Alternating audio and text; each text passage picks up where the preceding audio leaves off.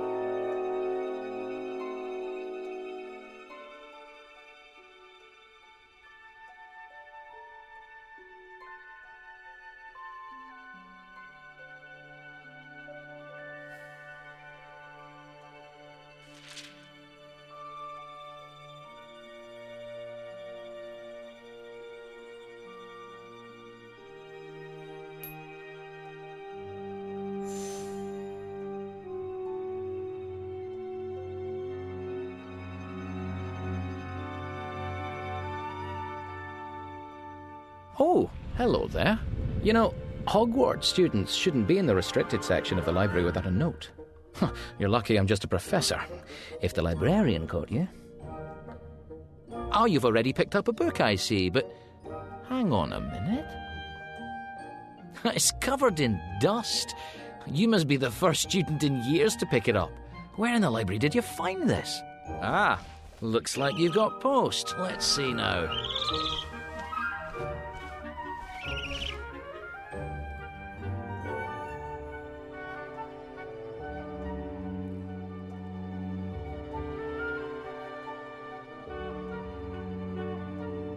This student is given permission to collect a copy of the Book of Spells from the restricted section. From the restricted section?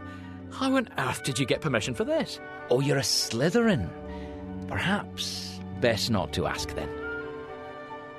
Come on then, let's have a look at it. Brush that dust off the cover. That's it, keep going.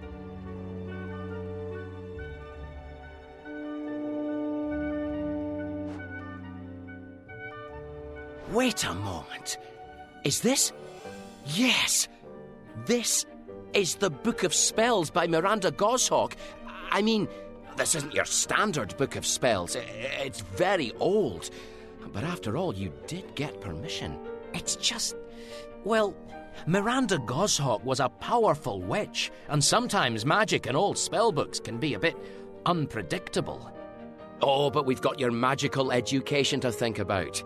I'll be here to guide you while you read the book. After all, it could contain rare charms or dangerous jinxes or all kinds of exciting stuff. Go on then. Open it up to the first page.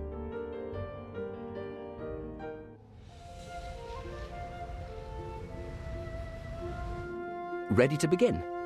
First, let's make sure your wand is in fine shape. Now, a spellbook like this can help you with all sorts of enchantments. See that glowing spot on the page? Point your wand at it, then press the T button. Here we are. We're going to practice this nice snap of the wrist. It's a sharp flick of your wand like this. Oh, there we go. Wow, it looks like your wand is ready to go. Oh, that's it. Very good. Right, keep flicking now. You don't need to press any buttons with a spell like this. Just flick. Keep going. Let's get your wand really warmed up.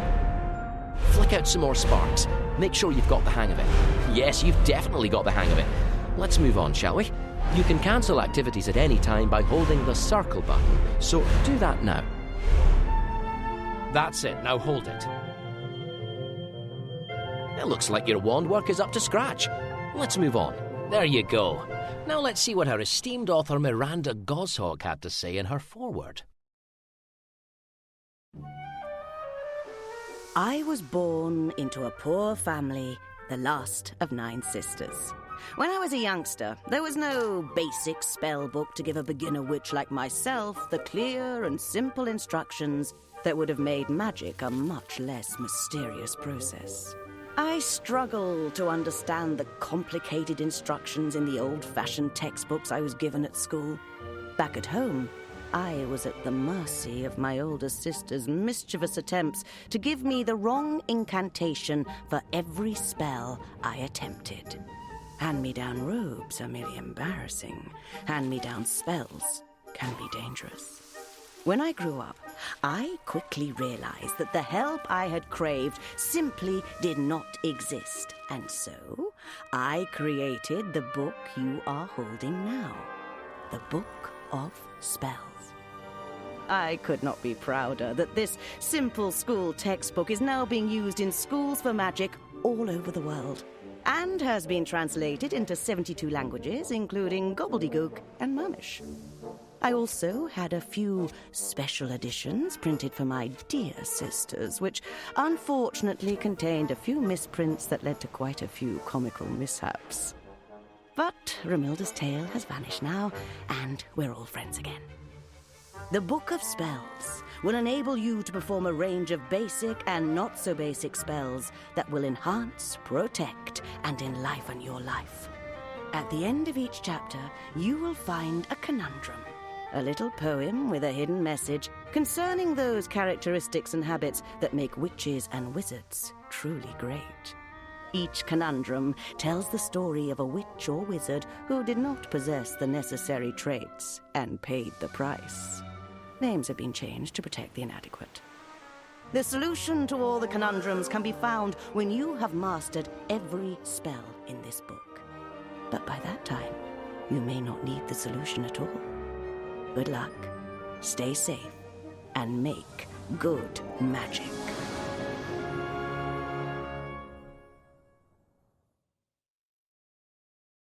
You uncovered a collectible. That will go into the collectibles chapter in your spellbook. Later on, you can visit the chapter to see all the things you've collected. But for now, let's move on. Now we've got 2 magical spots on the book. Every page of the Book of Spells has spots like these. See that new spot on the right-hand page? Use your wand to pull it up out of the book, and we can read what spells we have in store in Chapter 1. Or you can try testing out your wand again by pulling up the picture on the left-hand page. It's up to you. When you read the Book of Spells, you can use your wand to move the words back and forth. Try it now. Point your wand at the words at the top of the screen, then hold the T button and slide them to the left. Just release. That's it. Whenever you're reading, you can use your wand to skip ahead or go back. Point with your wand again and slide the words to the right to go back.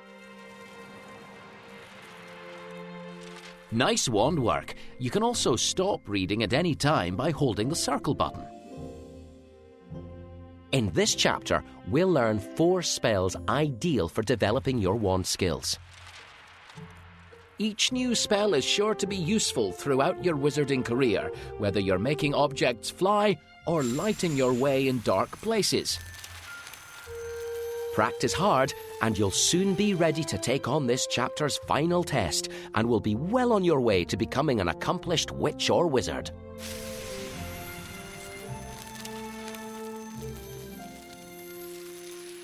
Don't forget, that will go into the collectibles chapter in your spellbook. There we are. See there in the bottom corner? Your spellbook can't wait to move on. That means you've finished everything on this page, so turn over when you're ready.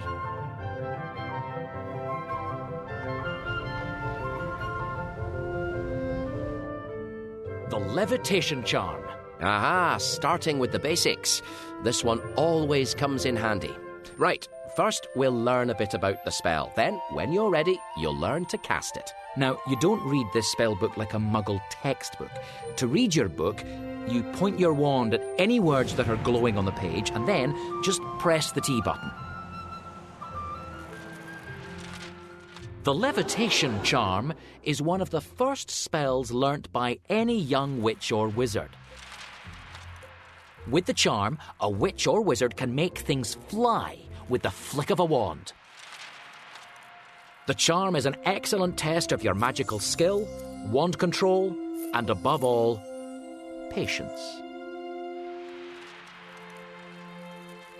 There you have it. For every spell you learn, you'll first get a description of the spell from the author. Oh, look! There's more to find out about the spell. Looks like Miranda Goshawk also put a wizarding story about the Levitation charm into her book. Pull up the glowing picture with your wand to read the story, or just turn the page. Looks like we're going to hear a tale about this spell. Ready? It's up to you. Do you want to read the story now or later? Use your wand to choose. Point at one of the tabs. Well done.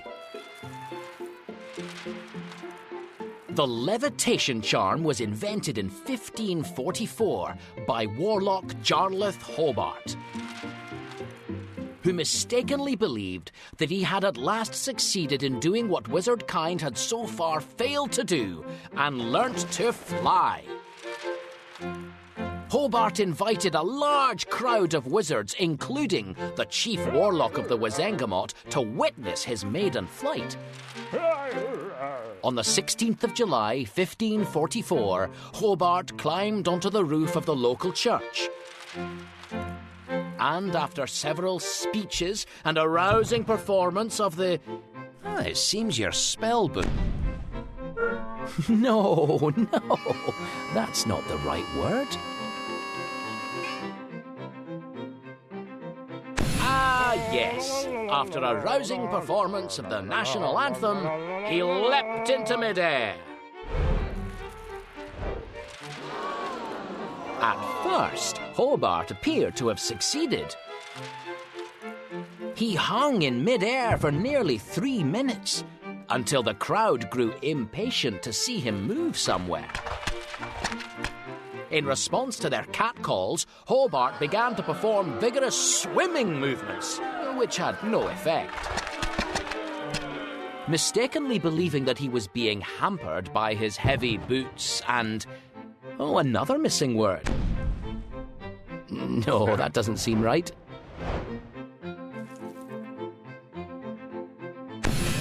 Believing he was being hampered by his heavy robes, he took them off and tossed them away. Upon removal of these items, Hobart dropped 10 feet, and it became painfully clear to those watching from below that far from weighing him down, they had been helping to keep him airborne. Infuriated by the increasing laughter of the onlookers, Hobart continued to strip. Until finally, on removal of his... Oh dear, what do you think he removed next? Interesting, but no. Better try the other tab. On removal of his underpants, he plummeted to the earth, completely naked.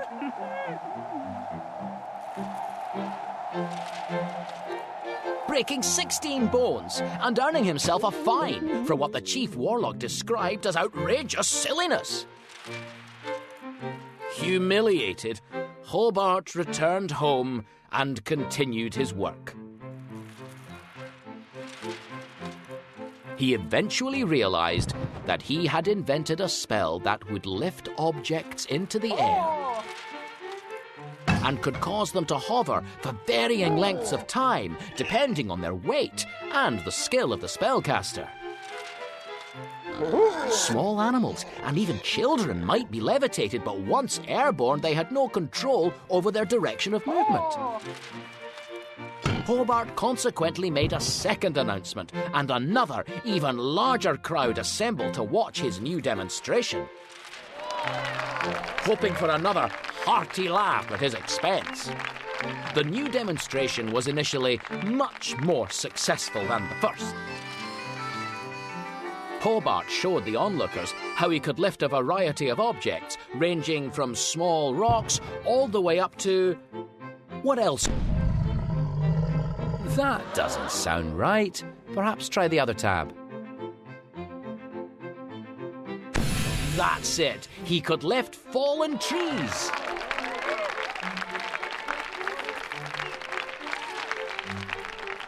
Unfortunately, the cheers of the crowd went to Hobart's head, and he decided for a finale to levitate the chief's hat.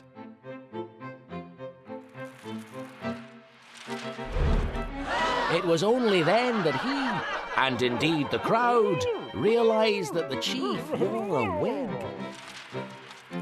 Hobart only survived the resulting duel by levitating the chief's robes over his head and running for it.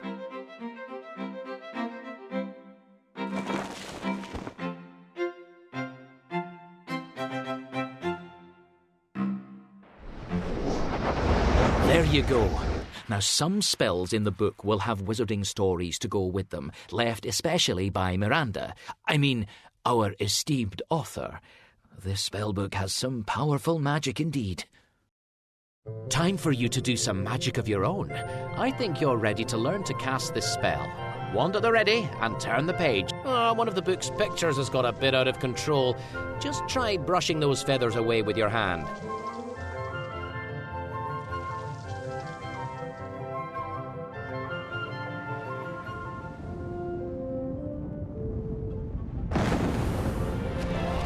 Wingardium Leviosa. The magic words for the levitation charm are Wingardium Leviosa. Be sure to make the gar nice and long. Say the incantation aloud nice and clearly now. 3, 2, 1. That's it.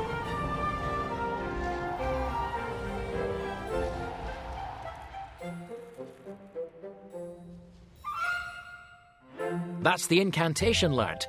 Now time for the wand gesture you must make to cast the spell. Pull the gesture diagram up from the page. This spell is all in the wrist. Keep your wand hand loose and perform a nice, smooth swish and flick movement. This is it. To cast a spell, you trace the gesture shape while holding the move button on your controller. Hold down the move button, trace the shape, then let go. Good stuff. Can you trace the shape again from memory? Spot on! That's it! See that symbol in the corner? That means you've cast the spell. Now you don't need to press the move button or make the gesture again. You can keep using this spell till you cast another. Now with the levitation charm, you point your wand at an object, then hold the T button to levitate it. Remember, to use this spell, just point, then hold the T button. Oh, here we go. Try levitating that jar. Point at it and hold the T button. Oh, well, you've got the levitation basics. Keep levitating if you like, or hold the circle button down. Once more. Try to levitate this new jar and put it back down again without breaking it. You're doing well. Now try landing the jar safely back on the book. You need to safely... Well done. You can keep levitating, or we can move on. You can return the book to normal at any time by holding the circle button.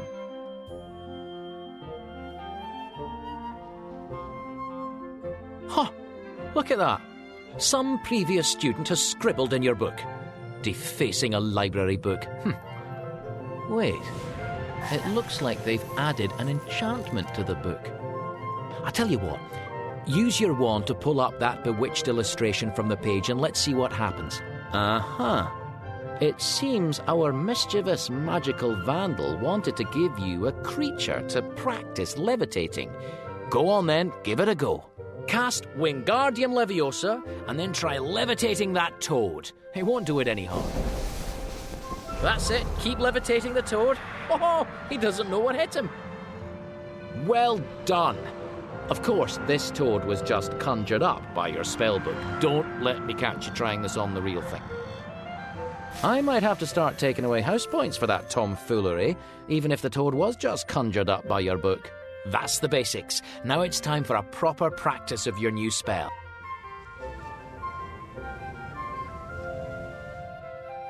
You've learnt your first spell. Now it's time for a practice exercise conjured by your book. I'll be awarding house points, so do your best. Let's find out what challenge Miranda Goshawk has set you. Point your wand at the glowing illustration and pull. Now it's time to practice your new charm and learn to levitate with confidence.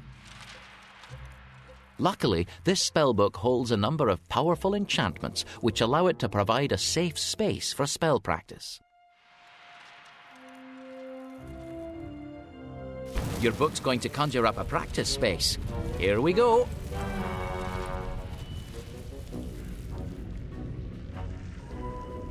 An Herbology greenhouse. Those plants are mandrakes. I'd know them anywhere. A perfect chance to put your levitation to the test. Levitate the mandrakes out of the ground and into those pots over there. You'll need to cast the levitation charm again for this exercise. Now these mandrakes are fragile, so you'd better levitate. Oh, they're stubborn. Hold the there he goes. I'll magically muffle the place. Muffliato. There. Point your wand at a mandrake and levitate him up out of the ground. Well done. This mandrake can settle into his new home. You need to repot all the mandrakes to complete the exercise. Release the T button to pop him in. Well done. You'll make a fine herbologist. Well done. Right. Drop this little fellow into the right-sized pot. Excellent. Nice work. That's it. Release the T button to pop him in. Excellent. Nice work. All safely repotted. Some spectacular levitation in there, I must say. Activity complete. Time to see how well you did. Here's a note recording your progress in this lesson. Time to find out how well you did. Well done indeed. You've mastered your first spell. And to prove it, here's a wizarding photograph recording one of your moments of magic. Good work.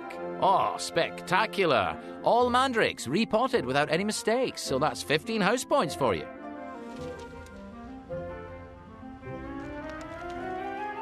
Miranda Goshawk's left behind a little more information on this spell. If you'd like to read it, pull up the note, or you can just turn the page. There are many variations of this spell. The hover charm, the rocket charm, and the floating charm, to name but a few. But this remains the original and best. This charm ought not to be seen as a joke spell. It can be most useful in duels and can lift physical obstacles and can even levitate small creatures, though this is likely to confuse any poor animal and is certainly not to be encouraged.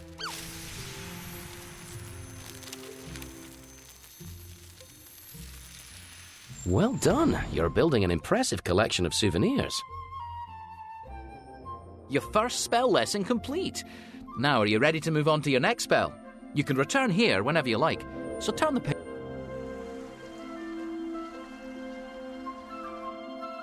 A water-making spell. A useful one, this. Pull up the description text to find out more, or turn the page to learn to cast it. The water-making spell conjures clean, drinkable water from the end of the wand. Thus, with the water-making spell, the trained wizard is never without a source of water, whether they're refilling their goblet at dinner or managing a minor eyebrow fire after a carelessly cast fire-making spell.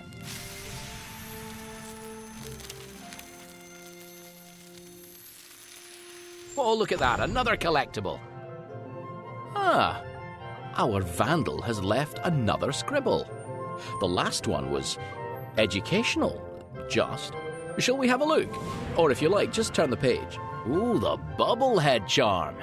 It conjures a bubble of air around the caster's head, useful for underwater exploration and avoiding nasty smells. You ready to cast the charm? I'm looking forward to this. Stay just where I can see you and keep still to see this spell in action. That's it! You look interesting.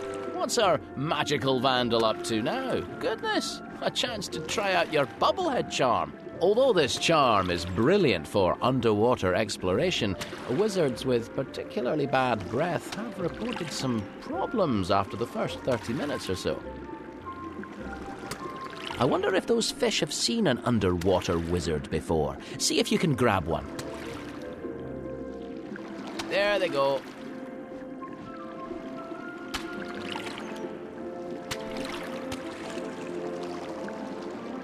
A bit shy, aren't they? Looks like the previous owner of your spellbook really knew their stuff. That's better. Never been much of a fish person myself. Oh, well, there you are. Our mystery student definitely knew his or her stuff. I don't think you'll be able to cast the spell away from this page, but you can come back and try it here anytime. Right, turn the page and let's try mastering this spell.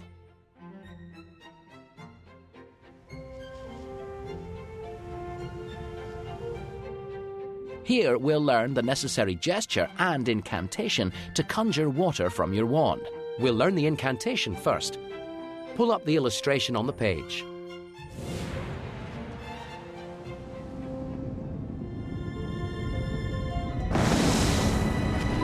Aguamenti. The incantation for conjuring water is Aguamenti. Be sure to say it clearly when casting the spell. Nice and loud now. I can't hear you. Try saying the incantation. Excellent pronunciation.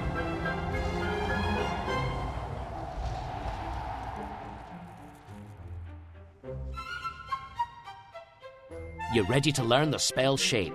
Pull up the picture on the page. Casting Aguamenti requires a smooth wave movement from left to right with your wand. First, dip your wand down, then rise up and over. A nice smooth wave. Well done. Now make the gesture once more, this time from memory. Spot on. Great! With this spell, just hold down the T button to send out a jet of water.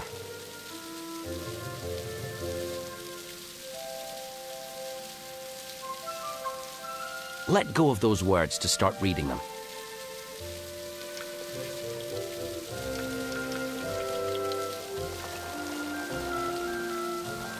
You've got the spell cast. Now just pull the T button to spray water.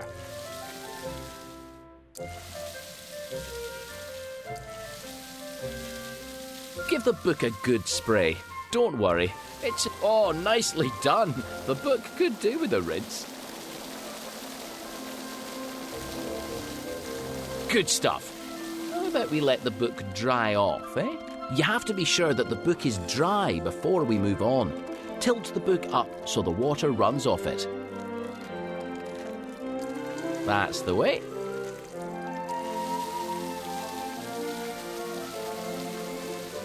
You've completed the first half of Chapter 1. To move to the second part of the chapter, you'll need to close the book, and then choose Chapter 1, Part 2.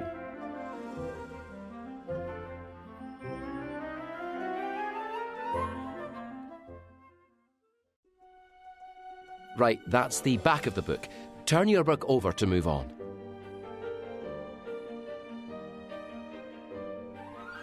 Ready to move on? Just point your wand down at the glow on your book and pull the T button as usual. Then you can pick Chapter 1, Part 2. Here we go. You've finished the first half of Chapter 1. You'll be able to unlock the other chapters soon, but for now, just point your wand at Chapter 1, Part 2, then press the move button. Chapter 1, Part 2.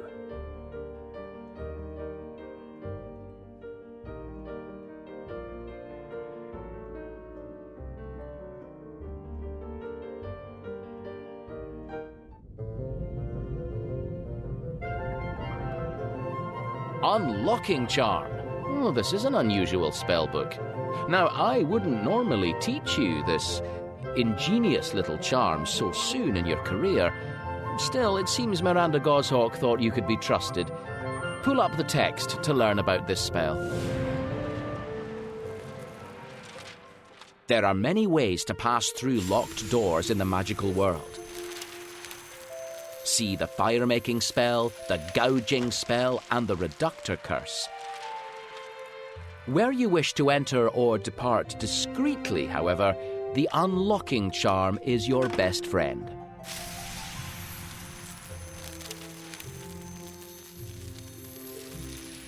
Well done, you're building quite a collection of souvenirs.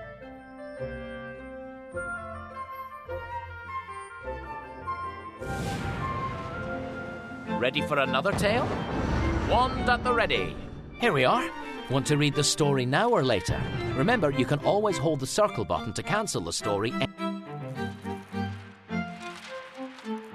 The famous unlocking charm was introduced to Britain in the early 1600s by a wizard thief called Eldon Elsrickle, who had fled from Britain to Africa, hoping to escape punishment for a series of robberies.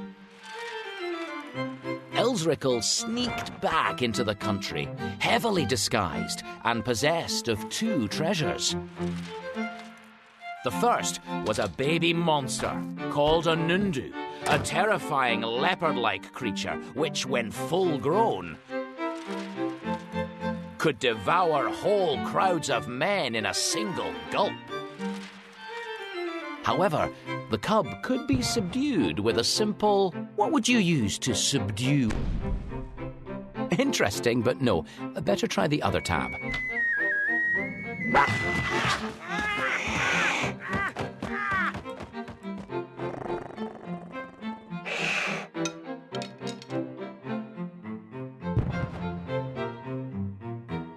So the cub could be subdued with a simple stunning spell.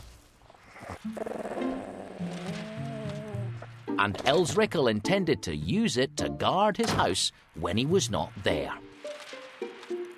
Elsrickle's second treasure was the charm that he had learned from an ancient African sorcerer, Alohomora, otherwise known as the unlocking charm, or the thief's friend. Elsrickle immediately resumed his career of villainy, and no house in London, whether muggle or wizard owned, was safe. Elsrickle was soon taking home priceless jewels, paintings and antiques to the house which was occupied by his Nundu. Soon, the spectral thief of old London town was making front-page news in both the wizarding and muggle worlds. Nobody could understand how the criminal was getting in and out of houses without breaking windows or using ladders. Once in a while, Elsrickle would be surprised in the home of a fellow... Oh, another missing word. No, that doesn't seem right.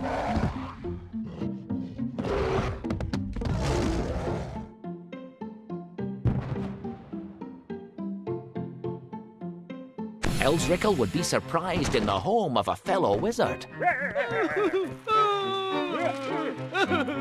Whenever this happened, the cunning fellow offered to trade his fabulous new charm for his freedom. His deal was accepted so many times that soon there were a great number of so-called spectral thieves operating in the capital.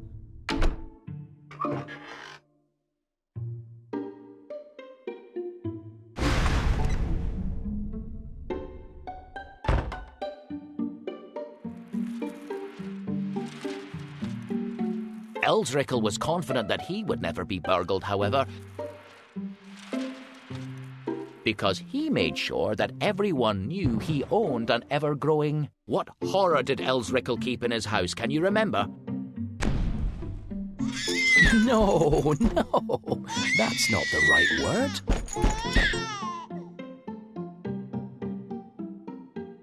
Everyone knew he owned an ever-growing Hindu. He put it to sleep each morning through the keyhole of his door before entering the house.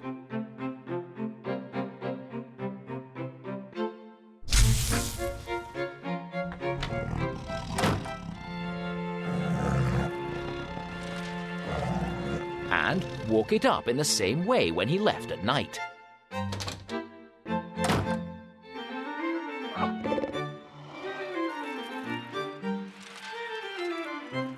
Then came the fateful day when Blagden Blay, a wizard who had been burgled 19 times in 2 weeks, succeeded in inventing an anti-Alohomora charm. In a single night, the wizarding doors of London were sealed shut, and task forces were dispatched to protect muggle houses too. On the last day of his life, Elsrickle returned home after being unable to commit a single burglary all night. Tired, frustrated, and angry, he completely forgot about putting his Nundu to sleep through the keyhole before he entered the house.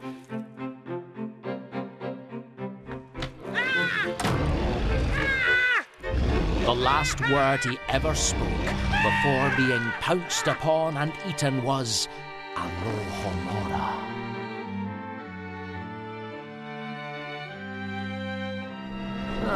Eldon came to a grisly end then.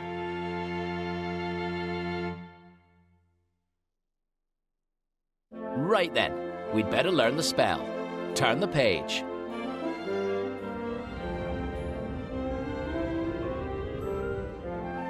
This page will teach you the gesture and incantation to open almost any lock. First, we'll learn the spell's incantation. Try that picture of some keys. Use your wand to get it going. Alohomora. To unlock doors with just a wave of the wand, speak the incantation Alohomora. Nice and clearly now. 3, 2, 1. Excellent pronunciation.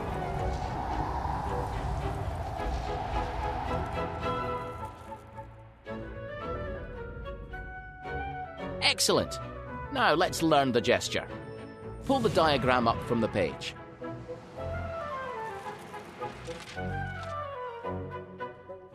Now, the spell requires a nice, sharp wand movement. Start at the bottom and go up, then diagonally down and then across. It's like a number 4. Make sure you make nice, sharp movements. Well done. Now make the gesture once more, this time from memory. Well remembered. Excellent. With this spell cast, you don't need to do the gesture again. You just start flicking your wand towards locked objects to open them. Let's see what this spell can do. Oh, there's something to unlock here. Flick your unlocking charm at the little glint. Look out, bats! Smells like someone's potion went wrong in the... Oh, you've picked up a collectible. You'll be rich at this rate.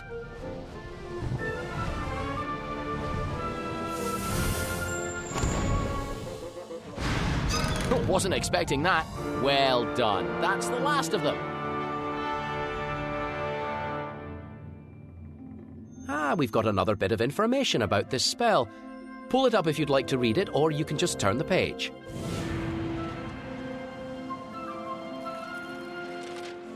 Prior to the discovery of the unlocking charm, the most popular charm for the purpose was Portaberto, which usually splintered the lock from the door, and occasionally left a smoking hole where the key should have been. Even this was a substantial improvement over Open Sesame, the previous most popular spell, which saw doors wrenched from their hinges and torn into firewood. You've mastered the unlocking charm. Try not to get into too much trouble with it. Turn the page when you're...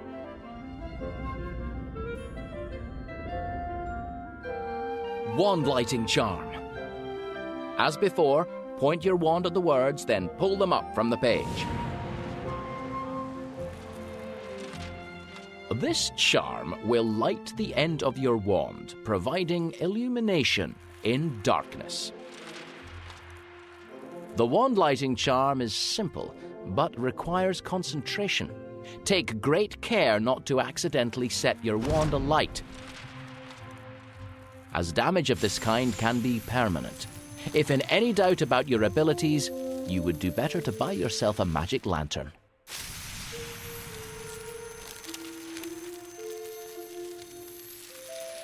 Interesting thing to collect? Oh, looks like another bit of extra information from Miranda Goshawk. Pull that new note up with your wand, or you can just turn the page. The discovery that wands themselves could be lit occurred relatively recently in wizarding history, at the end of the 18th century. Among those who claimed to have invented this revolutionary spell was the German warlock Garvin Lugner, who insisted that he had invented it as a side effect of his discovery of instant darkness powder.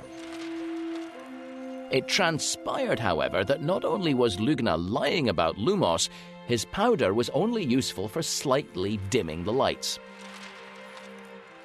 The wand lighting charm was actually invented in 1772 by Levina Monk Stanley, an accomplished witch working in the Department of Mysteries.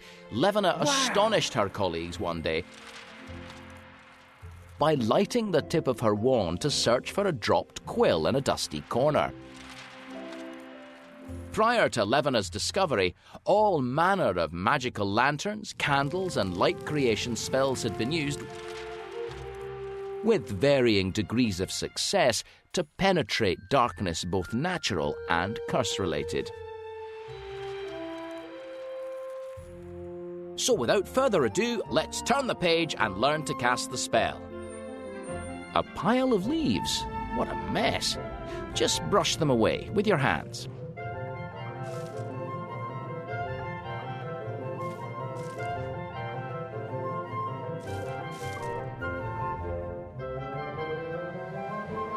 Oh, fascinating. There appears to be a hole in your book. I wonder what's in there. I can't quite see the book. Put it flat on the floor for me.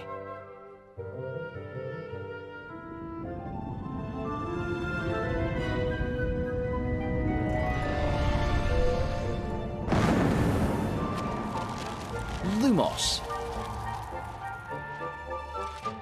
The incantation to light one's wand is Lumos. Your turn. Try saying the incantation for this spell. 3, 2, 1, go. Excellent pronunciation. Now you've mastered the incantation, let's move on to looking at the spell's gesture. Time to learn the wand gesture. Pull up the gesture diagram.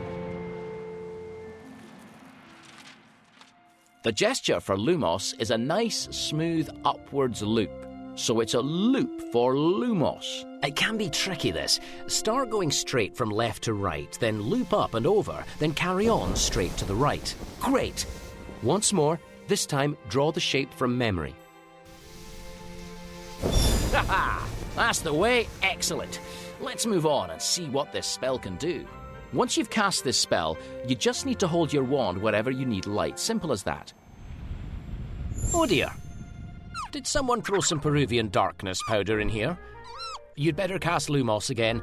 Can you remember the gesture? Yes! Well done. Use your wand. Well done. I was wondering what that was. Keep searching. I can hear something moving around in here. Good work. I wonder what that's doing there. Keep searching. I can hear something moving around in here. Keep searching with Lumos.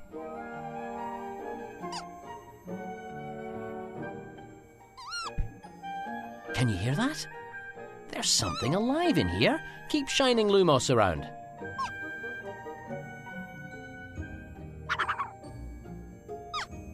A puffskein. How did that get in here?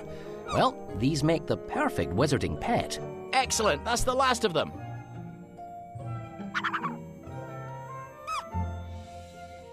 You've learned to produce light, another crucial spell for wizards. Turn the page for a practice exercise.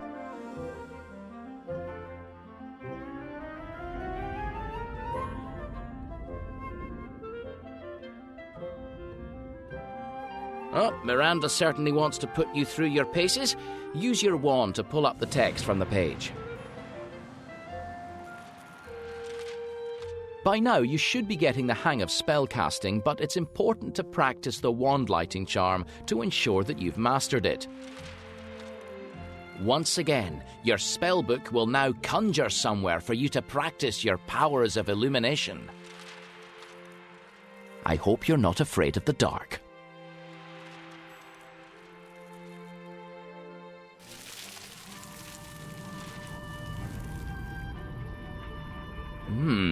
Not a very friendly-looking forest.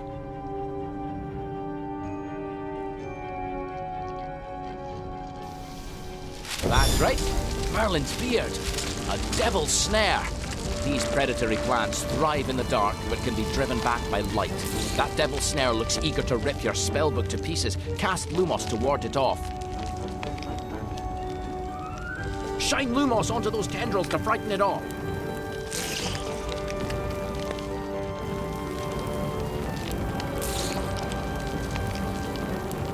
Lovely, keep it up.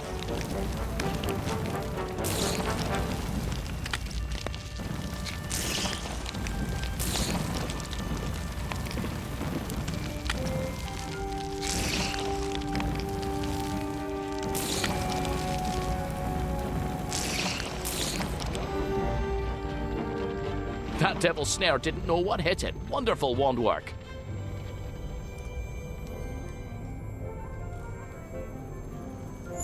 Congratulations! You've mastered Lumos, and to prove it, here's your certificate. Here we are. Let's see how you did. And there you are, captured in all your magical spellcasting glory. The book's unscathed.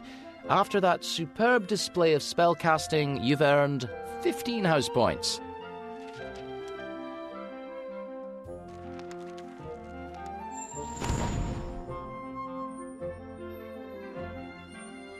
Excellent work. You've done yourself proud. You've learned all the spells in this chapter. I think you're ready to take the chapter test.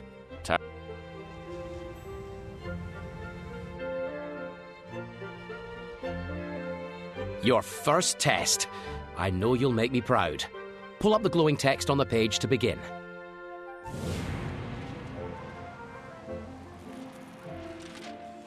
Well done.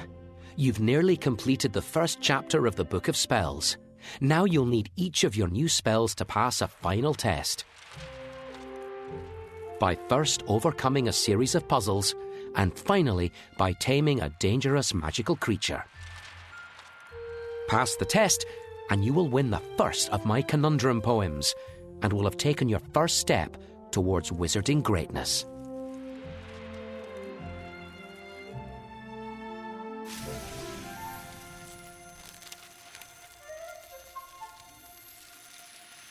What's this? Some kind of fountain? It looks pretty dry, though. Let's try filling it with water.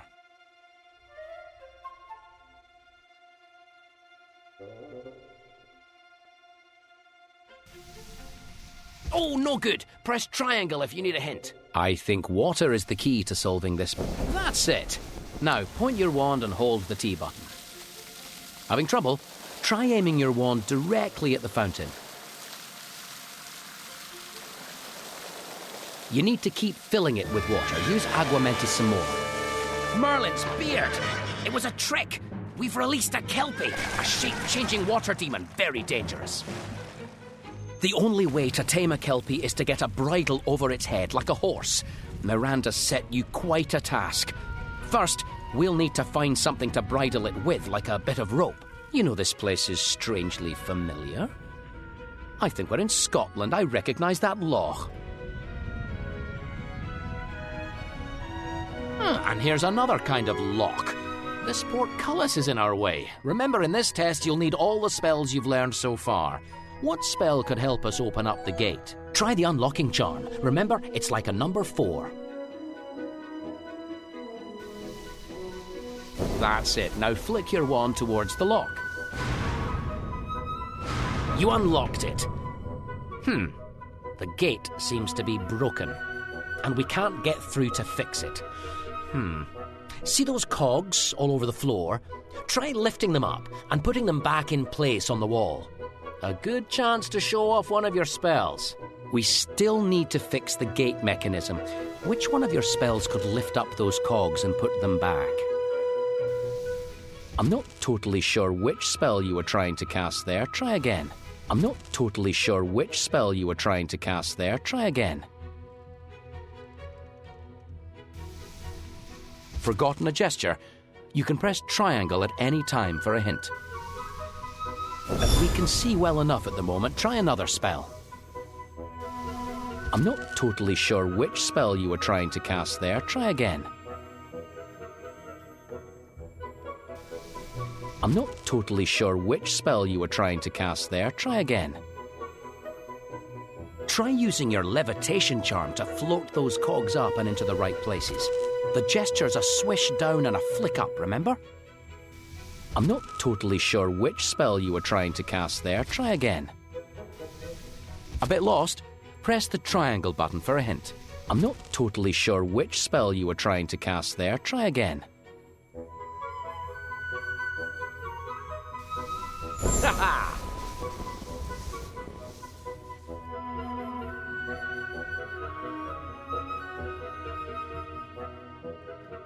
Just aim your wand, then hold the T button to cast the spell.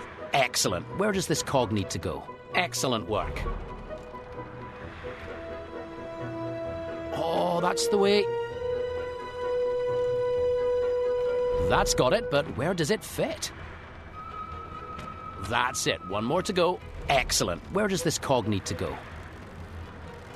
Oh, that's the way. That seems to have done the trick. Well done. Right, what's next? Remember, if we're going to take on that Kelpie, we'll need a rope or a bridle. Miranda Goshawk certainly doesn't mess about. This place has seen better days, that's for sure. Be ready for anything. Ah, there you are. I bet this next challenge has something to do with these locked chests. Try your unlocking charm on one of those chests. You don't need light right now. Try casting a different spell. Spot on. Ugh, odd place for bats to sleep. Still, you've got the right idea. Try the other chest. Galloping gargoyles. Good, good.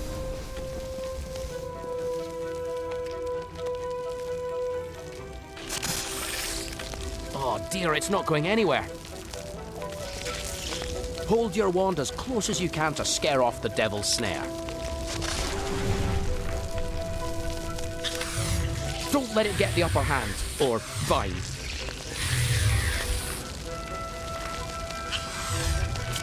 You need to hold your wand close to the plant to drive it off. Teach that devil's snare a lesson. Excellent, you're making me proud.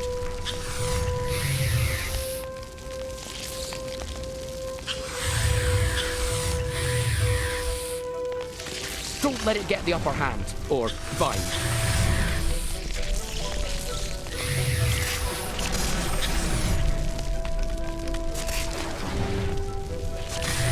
Push it back, you can do it.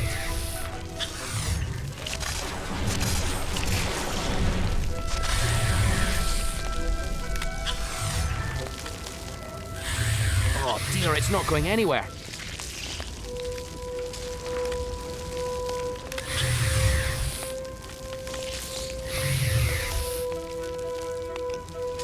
Push it back. You can do it.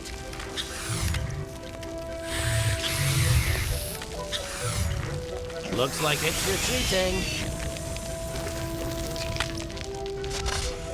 No, there goes the bridle. We better follow it.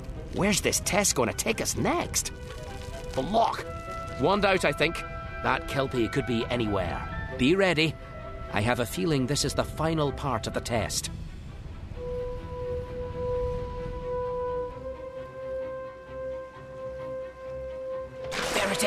So to tame this beast, we need to get the bridle over its head. I think you'd better use your levitation charm. Going swimming is not a good idea. He's back. That's it. Now point at the bridle down there and levitate it. I don't think it likes the look of the bridle. Wait for it to settle down. Now's your... That's it. Lovely bit of levitation. Even with the bridle, he's a spirited fellow, eh? Nicely done. you've clearly mastered this chapter's spells. I couldn't be more proud. Your first chapter test passed. What an achievement. And here's your prize, Miranda Goshawk's Conundrum.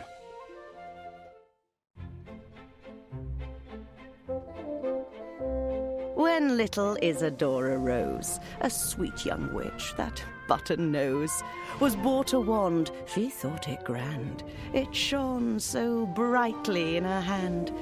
Now here's an end to all my woes, the charming girl told friends and foes.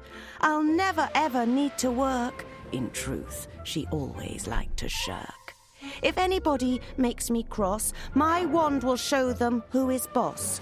And if they go and treat me worse, I'll fix them with a single curse. And everything I want I'll get with this, my darling little pet. With that, she waved her brand new wand and turned her black hair brassy blonde.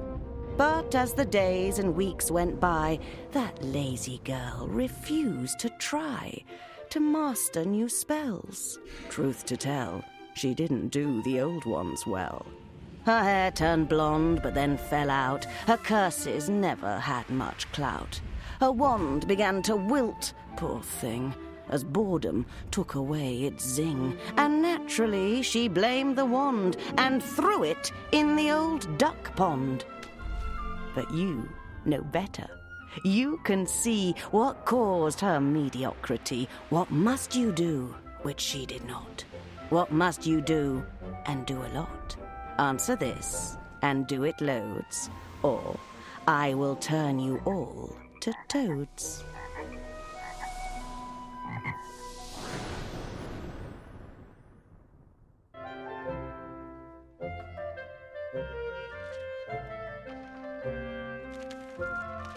Once you learn all the spells contained in this book, you should be able to puzzle out the answer.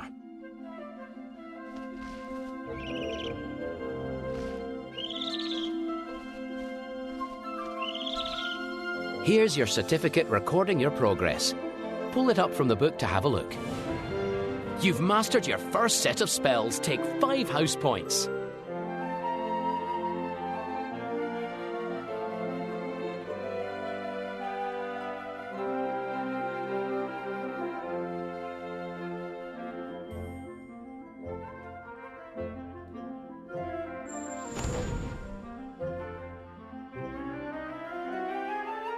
That's it. You finished Chapter 1 of the Book of Spells. Now you can start Chapter 2, 3, or 4. It's up to you. Just close the book to select a new chapter. Don't forget to have a look at the collectibles you've won in the collect.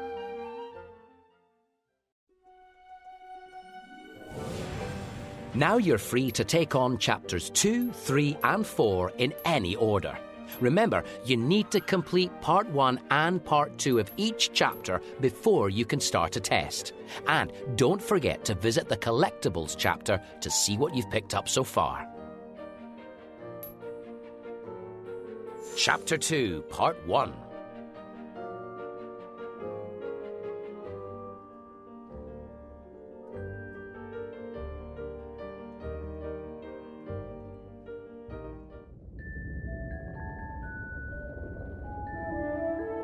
You've made great progress. Time for Chapter 2. Remember, you don't read this spellbook like a muggle book.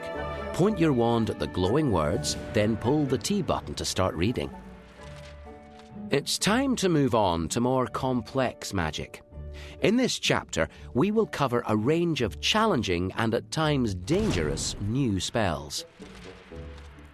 Keep your wits about you in this chapter, and soon you'll master new magical skills from revealing invisible ink, or conjuring flocks of birds from your wand, to the art of magical fire making. There we have it. Turn the page to learn the first spell in this chapter.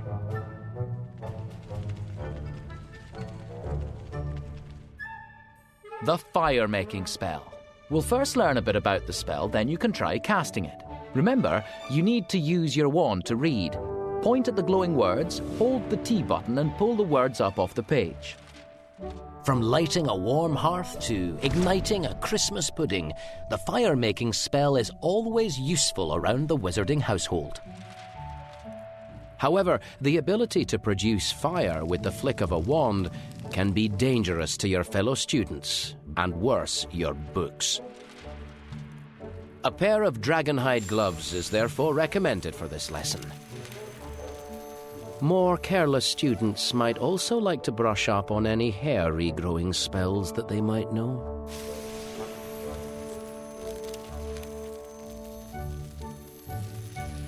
Good work. There's a story about this spell. Pull up the glowing words on the page to find out what it is. Ready to begin reading the story?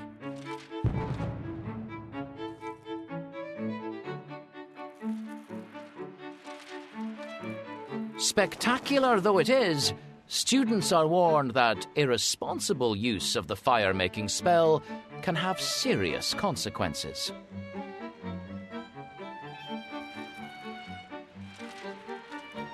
Take one ill-fated performance of Malacry's classic wizarding play, Alas, I Have Transfigured My Feet.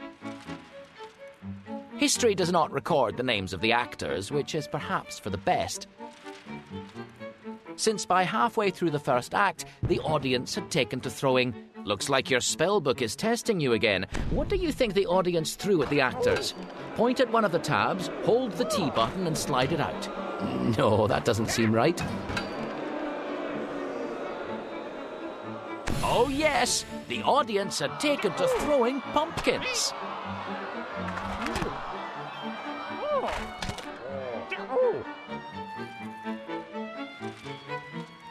Undeterred, the actor playing Capo began the famous foot transfiguration scene. By this time, the special effects wizard hidden under the stage was apparently as bored as the audience.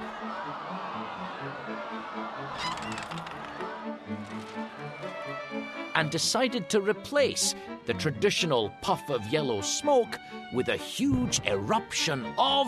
What do you think he conjured up? No, that's not the right word.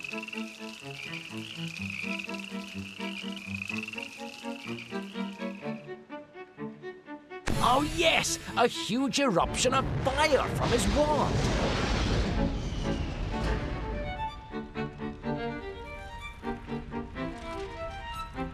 The audience were suitably impressed, and their cheering only increased when the curtains caught alight.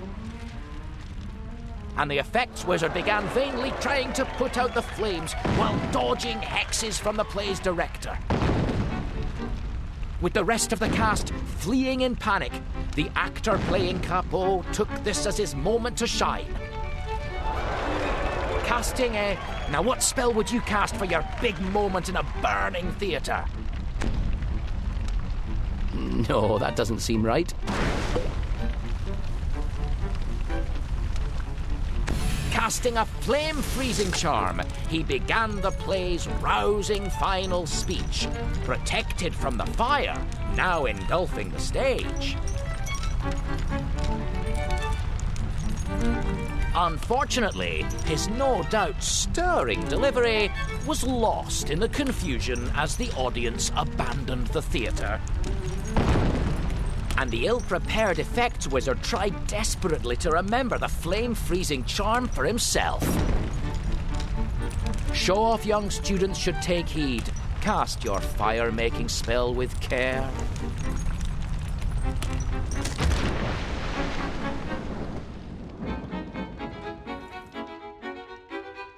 Well, now you've learned a little about its dangers, are you eager to try the fire-making spell for yourself?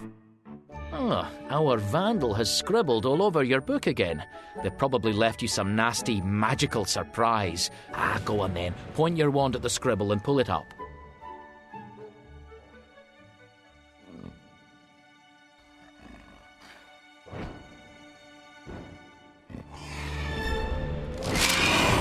Merlin's beard.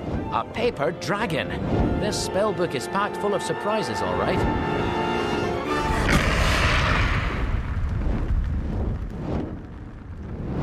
what's happened. Perhaps one of the spells you've learnt so far can put out the fire.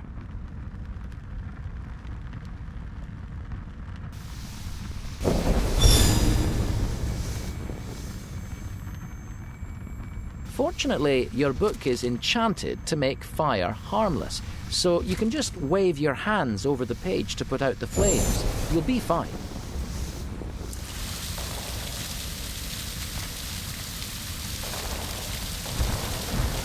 Oh, lovely! There's still some soot on there.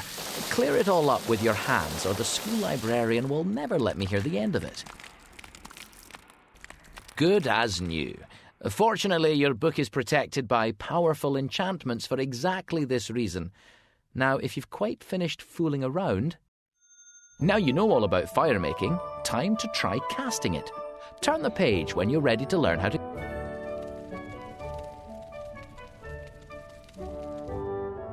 Time to learn to cast the spell.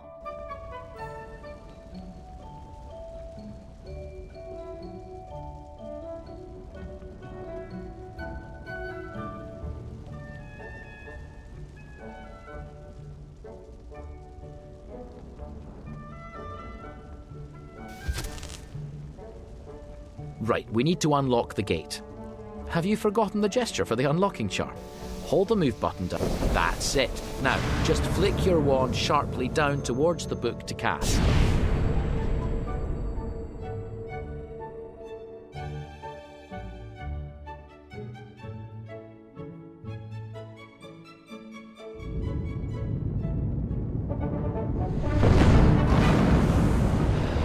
Incendio! The incantation to produce fire from your wand is Incendio. Clear your mind, grip your wand firmly and say it now.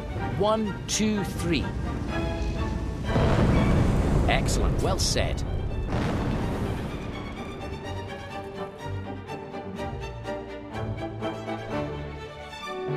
Now you're ready to learn the wand gesture for this spell. Pull up the gesture diagram from the page.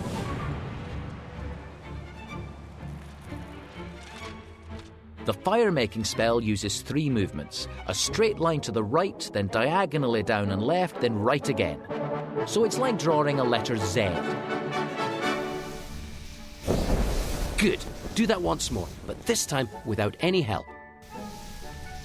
Ah, yes. Brilliant. You've created... That's it. You'll need to learn to flick fire accurately, so keep flicking until you've got the hang of it.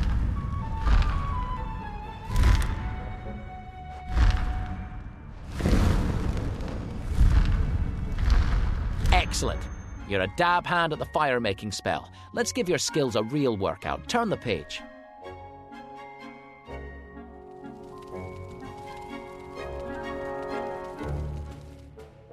Now let's see you handle a more challenging task. Your spellbook is going to conjure up a place for you to practice fire-making safely. Pull up the glowing picture to start practicing this spell.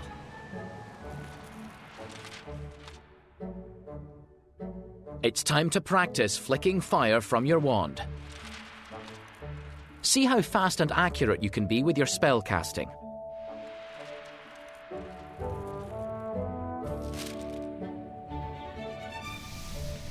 Well remembered.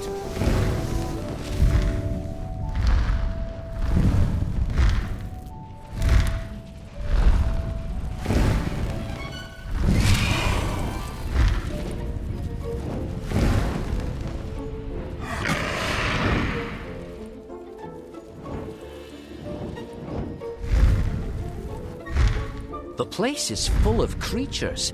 These paper pests can be a real nuisance, so make sure you get rid of them all with your fire-making spell. Use your fire-flicking technique to burn away all the paper creatures. I'll be giving out house points depending on how fast and accurate you are in this task. Ah, creepy crawlies. Get rid of them.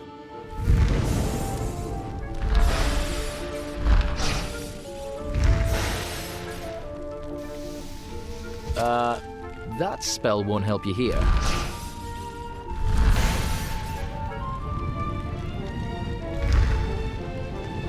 Ah, butterflies. Remember, this is just bewitched paper. Don't let me catch you trying this spell on the real thing. Nice wand work.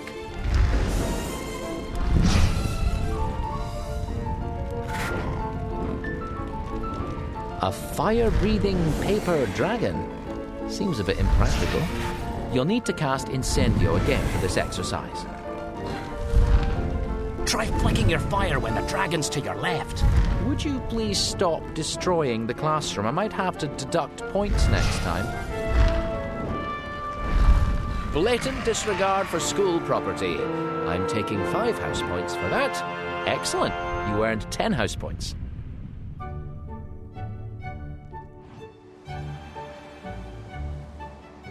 Let's find out how you did. Here's a wizarding photograph as a memento. There you are, casting the fire-making spell like an old hand. Well done. You seem to have taken to this spell 10 house points.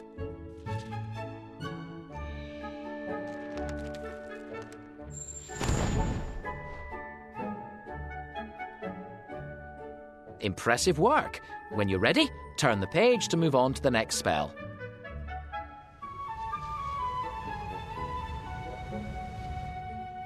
Oh, the bird conjuring charm. This charm is one of my favourites. Pull up the glowing text to read what our esteemed author had to say about bird conjuring. The bird conjuring charm conjures a small flock of birds from the end of the wand. It's important to remember that your conjured creatures are not real animals.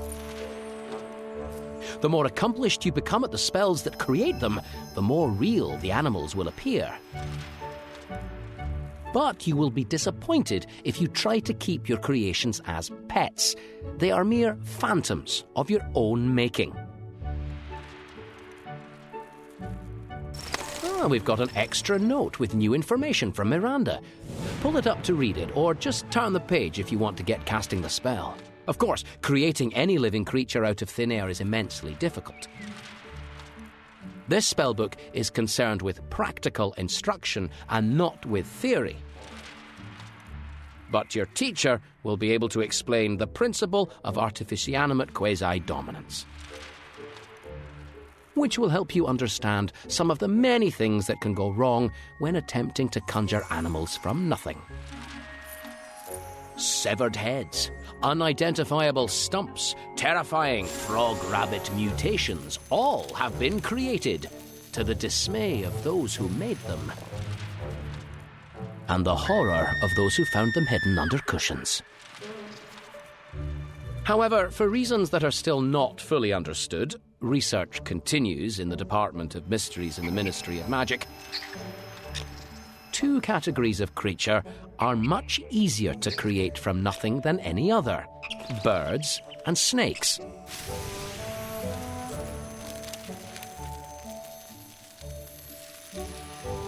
Oh, look at that, another collectible. There we are.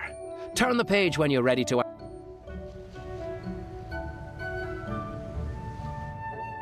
On this page, we'll cover the wand gesture and incantation for bird conjuring. First, we'll learn the incantation for this spell. Pull the words up from the page. Avis. To conjure birds from thin air, you must learn the correct incantation. Avis. Ready? Say the incantation. 1, 2, 3. Good.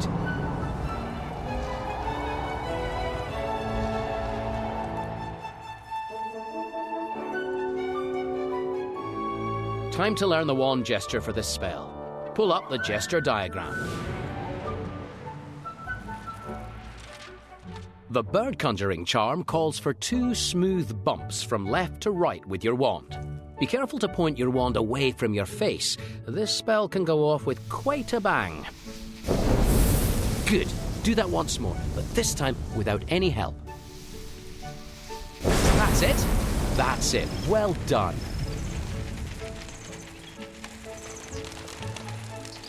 Wonderful conjuring. Take a moment to admire your spell work. Of course, you can't control the birds, not with this spell alone, but if you wave your arms, you can play with them. Oh, they've spotted a bug. Conjured birds will chase off creepy crawlies. Remember that for this chapter's test. It might just come in handy. Now, if you stay very still, you'll find your new feathered friends are quite happy to come and sit on your book. Oh, what beautiful plumage. Excellent work. The birds will disappear in their own time, or you can press the circle button.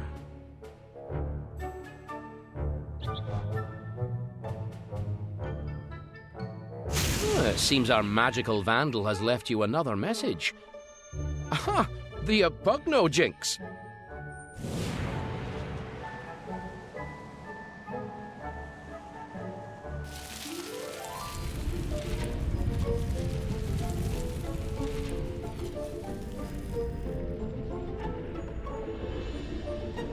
The Apugno jinx.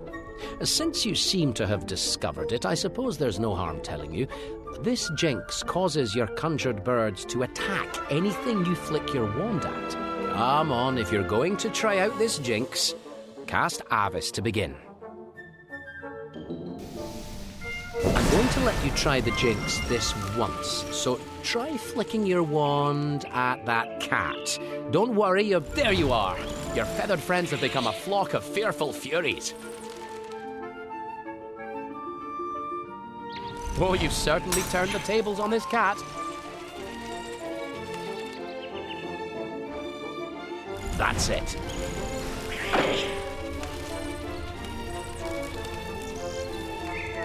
Oh, honestly.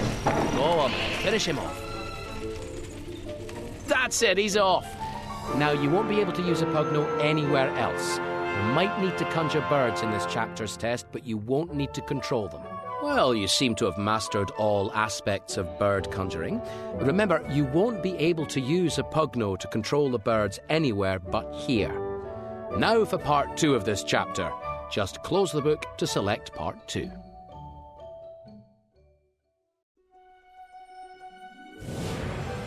You're ready to move on. Point your wand at chapter 2, part 2, and press the move button. Chapter 2, part 2.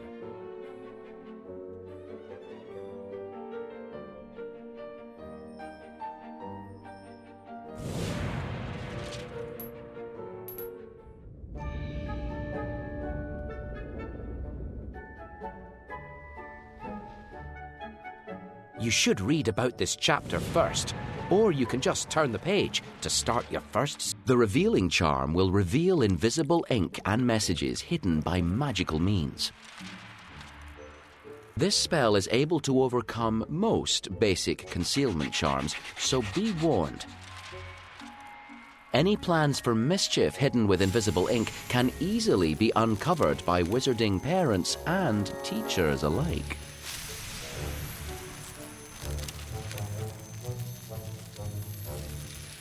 That was very revealing. Interesting thing to collect? Miranda Goshawk has left us another tale about this spell. Pull those glowing words up off the page to hear the story. We're going to hear another wondrous wizarding tale, this time about the power of the revealing charm. Many magical researchers use invisible ink to hide their work from rivals, so the revealing charm is essential to serious scholars. Famed arithmancer Bridget Wenlock was so protective of her discoveries that she wrote exclusively in invisible ink. Not to mention writing upside down, back to front, and in atrocious handwriting. Wenlock was famous for her absent-mindedness as well as her paranoia, and would often jot notes in invisible ink on... Oh, another missing word. No, that's not how the story goes.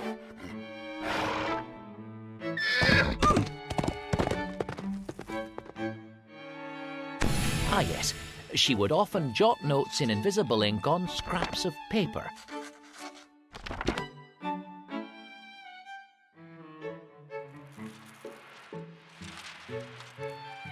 Before promptly losing them. She could frequently be seen retracing her steps through her hometown of Tinworth. attempting to use the revealing charm on every scrap of paper she came across in search of a lost arithmancy calculation. Wenlock first scribbled down her groundbreaking theorem on the magical properties of the number 7 at breakfast one day, apparently on the back of an envelope, using her usual invisible ink. She then proceeded to send her cousin a letter, using what she later believed to be the very envelope concealing the theorem.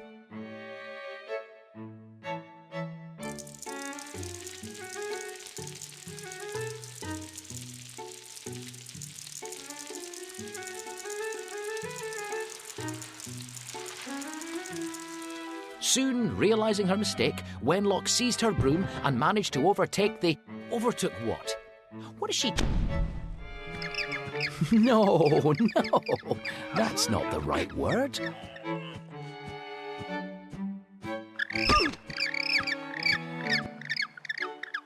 Of course, she managed to overtake the owl carrying the letter in mid-flight. The pair engaged in a fierce mid-air tussle as Wenlock tried to recover the envelope. Post office owls take mail tampering very seriously and will refuse to give up their deliveries to anyone but the addressee. After suffering several nips and scratches, Wenlock resorted to following the owl to her cousin's house in John O'Groats. But after finally retrieving the envelope from her bemused... Whose house was Bridget visiting, can you remember? No, that's not how it goes.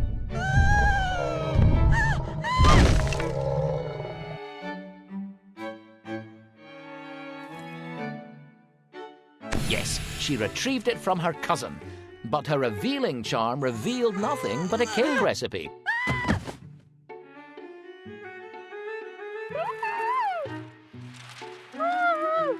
Which she had jotted down that morning. She later found the real calculation scrawled on a sugar packet still sitting on her kitchen table.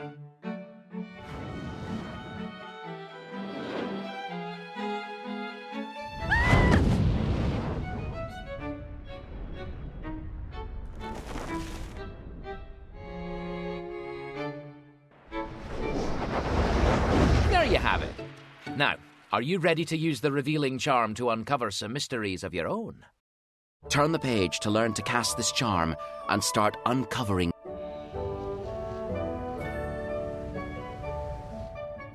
Here, we'll learn the gesture and incantation to reveal things hidden by magic.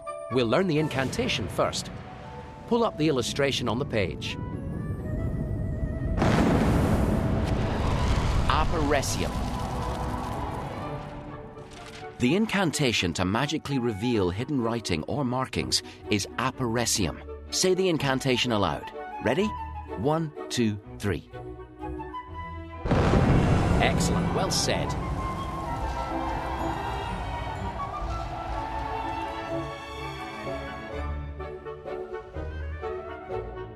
Time to learn the wand gesture.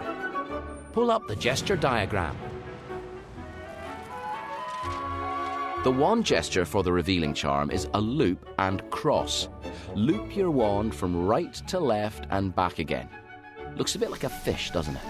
Try drawing the shape now. Good. Do that once more, but this time without any help. Spot on. That's it. Well done. Now, whenever you see a little glint like that, I had a feeling our esteemed author would have hidden a little something for you. Beware the Sphinx. It guards its secrets jealously. Sphinxes, eh? Perhaps Miranda is giving us a clue to this chapter's test. Ready to move on? You found everything! I bet you'll need this spell to find...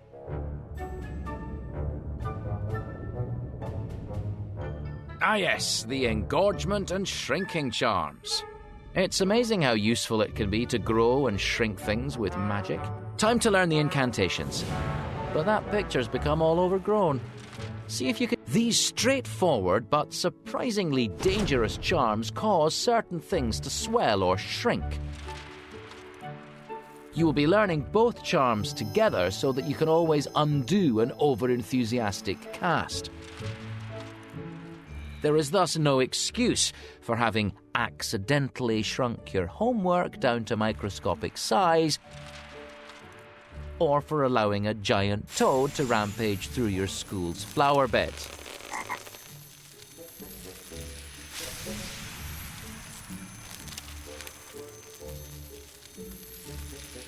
Time to learn the incantations. But that picture's become all overgrown. See if you can use your wand to shift those pumpkins out of the way. Ah, that'll come in handy.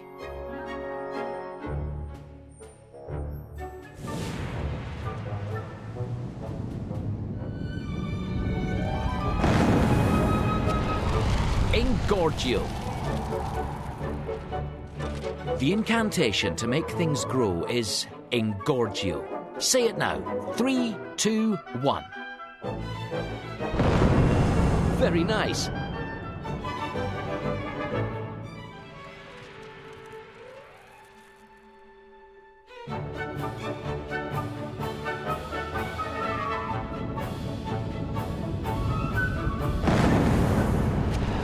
Reductio.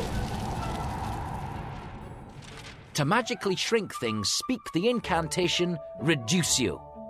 Say it clearly now. 1, 2, 3. That's it.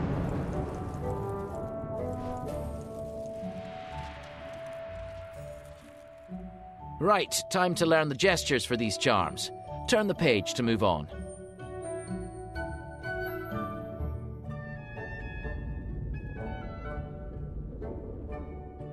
Here we go. The wand movements for these spells are the same, but upside down. We'll learn the engorgement charm first. Pull up the text with your wand to begin. To make things swell, draw an arrow shape pointing up. It's like an upside-down V. Well done. Now make the gesture once more, this time from memory. That's it. That's one down. Right, now the shrinking charm.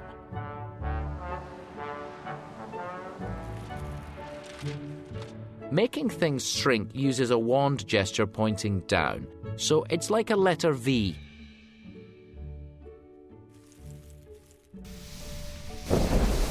Great! Once more, this time draw the shape from memory. That's it. Just like in Engorgio, you point at an object and hold the T button to make it shrink. Oh, the book's given you a pumpkin to practice on. Start off by shrinking it. First, try shrinking that pumpkin using the shrinking charm. Oh, that's tiny! Now let me see you using Engorgio to make it massive. Good, but you can make it bigger.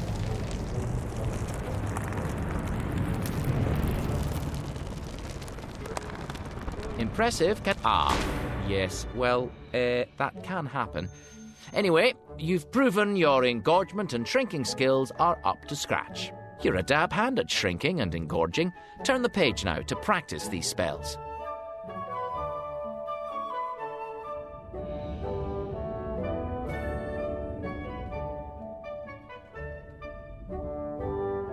Right, you'll need to engorge and shrink things to pass this chapter's final test, so let's practice.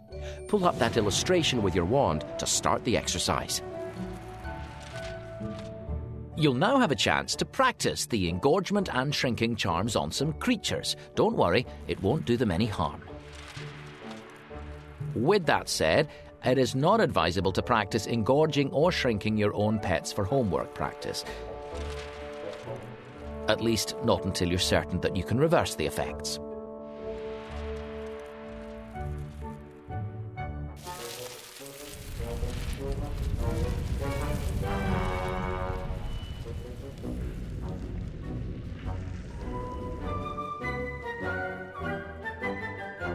Oh, someone's gone wild with engorgement and shrinking charms in here. You'll be using your 2 new spells to return things to their normal sizes. And it looks like this place has a gnome infestation. See that round rolled up thing? That is a gnarl, but it's too small to chase off the gnome. Try engorging it. That gnarl needs to be bigger, not smaller.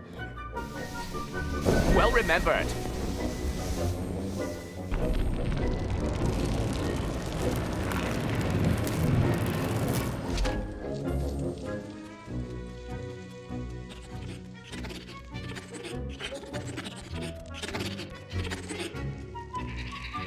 Engorge that tiny gnarl, even things out.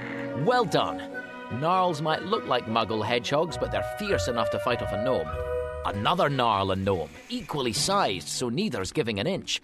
Shrink the gnome to tip the scales.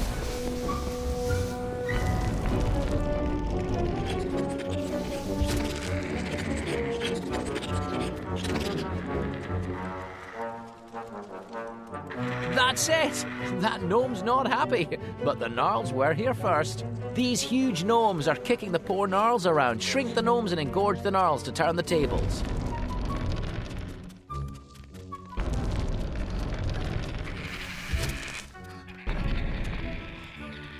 Don't shrink the gnarl, engorge it.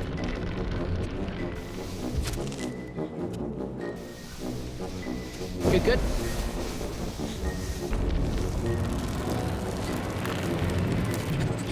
Come on, you need to shrink the gnomes and enlarge the gnarls. Careful, don't enlarge the gnome.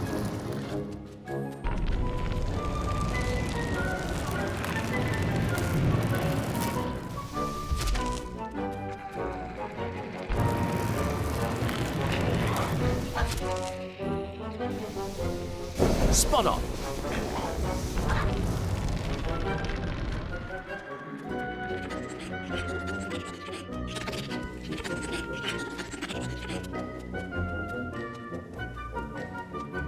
Well done. You've mastered magical engorgement and shrinking, two helpful wizarding abilities.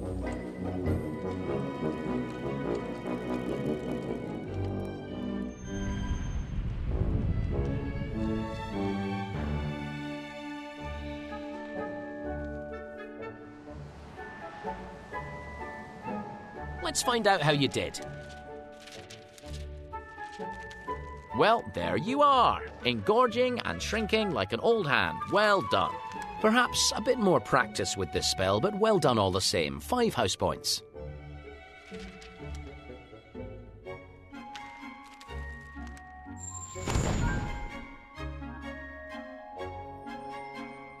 Now, all that remains is this chapter's test. Turn the page to begin, and you...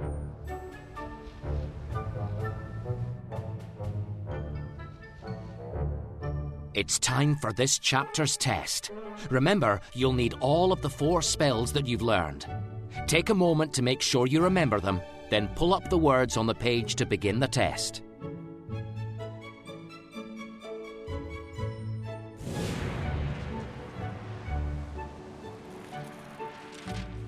In this chapter, we've learned to create fire, reveal invisible ink, conjure birds, and change the size of things.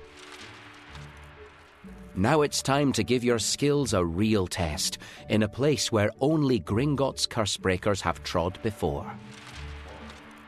You'll need each of your new spells to pass. Good luck, tread carefully, and remember, it is imprudent to annoy a sphinx.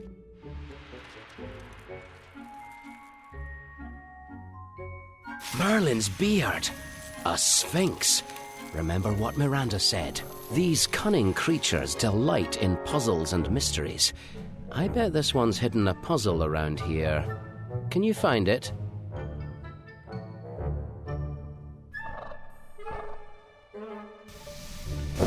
Fire's just going to annoy him. Try a spell to reveal the puzzle. Excellent.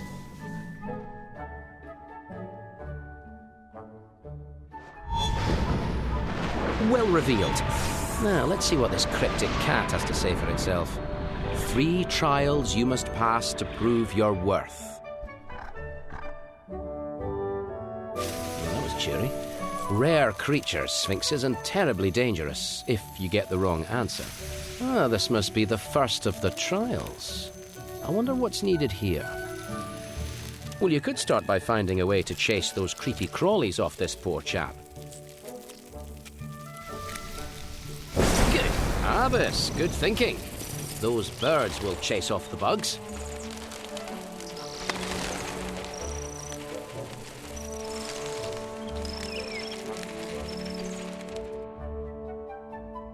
Look at that. It seems Feathers here just wanted a few friends. I think you've passed your first trial. Ah, this must be trial number 2. It looks like a torchbearer, except that both his torches have gone out. I bet we can do something about that. What's the solution here? What spell could you use on a torchbearer? Well done. 3 trials, the Sphinx said. What's next, I wonder?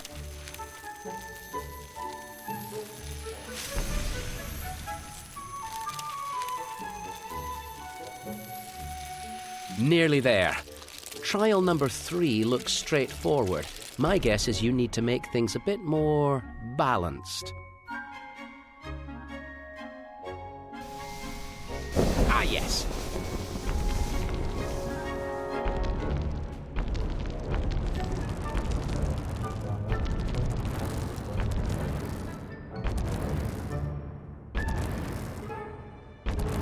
That's done it. Wait, it's still growing. Looks like this trial was a trap.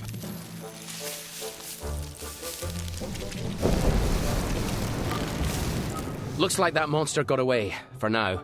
Just brush that sand away. Let's see if he's burrowed into your book. Steady now. My word, a sandstorm. Quick, hold your breath.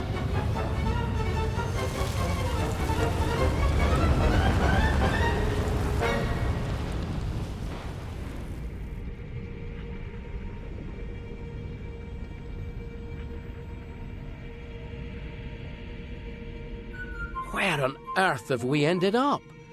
I can just see some torches. Light them so we can see where we are. Excellent. That's the first. Now light the second. Merlin's beard. An ancient Egyptian tomb. What's that noise? More scorpions. Find a way to get rid of them before they get too close.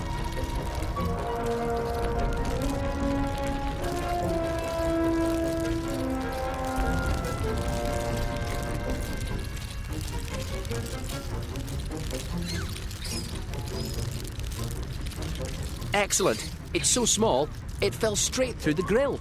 Do that again. Excellent shrinking. Let gravity do the rest, eh? That's the last of them. I think you're in the... Wait. What's that noise? Leaping leprechauns. That monster's back. It's too heavy. Watch out! Watch out!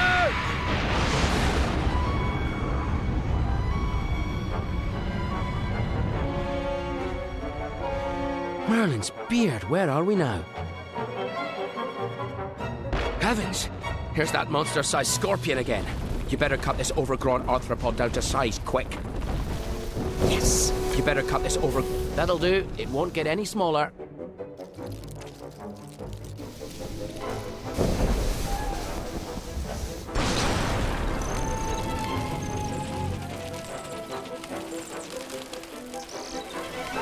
Try the fire-making spell to get rid of that scorpion once and for all.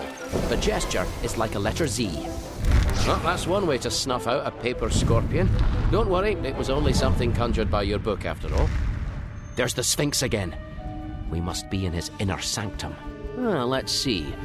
You must solve 3 final riddles to prove your worth. Show me your wits are as sharp as your wand work, and you will receive your reward. You have proven that your magic is powerful, but a wizard or witch must master more than jinxes and charms. Leaping leprechauns! The place is filling with sand! You'd better answer these puzzles and fast!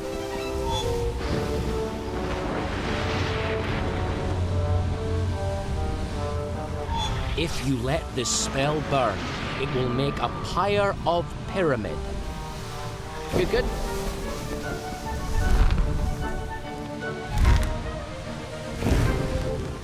Superb! That's one puzzle passed. What's next?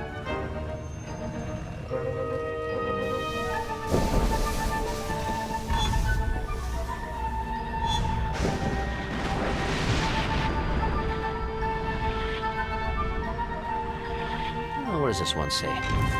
Which spell can make things smaller when they're blown out of shape? but it can't shrink wizards' heads, so don't think yourself too great. Hurry up, that sand will bury us soon. Excellently done. You've reached the final puzzle. But where is it? That slippery sphinx must have hidden it again. Use Apparesium to reveal it.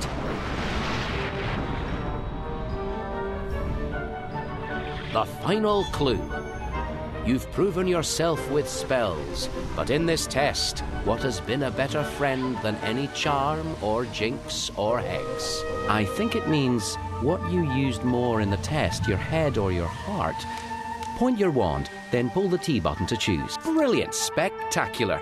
You used your head, of course. Are you ready to claim your prize?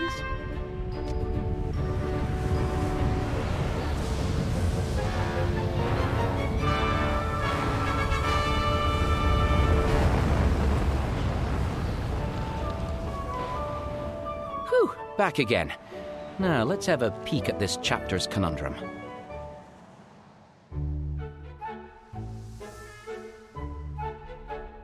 His letter came from Hogwarts, and oh, Douglas was so pleased. He would have read the whole thing, but a boil needed squeezed. He would have packed his trunk himself, but thought he'd seen a fly doing loops and backward flip-flops. It wasn't. Nice try. He liked the thought of lessons, yes, but Douglas didn't see why you had to pay attention and not try to jinx your knee. And tentacles were funny in a tickly kind of way. So why the teacher roared at him, he really couldn't say. It was, "Pay attention, Douglas," every single place he went. But Douglas didn't want to, and so letters home were sent. And his father wrote him strictly saying, "Douglas, now be warned. You must finish things you..." Douglas put the letter down and yawned. Douglas liked to be distracted because he found it much more fun. His homework was abandoned and his spells and charms half done. He never really noticed just how far he'd slipped behind. But then someone dared poor Douglas to perform a jinx, not kind. It went so badly wrong that it is nicer not to dwell on Dougie's second nose or on the mess or on the smell. And nobody could ever say how Douglas came to be entrapped inside that drainpipe with a teacup for a knee. What was it that he didn't want to do, the silly lad? Answer me and do it, and you'll make your teachers glad.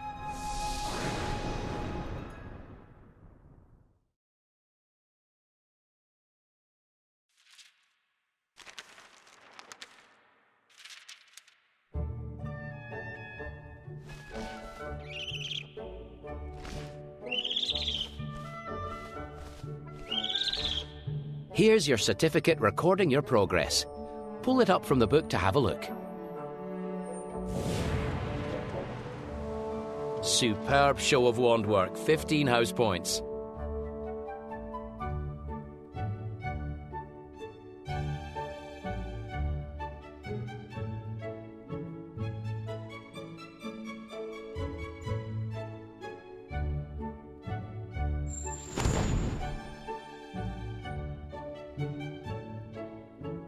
That's it, you finished the chapter.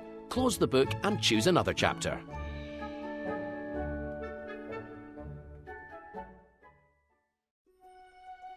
Remember, just point your wand at the book. Then pull the T button to choose what to do next. Which chapter are you going to take on next? When you've finished chapters 1 to 4, you'll unlock chapter 5. Chapter 3, Part 1.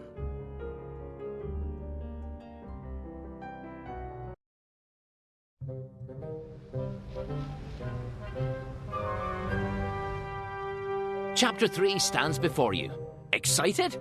You should be. I know I am. Point your wand at the introductory text and pull it up to see what the book has in store. Superb wand skills, a talent for incantations, or a flair for potions, all these are nothing if you cannot apply yourself. This chapter contains spells allowing you to magically mend, to vanish messes, and, most importantly, to protect yourself. Persevere with these new spells until you know them back to front. But remember that actually saying spells back to front can have quite unpleasant consequences.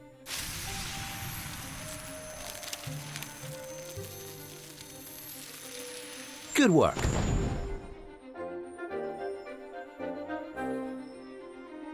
It's time to get cracking on the third chapter. Turn the page.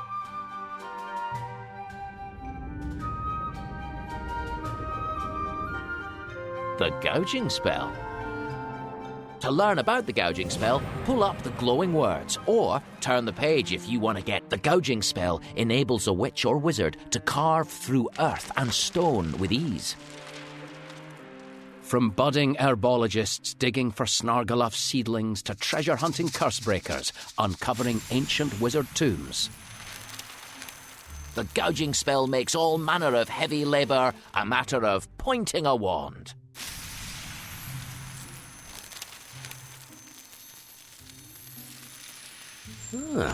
That'll come in handy.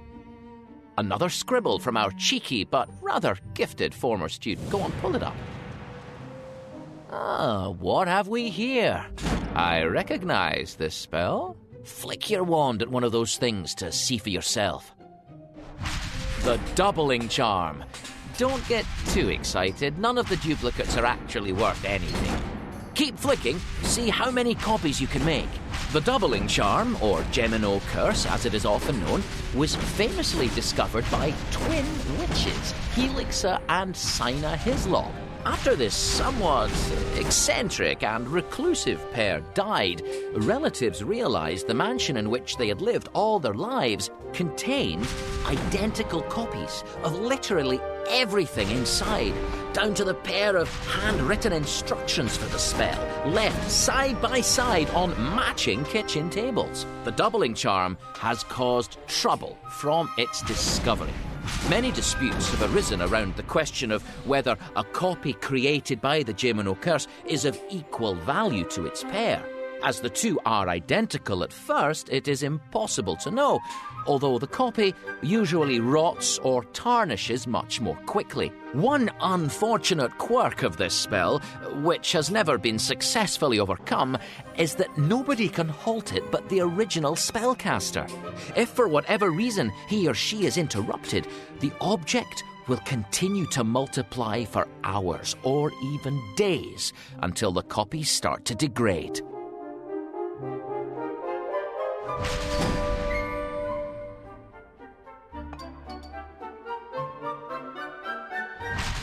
When you're finished with this charm, just hold the circle button to end the activity. Now you've learned all about the Gouging spell, turn the page to learn how to cast.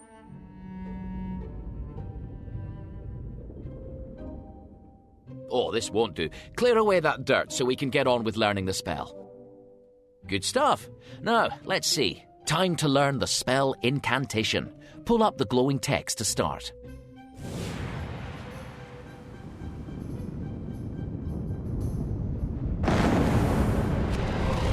Audio.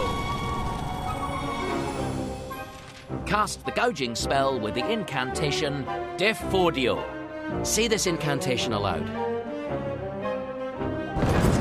Very nice.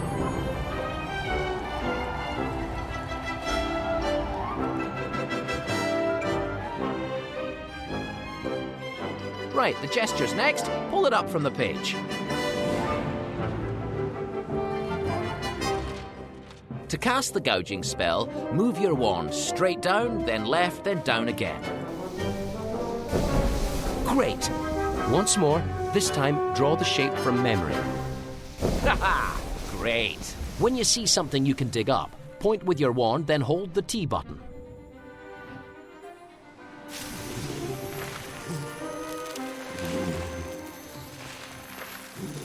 A specimen of fanged geranium. Point your wand, then pull the T button to try digging it out. Collectible. I think you've got the hang of gouging. Now you've mastered the Gouging spell's basics, let's put it to proper use. Turn the page.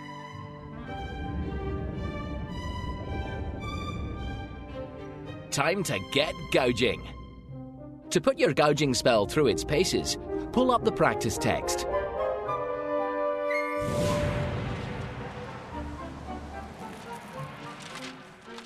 Practice is everything with the gouging spell.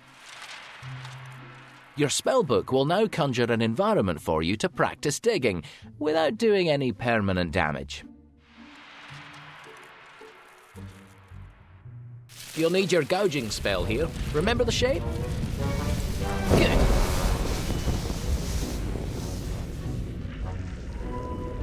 Ah, nifflers. Innocent creatures, but they do love to borrow shiny things that aren't theirs. If you had any coins in your pockets, I'd make sure they're still there if I were you. There's a niffler. The little thief, it's grabbing one of the galleons. Keep an eye out now. Now, nifflers love to collect shiny things and bury them.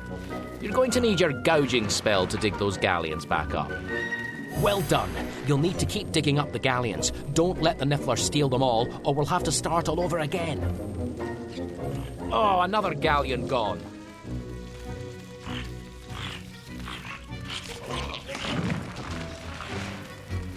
Whoa, you'll be rich at this rate. Great stuff, another galleon rescued. There it goes with a galleon. Right, watch this one. Oh, it's got a galleon. Oh, another galleon gone.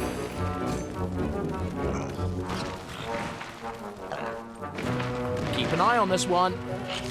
Good. Watch where it buries this one. There it goes with a galleon. Whoa, you'll be rich at this rate. Great stuff, another galleon rescued.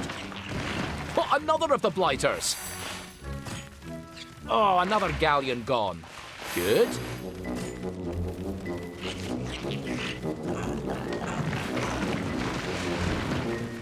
Oh, well spotted. There it goes with a galleon. Good. Oh, it's got a galleon. Whoa, you'll be rich at this rate. Great stuff, another galleon rescued.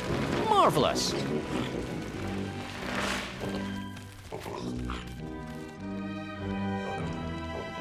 Time to find out how well you did.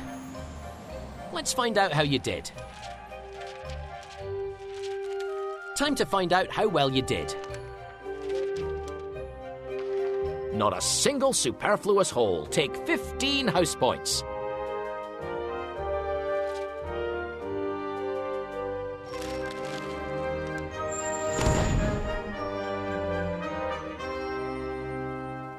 Well done. It's not the flat.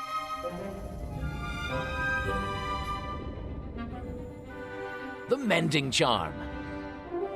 To learn about the Mending Charm, pull up the text with your wand, or just turn the page to start learning to. The Mending Charm will repair broken objects with a flick of the wand.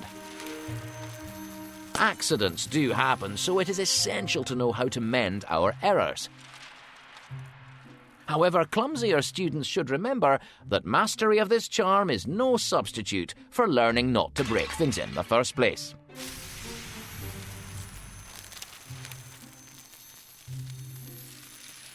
Don't forget, that will go into the collectibles chapter in your spellbook. And Miranda's left us a tale about this spell.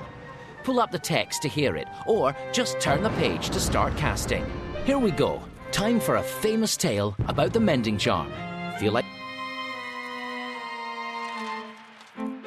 Many repairing and mending charms have been used over the centuries. But the most effective and powerful was invented by Arabella Nutley in the 18th century. A lowly clerk in the Ministry of Magic Improper Use of Magic Department. Arabella's extreme shyness had hampered her in her career. Mousy, almost mute in meetings, and becoming extremely flustered when spoken to, Arabella was given the most mundane tasks at the office, such as filing. What's the most... No, that doesn't seem right.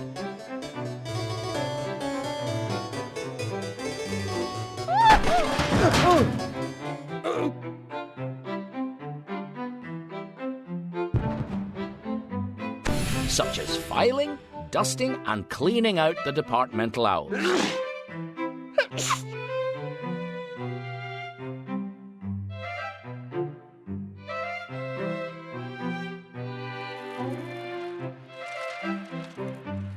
At home, however, Arabella spent all her free time experimenting with spells, attempting to improve and strengthen the charms of her youth. A freak chance led to the revelation of Arabella's hidden talents. In 1754, two of Europe's most celebrated broom flyers, sworn enemies Torquil MacTavish of Scotland and Silvio Astolfi of Italy, agreed to a public broom race from Aberdeen to Rome. The contest would take place overnight to avoid the attention of Muggles.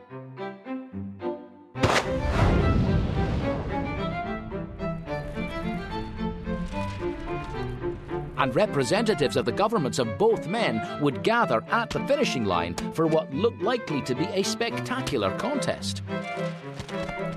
Arabella was invited along to oversee the luggage and arrange the portkeys. The climax of the race was just as exciting as foreseen, but not for the reasons predicted. At close to daybreak, Astolfi and MacTavish appeared over the horizon, heading towards the Colosseum. It was at this point that a fight broke out among excitable supporters of both wizards. Precisely what happened is hotly contested to this day, but a large explosion ensued, and when the smoke cleared, Silvio Astolfi had been turned into a... Oh dear, what could... That doesn't sound right. Perhaps try the other tab.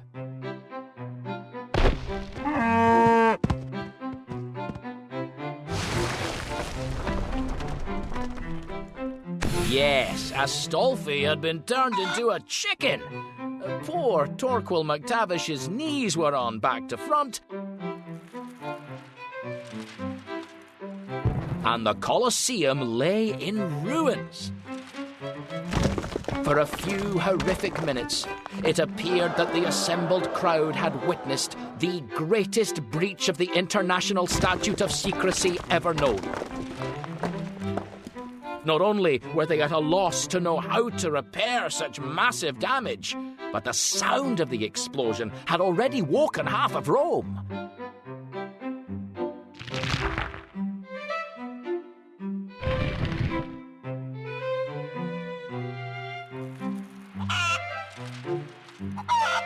It was then that Arabella Nutley came quietly forwards and, with a few waves of her wand, reconstructed several columns with the use of her own repairing charm.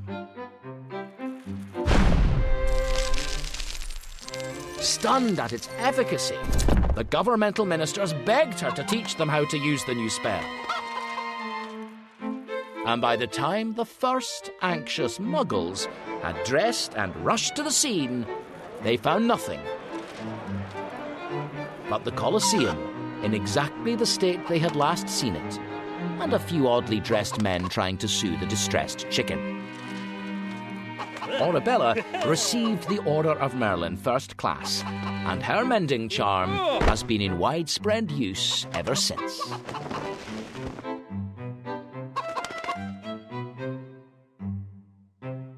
I always liked that story.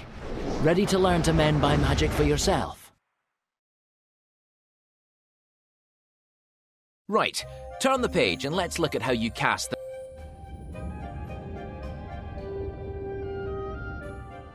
Let's learn the gesture and incantation to mend by magic. You need to learn the magic words for the spell.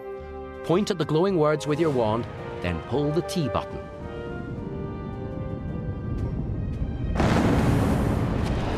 Reparo!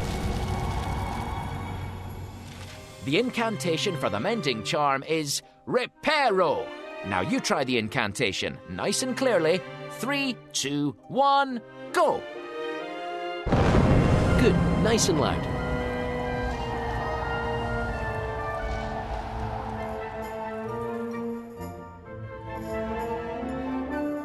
Time to learn the wand gesture. Pull up the gesture diagram.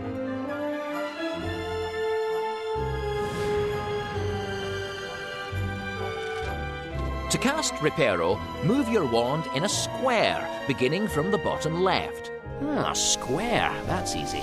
Remember to start in the bottom corner and go right. All right. Now you need to draw the gesture again, this time from memory. That's it.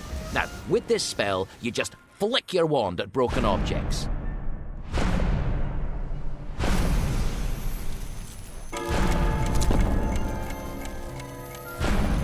It doesn't look like this clock needs mending. Perhaps I spoke too soon. Flick your wand to cast your new mending magnificently mended.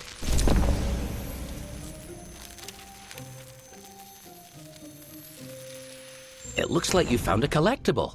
Well done. It'll be stored in the collectibles chapter, so remember to go and have a look at it later. We've got another bit of information about this spell.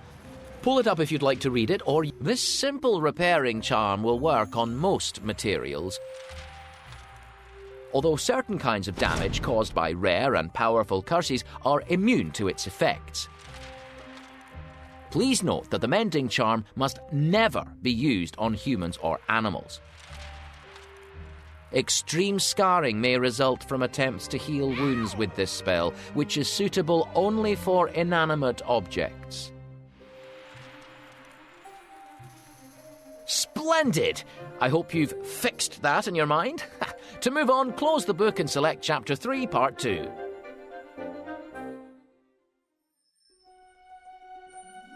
To pick the next chapter or section, just point at the front cover and pull the T button. You're doing well. Select Part 2 to move on. Chapter 3, Part 2.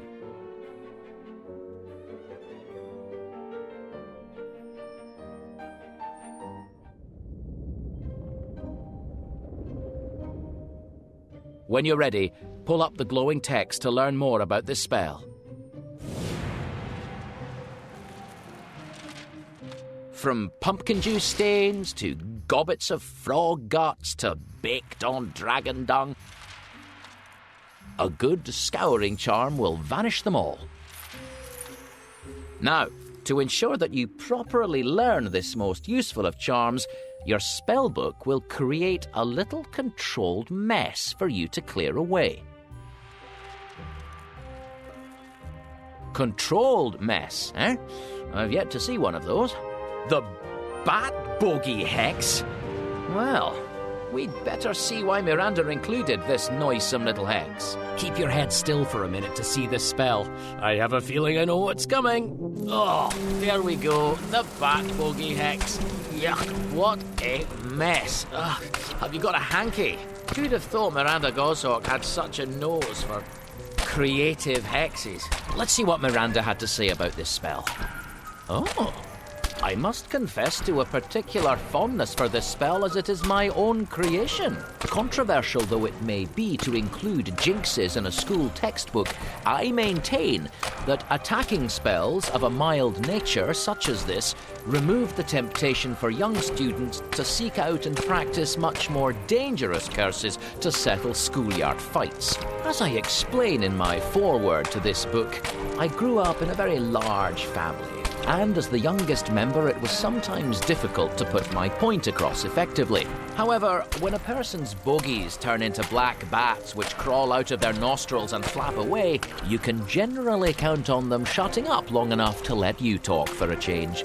I credit my mastery of this hex for persuading my sister Diadema to give back the clothes she had borrowed from me, for reminding my sister Romilda to keep out of my room when I wanted peace, and for helping my sister Tanguistel to be quiet when I was trying to do my homework.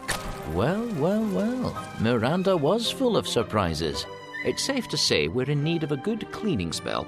Turn the page to learn how to cast the Scouring.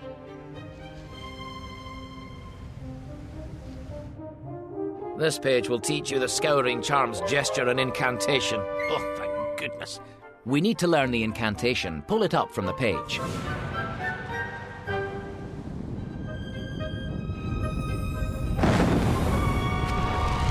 Scourgify!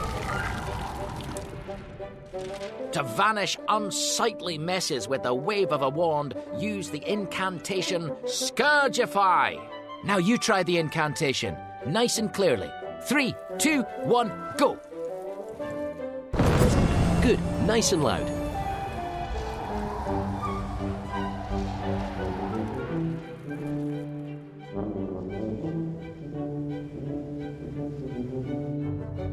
You're ready to learn the spell shape. Pull up the picture on the page. The wand movement for Scourgify is a smooth, sinuous motion, like a letter S. Great! Once more, this time draw the shape from memory. Well remembered. Excellently done. This is another flicking spell. To clean an area, just flick your wand at it. Yes, well done.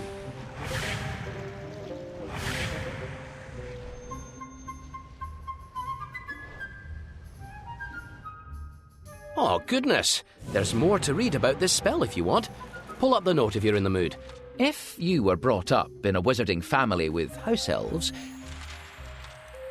then you may feel that using your magic to clean up after yourself is in some way beneath you, but rest assured, the first time you need to get a stink sap stain out of a school tie without your house elf there to help you, you will be grateful you learnt the Scouring charm.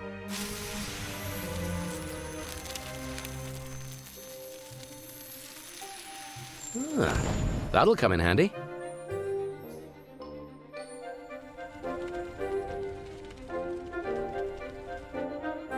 The shield charm. I wonder what Miranda has up her sleeve for this, perhaps the most important of dueling spells. As ever, to read about the spell, just pull up the words. The most basic of dueling spells, the shield charm protects the caster from most offensive spells. This spell is little use without quick reflexes to match, and the best way to learn is to practice deflecting real hexes. After all, being struck with a twitchy ears hex or jelly legs jinx has a wonderful way of focusing the mind on learning to defend itself.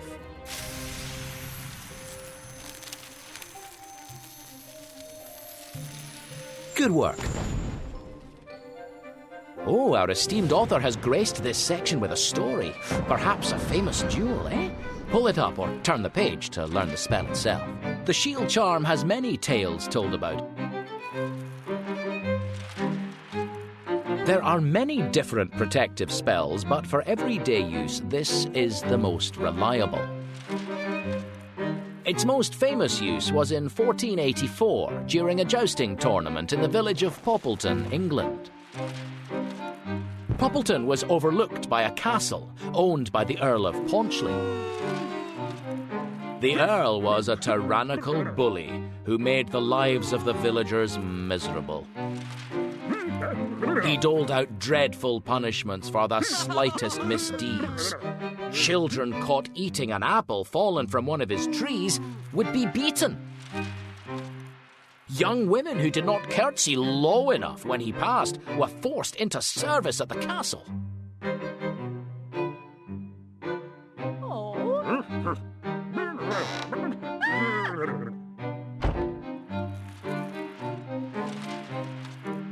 Men who complained or stood up to the Earl had been dragged away and never seen again.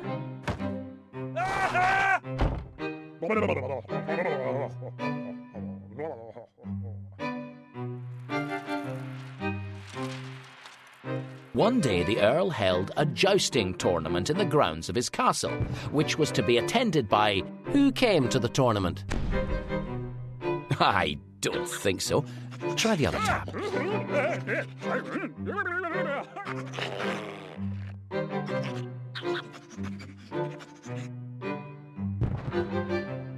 Yes, the tournament was to be attended by nobles from miles around.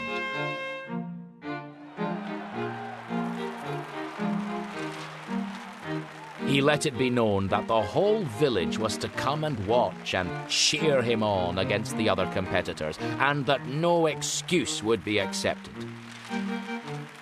An hour before the competition started, a young boy called Edmund Gaddlegate, whom the Earl had instructed to put up banners and pennants, fell out of a tall tree in the castle grounds and broke his leg.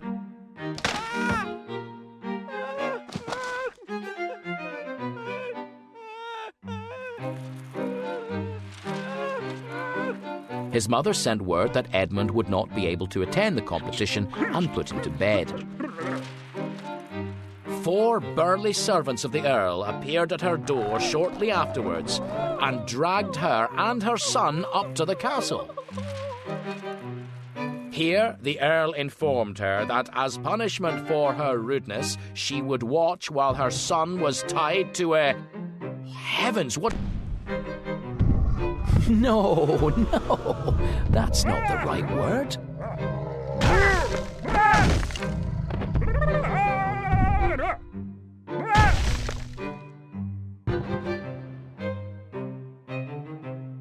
That's right, her son was tied to a horse.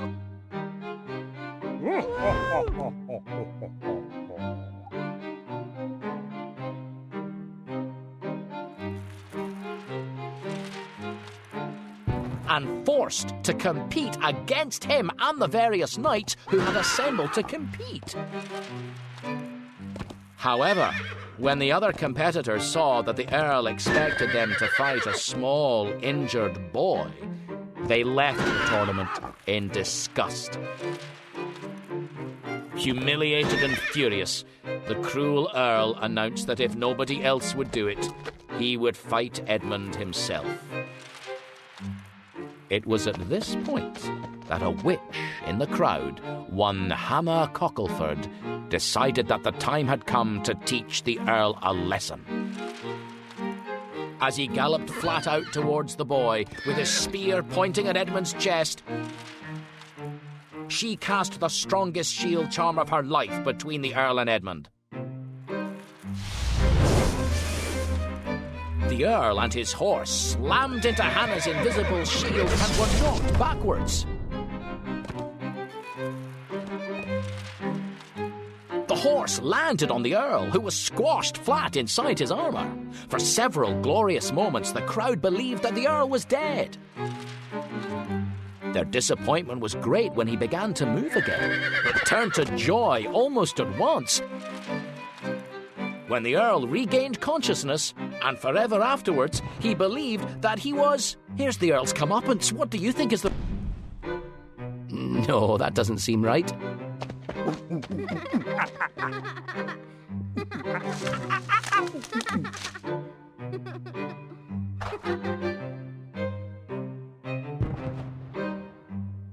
He believed that he was a donkey called Hairy Cyril.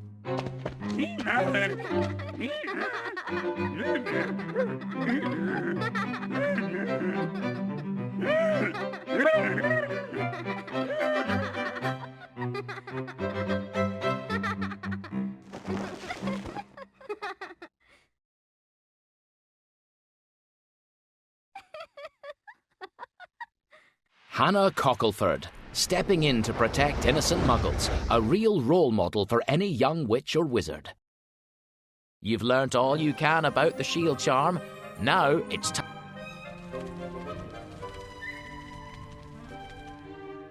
Now let's find out how to cast the shield charm.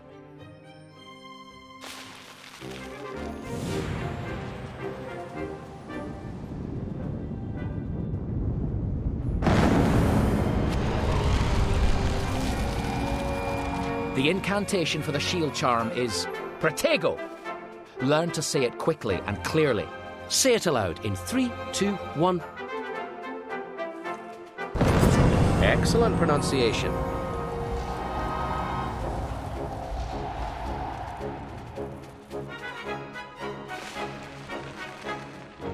You're ready to learn the spell shape. Pull up the picture on the page. The wand movement to cast the shield charm is a short upwards move. It's fast and ideal for duels. Remember, go up to create a shield. All right, now you need to draw the gesture again, this time from memory. Excellent. Now, to create a shield, flick your wand in the direction you need to block something.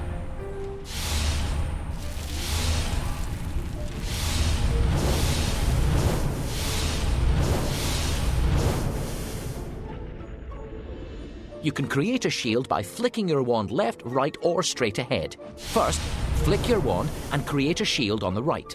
Now let's see you create a shield on the left. Excellent. Finally, cast a shield in the center. Lovely shield.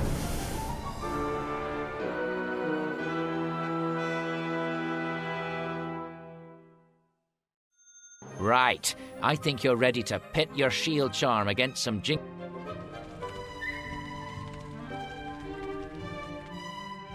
Gather your nerve and pull up the practice text when you're ready.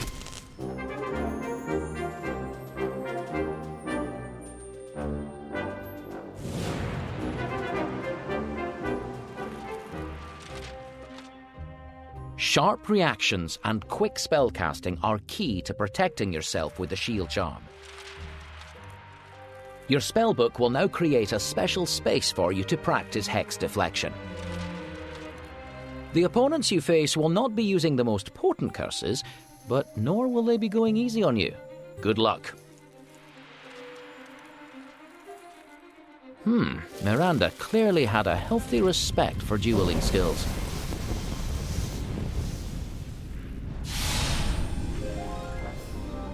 Wand at the ready now. Your shield charm is more than a match for most hexes and curses. Flick it towards the incoming hexes. A stunning spell. Not pleasant, but also not permanent.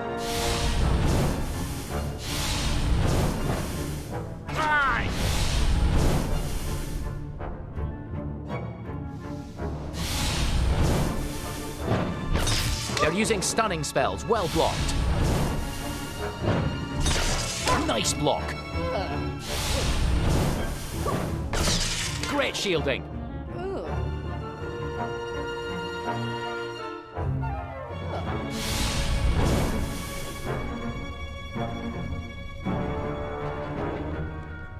Be prepared.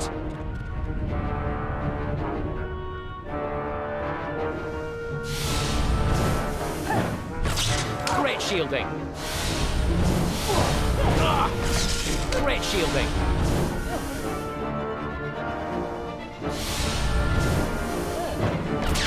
Excellently done.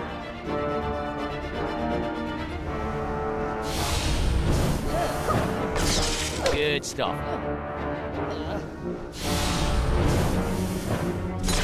Excellently done. Nice one.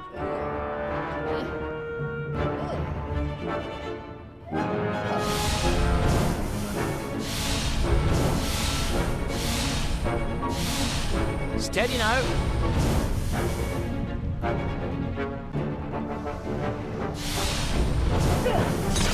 Excellently done. Nice one.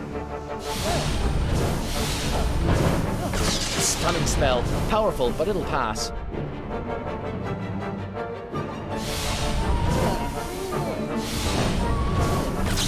Nice block.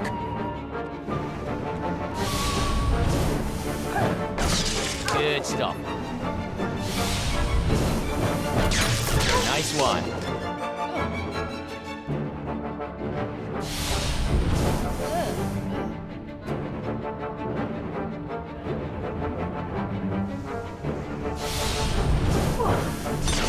Excellently done.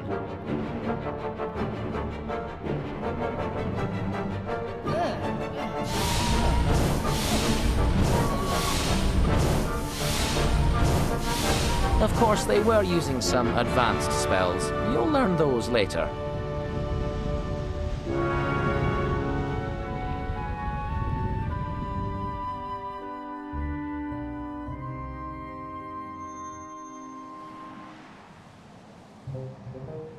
Time to find out how well you did.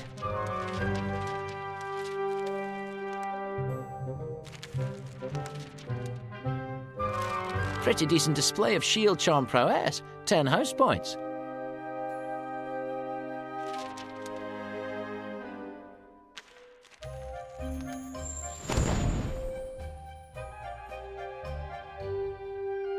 you've added a crucial spell to your defensive armory.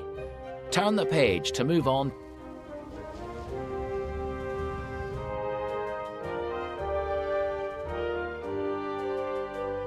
The chapter test. Are you ready? Of course you are, but be careful. Pull up the text on the page to begin.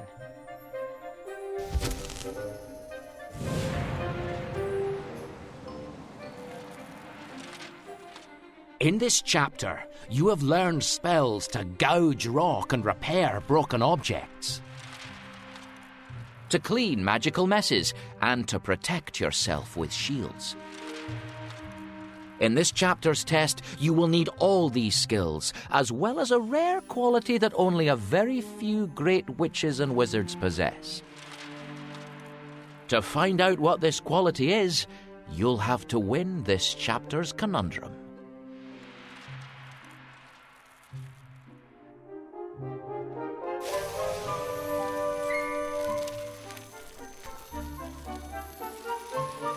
Oh, a Mimbulus Mimbletonia, unless I'm very much mistaken.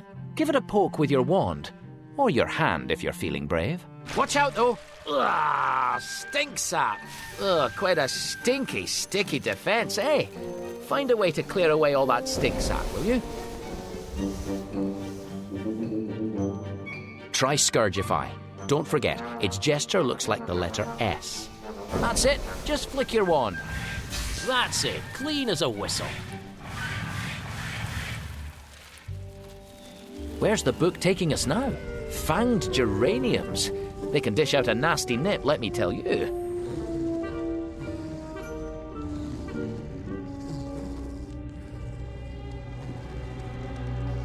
A gnome? What's he up to? He's vandalizing the plant pots.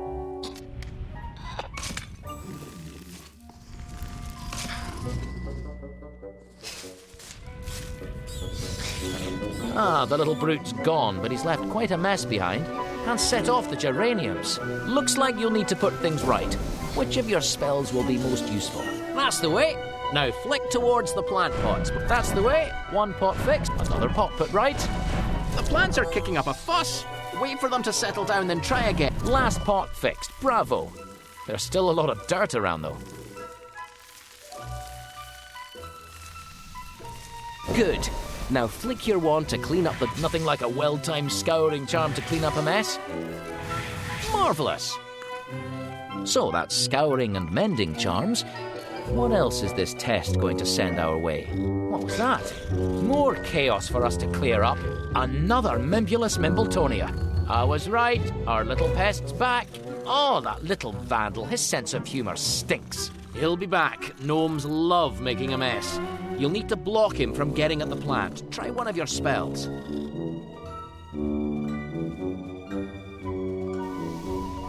There he is. You can't fix that, gnome. Try another spell. Quick, block him. Oh, much more stink sap and we'll have to retreat. Flick with your shield charm. He's popped up.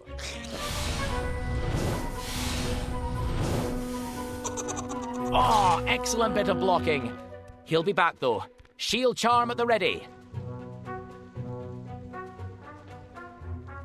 There he is. Right, flick it now. Great stuff.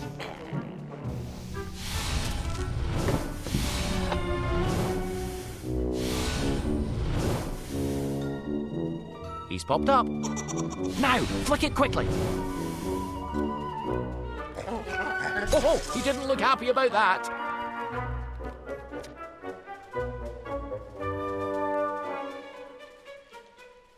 There he is. Now, flick it quickly. Great stuff.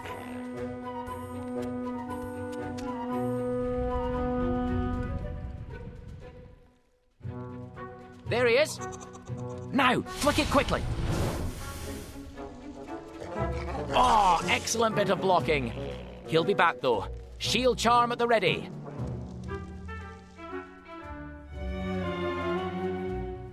There he is. Now, flick it quickly.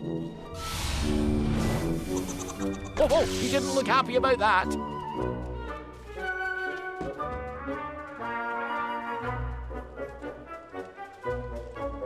There he is. Right, flick it now. Oh, he didn't look happy about that.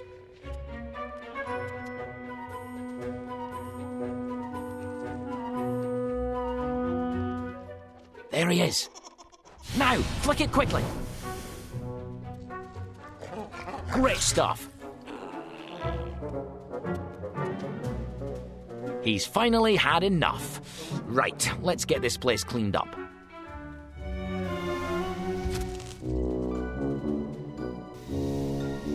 Now our little friend's left, this place could do with a clean. Try Scourgify. Good. Now just flick your wand to clean up all this stink sap. Oh, that's better. What would we do without Scourgify? What's next? There's that gnome again.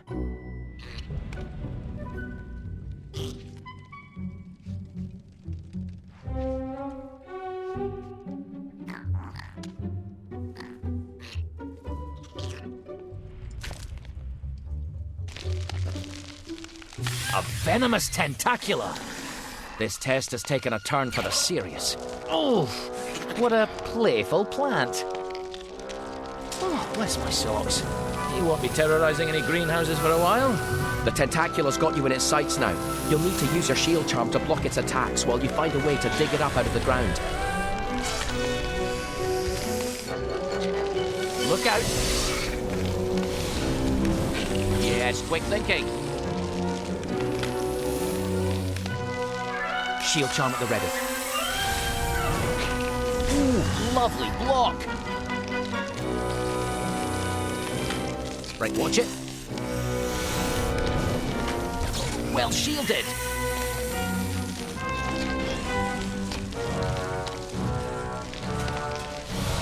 Cast Efordio to dig up the roots. It's down, then left, then down.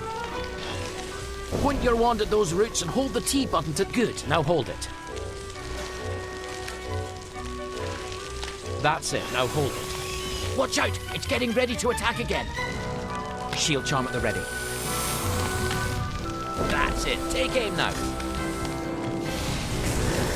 Ooh, lovely block. It's attacking. Ooh, lovely block. Ooh, fine. Excellent. Oh, you've annoyed it. Look, you can get at its roots again. Point your wand at those roots and hold the T button. Good, now hold it. That's it, now hold it. Good, now hold it. Careful, I think it's going to attack. Shield charm at the ready. Good thinking, now get blocking. Shield charm at the ready.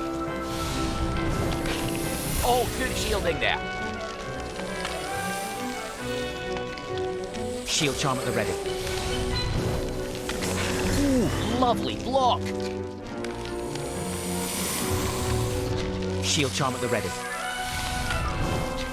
Excellent. It's flown into a rage and exposed its roots. Point your wand at those roots and hold the T button to... That's it, now hold it. Good, now hold it.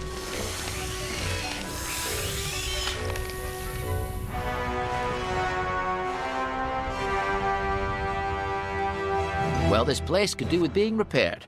How about you do the honours?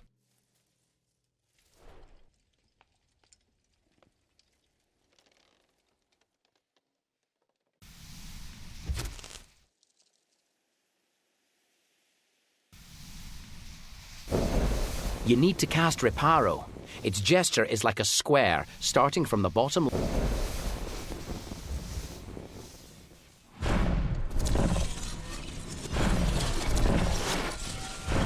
What a spectacular bit of mending. Great job.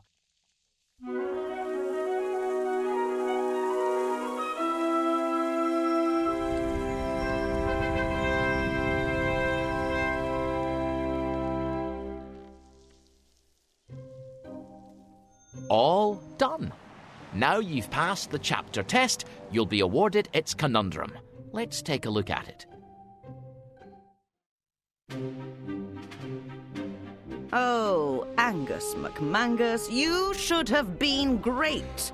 With talents aplenty, success on a plate. We all thought you'd garner great grades quite securely.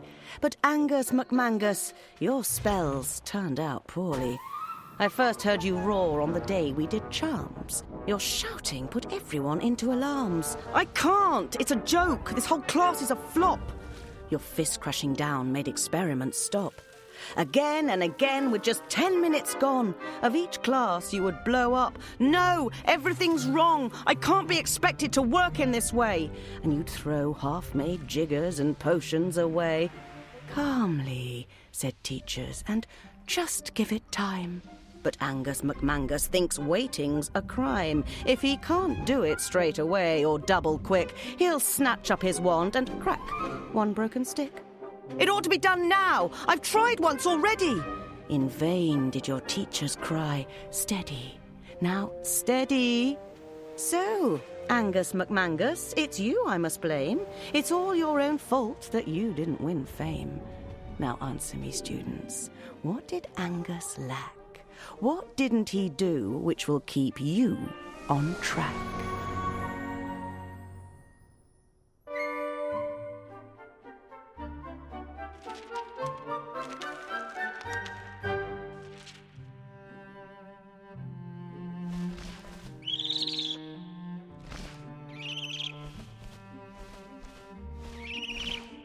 Here's your certificate recording your progress.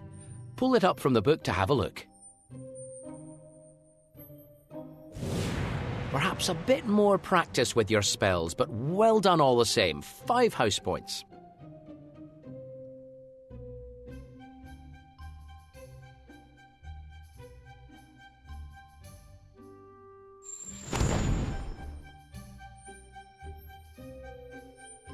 That's all done. Let's move on. Close the book and choose.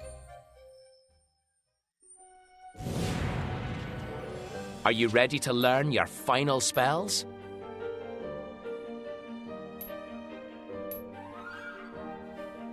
Chapter 4, Part 1.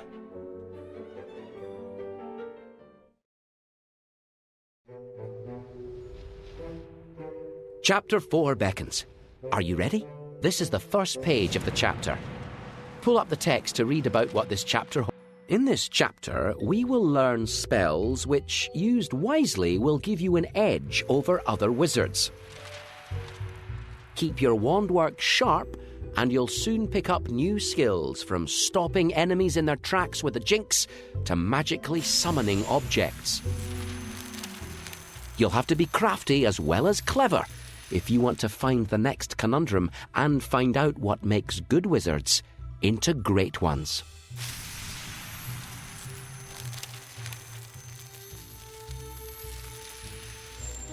Well done, you're building quite a collection of souvenirs.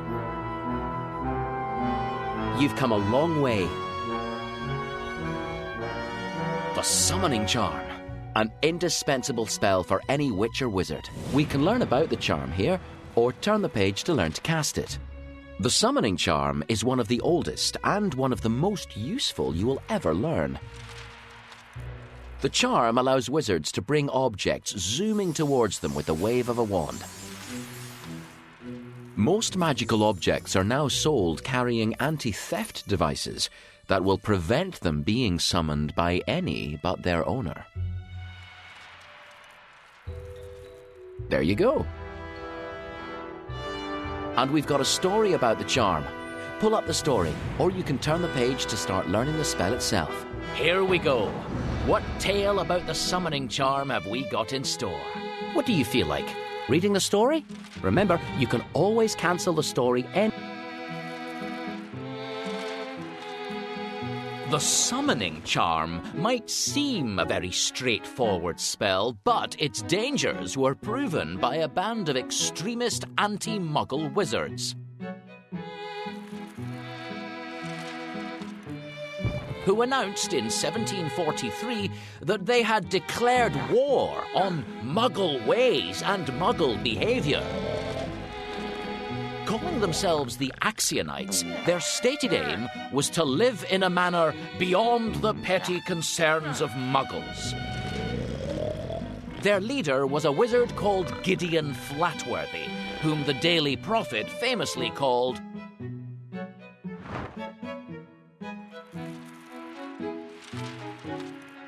less a wizard, more a stupid, lazy, walrus-like object who lies all day on a rather smelly cushion and expects people to admire him for it.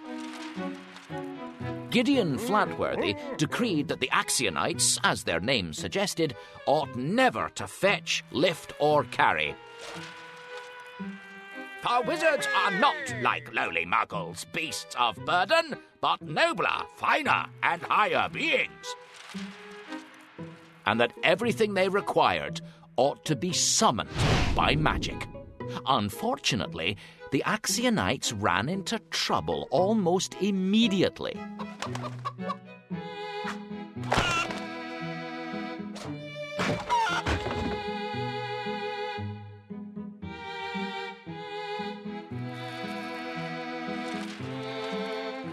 Refusing to do anything as mundane and energetic as visit Gringotts Bank, they swiftly ran out of money.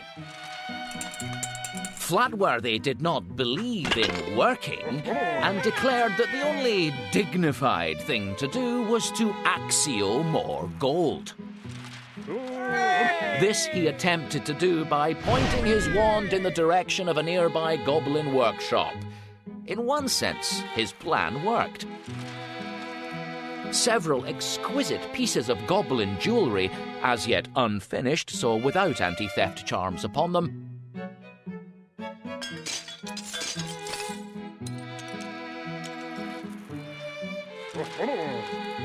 came soaring in through the windows of the Axionites' headquarters. The idiotic Flatworthy was still trying to fathom how he might sell his stolen treasures without leaving his cushion, when a horde of angry something... No, that's not the right word.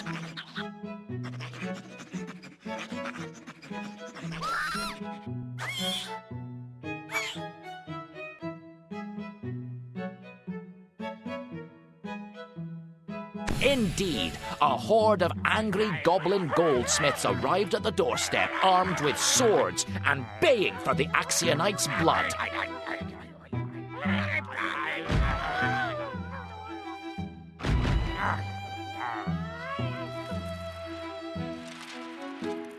Flatworthy and his companions disapparated at once and re-established themselves in a dark basement. Aware that they were still being hunted down by fearsome goblins and growing both hungry and thirsty, Flatworthy attempted to summon both food and drink to their basement lair. Naturally, the sight of cakes and wine flying along the streets towards the Axionites' hideout immediately alerted their goblin pursuers to their whereabouts, and they were forced to... What do you think they did?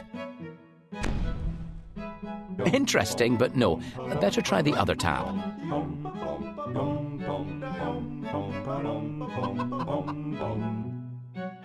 Yes, they disapparated again.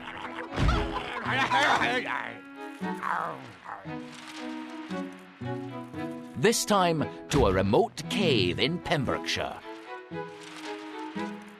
By this time, most of the Axionites were becoming disillusioned by Flatworthy's leadership. And most of them decided that they would rather lower themselves to do some muggle-like things, like shopping, working and carrying groceries, rather than starve in a cave. Finally, Flatworthy found himself alone, light-headed with hunger, cold and miserable, but still refusing to admit that he was wrong. Experts still debate what precisely led to his final foolish act. Most agree that he had probably become delirious through lack of food. although some think that he was determined to die as he had lived. All we know is that on the 18th of September 1743, Flatworthy attempted to summon himself an entire farm complete with livestock, cosy cottage and well-stocked larder. Naturally, the buildings would not shift, but the furious farmer followed his flying cows to the cave on the hill and discovered Flatworthy, still lying on his cushions, but crushed to death beneath a pile of hay bales and cattle.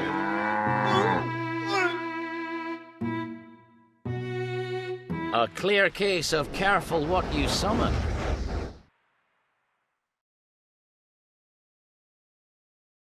You're finished on this page. Let's learn how to cast the spell. Right, time to learn how to cast the summoning charm. You'd better move those books with your wand.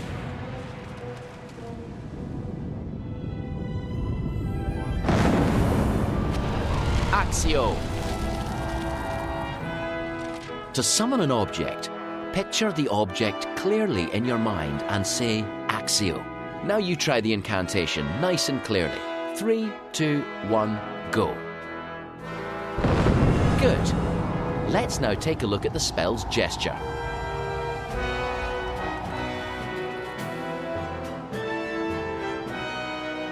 You're ready to learn the spell shape.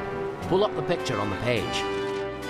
To summon an object, make a bump from right to left with your wand. Great! Once more, this time draw the shape from memory. That's it. With this spell, you point your wand at the item you wish to summon, then press the T button. Good job. Now let's put this spell into practice. Turn the page. Accio.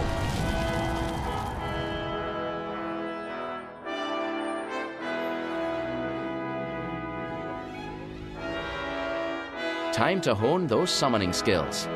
Pull up the practice picture to get started. It's time to build up your summoning skills.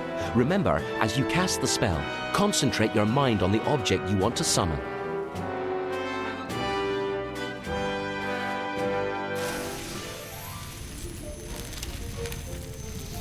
Nicely done. Ah, this classroom is in a state. Ah, right, we've got a chessboard, but no pieces. Looks like you'll need to summon the chess pieces dotted around the classroom. That's the spell you need, so aim your wand, then hold the T button.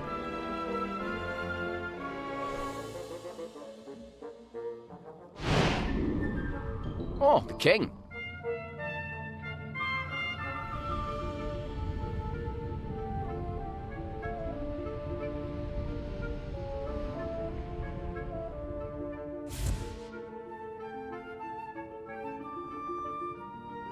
Well done. One down, 2 pieces still to find.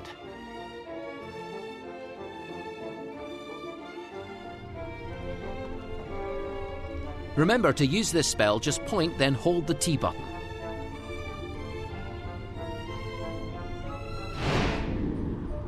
Ah, the rook.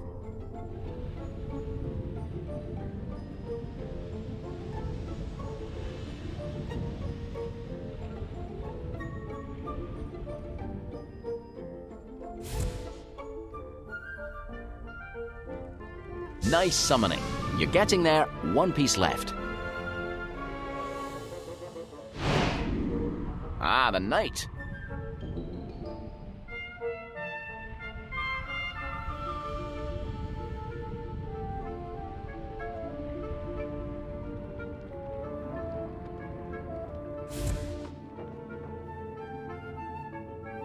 That's it. That's right.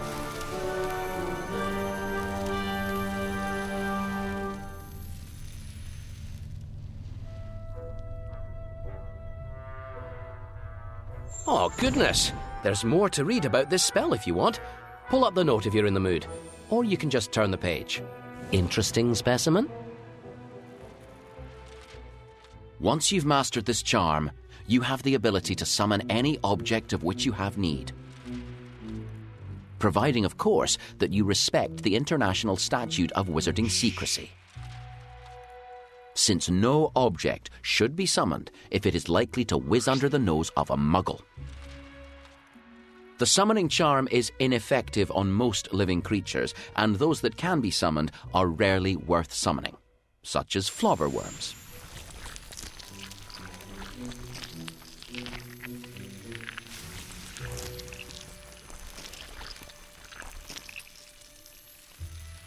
Oh, look at that, another collectible. Time to find out how well you did.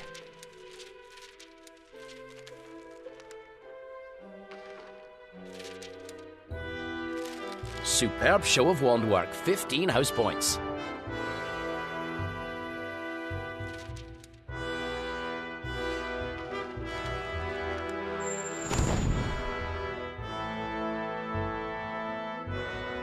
Quite a display of summoning skill, well done. Turn the page and let's move on. The Severing Charm. You have to know what you're doing with this spell. Ready? It's up to you. Pull up the text to learn about this spell, or turn over to start learning to cast it. With the Severing Charm, cutting or tearing objects is a simple matter of wand control. The spell can be quite precise in skilled hands, and the Severing Charm is widely used in a variety of wizarding trades. Useful as it is, this charm should be practiced with caution, as a careless swipe of the wand can easily cause injury. Wise words as ever. Ah, another story. Pull up the picture to read it, or just turn the page if you want to start casting. Here we go. Ready to read a story about this spell? The Severing Charm was created in the 15th century by wizarding seamstress Delphina Crimp, who created it as an easy and convenient way of cutting cloth and thread. Prior to the invention of this neat, precise spell, wizards were apt to burn or shred anything they wished to cut. However, while Madame Crimp's invention benefited her work, it nearly cost her her life. Witches and wizards were subject to persecution in the 15th century, so Madame Crimp, who had become one of the most fashionable dressmakers in London, preferred to pretend that she had no magical powers. Unfortunately, the great beauty of her dresses and cloaks aroused considerable envy among other tailors, many of whom were convinced that she knew some secret that they did not. Even the ugliest. Oh my. No, that's not how it goes.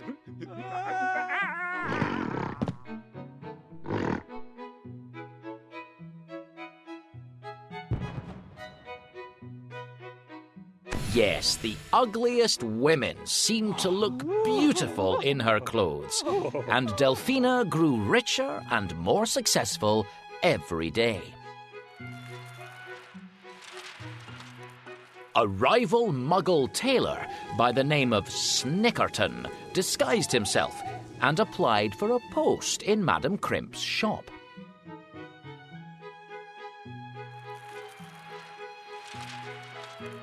After several weeks, he could find no evidence of magic, except for the fact that there were no scissors in Madame Crimp's workroom. At last, by wrapping himself up in a bolt of velvet and keeping watch by night, he observed Madame Crimp cutting out an intricate pattern with the use of her... What would a witch like Madame Crimp use, I don't think so. Try the other tab.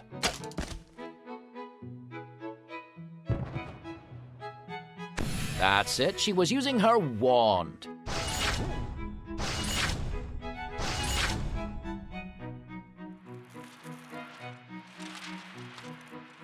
The following day, Snickerton led a band of men to arrest the accused witch. Cornered at her shop, she was unable to explain why she owned no scissors.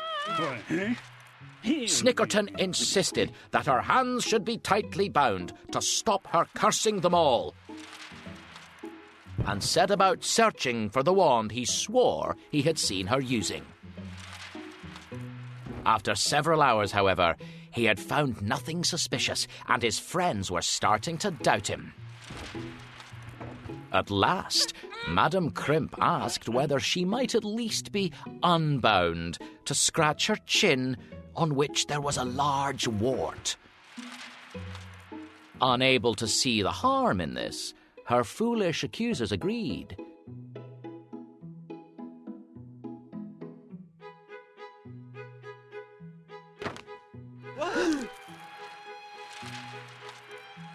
The moment Madame Crimp touched the wart, it sprang out of her face, revealing itself as her concealed wand. She promptly disapparated along with...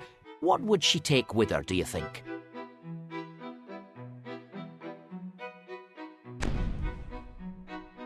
No, that's not the right word.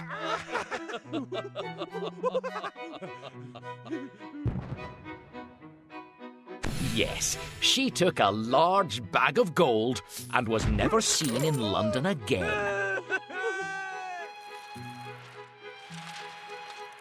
However, from that moment onwards, Snickerton, the tailor, was unable to produce any item of clothing, no matter how securely he locked it up overnight, without finding it shredded to ribbons every morning. Legend has it that he died insane, convinced that he was being followed everywhere by a giant pair of invisible scissors.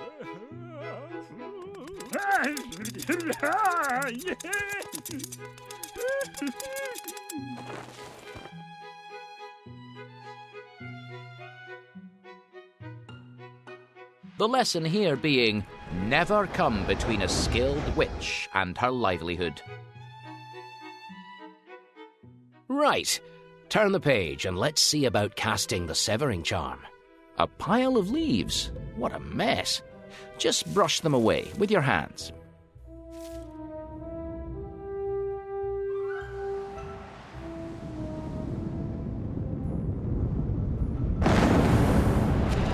Diffindle. The incantation for the severing charm is Diffindle. Use it with care. Now you try the incantation. Nice and clearly. 3, 2, 1. Go. Good. Now let's move on to mastering the spell gesture.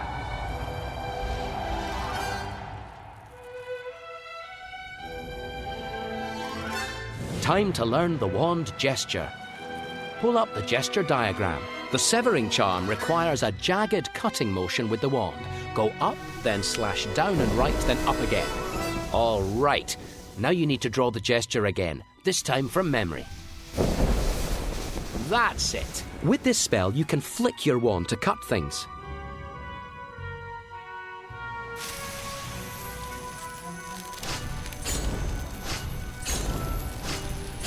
Oh, an Abyssinian shrivel fig. Perfect for potioneers. Cut off some of those shoots, would you? Flick your wand to use Diffindle. And that was the last one. Excellent. That'll come in handy. Another student scribble. Go on, let's see what it says. Hello there. A gnome. Right, let's find out what our mystery scribbler's given you. Flick your wand at the gnome. The disillusionment charm. Interesting stuff. You've disillusioned him. What if he wanders off while he's invisible? Heaven knows what he'll get up to. We can track him from his dirty feet.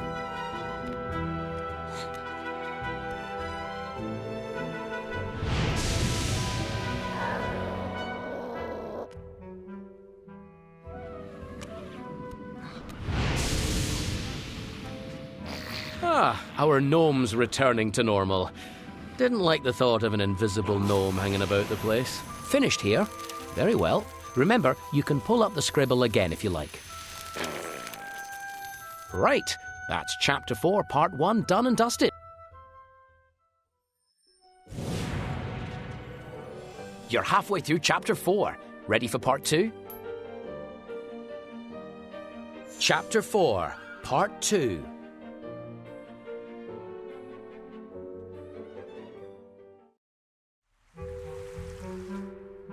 The Impediment Jinx. This jinx is bound to come in handy. You can pull up the glowing words to read about the spell, or you can just turn the page.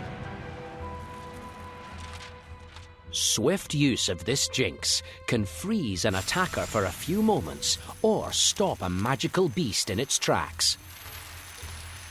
The jinx is a vital part of any duelist's arsenal. Being frozen with the jinx does no permanent harm, though if you're caught in an awkward position, it can become quite uncomfortable.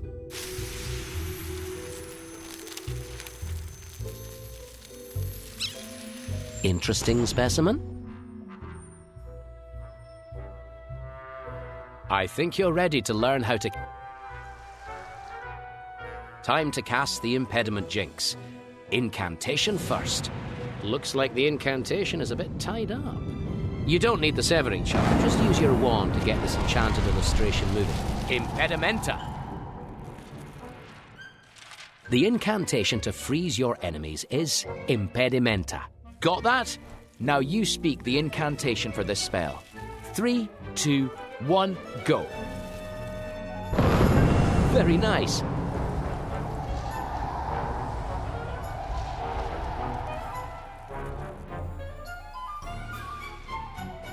That's the incantation done. Gesture next. To freeze your enemies, perform a straight slash to the left, handy in the heat of battle. Nice. Let's see that gesture again, but drawn from memory this time. Great. You can flick this dueling spell towards your foes. Another gnome. Quite the attention seeker. See if you can catch him with the jinx when he's in a funny pose. You froze him, but try to get him when he's posing.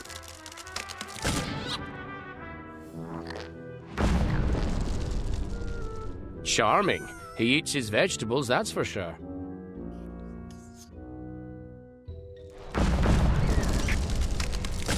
I like it, but let's find a fresh pose.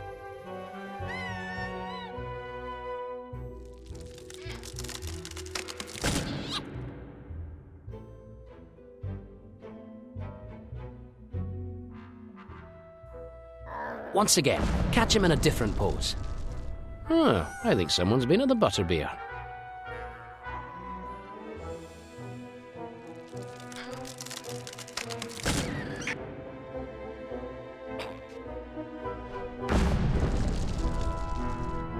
He'd make a rather fine garden feature like that.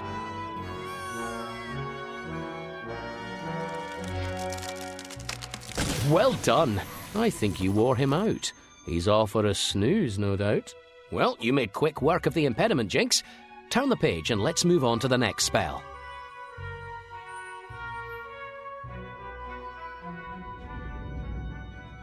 The Hardening Charm. Advanced stuff, this. Ready? Pull up the text to read about the spell, or turn the page to learn how to cast it. The Hardening Charm will turn an object into solid stone. This can be surprisingly handy in a tight spot. Of course, most students only ever seem to use this spell to sabotage their fellow students' school bags, or to turn a pumpkin pasty to stone just before someone bites into it. It is unwise to try this unworthy trick on any of your teachers.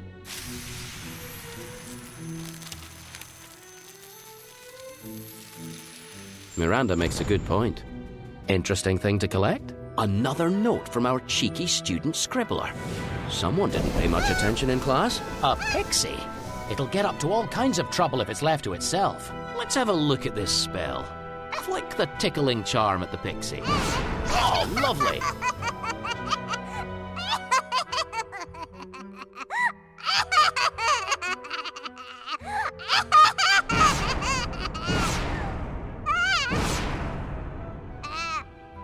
There you go. Time to learn to cast the spell. Turn the page.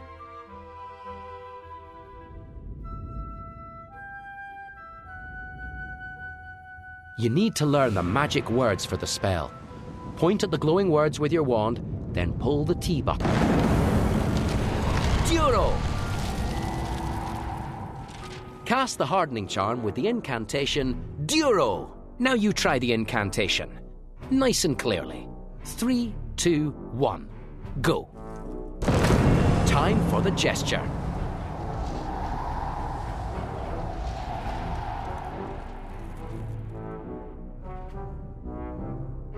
You're ready to cast the spell. Pull up the gesture diagram. To cast Duro, first start at the bottom and go straight up, then curve round and down. It's like a capital D for Duro. Well done. Now make the gesture once more, this time from memory. Good. Once you've cast the charm, you then flick your wand towards anything you want to harden. Aha! Try your new hardening charm on those paper planes. Get as many as you can. Keep trying. Oh, lovely. Superb. Oh, lovely. Superb. Another one down. Excellent. Nearly excellent. Splendid shot. Oh, lovely. Down she goes. Oh, lovely. Down she goes. Splendid shot. Nicely done. Splendid shot. Oh, bad luck. Another one down. Oh, lovely. Nicely done. Down she goes. Excellent. Shame. Oh, lovely. Nicely done. Oh, lovely. Excellent. Oh, bad luck. Oh, lovely. Splendid shot. Excellent. Time's up. You seem to have mastered the basics. Turn the page to put your new hardening skills to the test. That bewitched picture on the page holds a practice exercise. Point with your wand, then press the T button to pull it up. Ready to go? Here you'll be practicing your new hardening charm. You'll need to move fast. The charm doesn't last forever. We're back in the Herbology greenhouses. Oh dear, that means there's nifflers about. You should cast the hardening charm. Its gesture is like a capital D. Nicely done. There's one now. Now watch him carefully. The minute he starts to dig, harden the spot with your new spell. He's digging. Cast your hardening charm on that spot. Look at that, not a care in his tiny brain. He just wants to make a mess.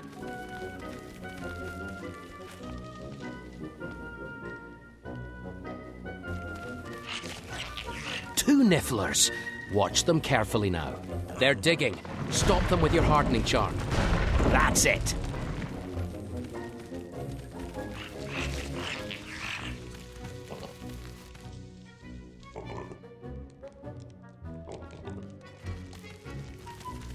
I knew they'd be back. Wand at the ready. That stopped him. You need to stop the niffler digging. Try again.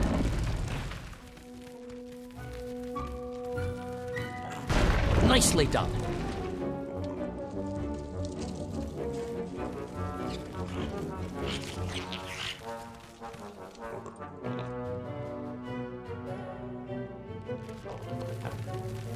More nifflers. He's digging. Cast your hardening charm on that spot. That stopped him.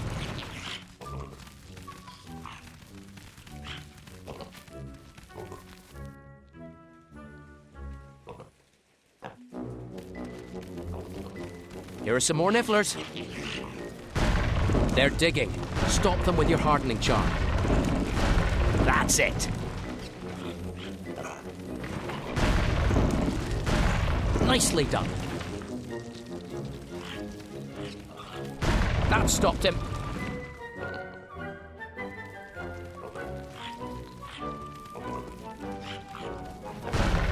Ooh, not quite. Try again.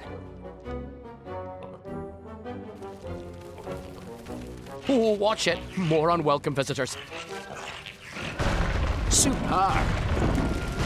Now the other one. Great.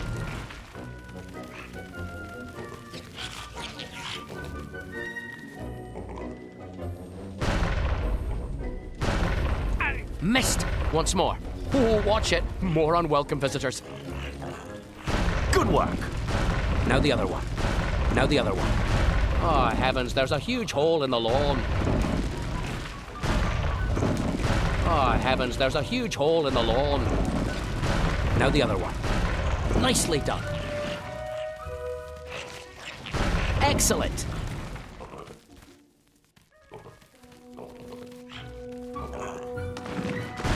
Excellent.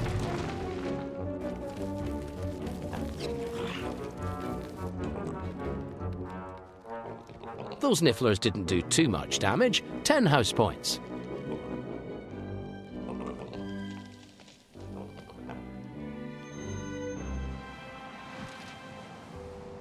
Here we are. Let's see how you did.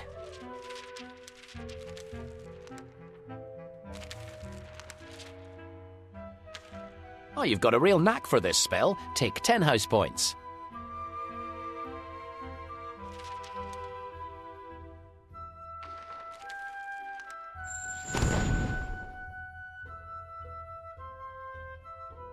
You've mastered the Hardening charm.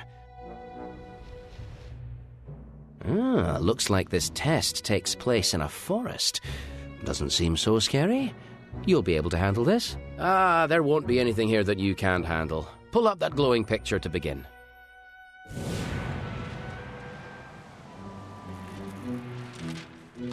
Impressive! You've made your way through Chapter 4. Have you worked out which wizarding quality this chapter is hinting at? In this test, you'll be using each of your new spells to find and protect a priceless and dangerous magical item. Succeed, and you'll receive another conundrum to puzzle out. Stay sharp.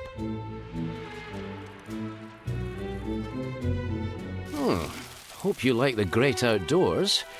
I've always preferred the great indoors myself. Right, here we go. Branches blocking your path, eh? This'll be no match for your wand work.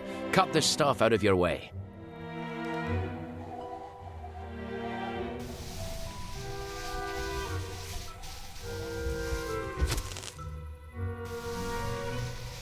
Nicely done. Great. That's one gone. Ooh. Oh, keep severing. Yes. Bravo. Keep it up. Well, now the book's covered in leaves. Let's see what's under there. Roll up your robe sleeves and get stuck in.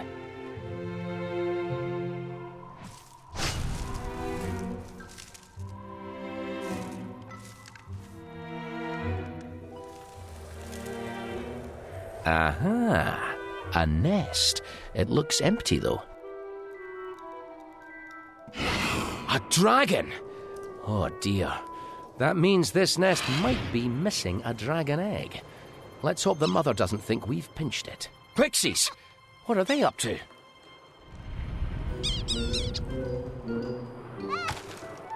They're pulling the nest apart. Little hooligans. At least they've left a few pieces of the nest behind. That's something. Our egg. It's fallen out of its nest and into that mud. We can't rescue it until we've rebuilt that nest. First, we'll need to stop the egg sinking. Use one of your spells to make that mud harder. Try the Hardening charm to make the mud more solid. The gesture's like a letter D. Oh no, the egg's gone. Here we go. Let's try that again.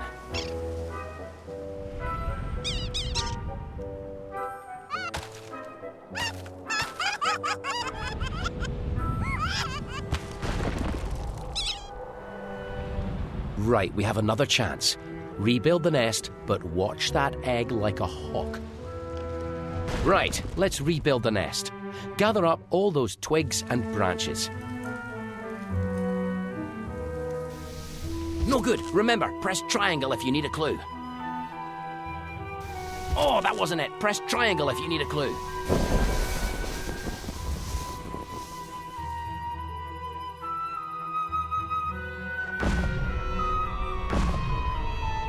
The Impediment jinx won't help here.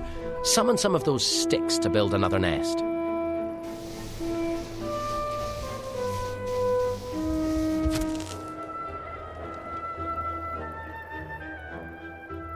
The Impediment jinx won't help here. Summon some of those sticks to build another nest. Steady on. Don't summon the egg yet. It needs a nice new nest first. Well done. Very good. The start of a new home for the egg. That's it.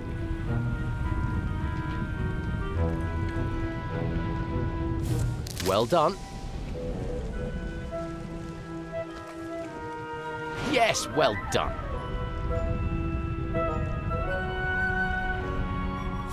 Slowly but surely. The egg's sinking.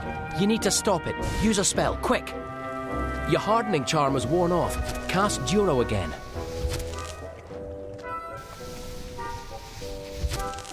That's it. The egg's lost.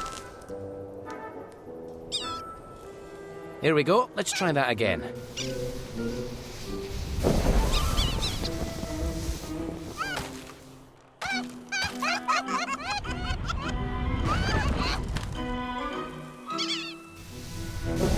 Ah, we're back at square one.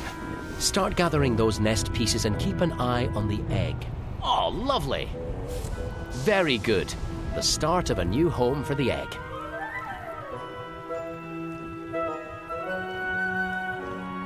We could use Duro on the mud. The gesture's like a letter D. Look out! The egg started going under. Cast the hardening charm. Well done. Slowly but surely. Right, let's rebuild the nest.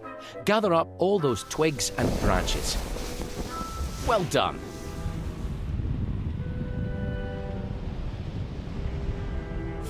Another piece. Good. Watch it, the nest's not complete yet. You need to finish it off.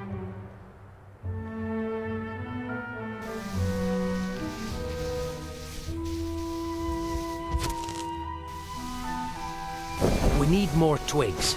Try your severing charm. Remember, it's like a letter N. Ah, there we go. You can cut plenty more twigs for the nest from these trees. Right, quickly now. All right, that's it. I don't think we need to cut any more. That's it.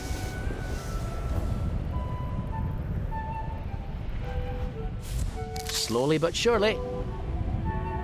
That's it.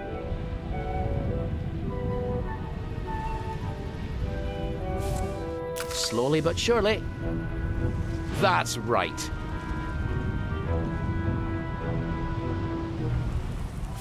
Bravo! The nest is built. Our little egg has a new home. The new nest is finished. Time to retrieve our egg. Oh, the pixies are back. They're just messing about, but if that dragon returns and finds the egg gone, it won't be happy. The egg's sinking again. Use Duro, quick. Right, quickly now. You can't summon it while there are pixies still loose. Use a spell to stop them interfering.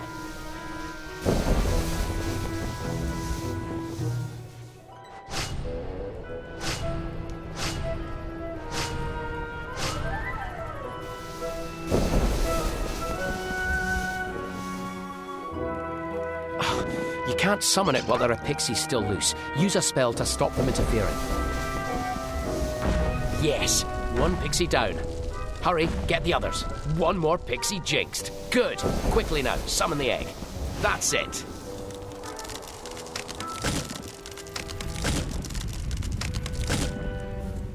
A job well done. Look at that. Home at last. And here's Mom. A Welsh green, if I'm not very much mistaken. Well, as you'll know from Care of Magical Creatures class, dragon eggs need extreme heat to hatch.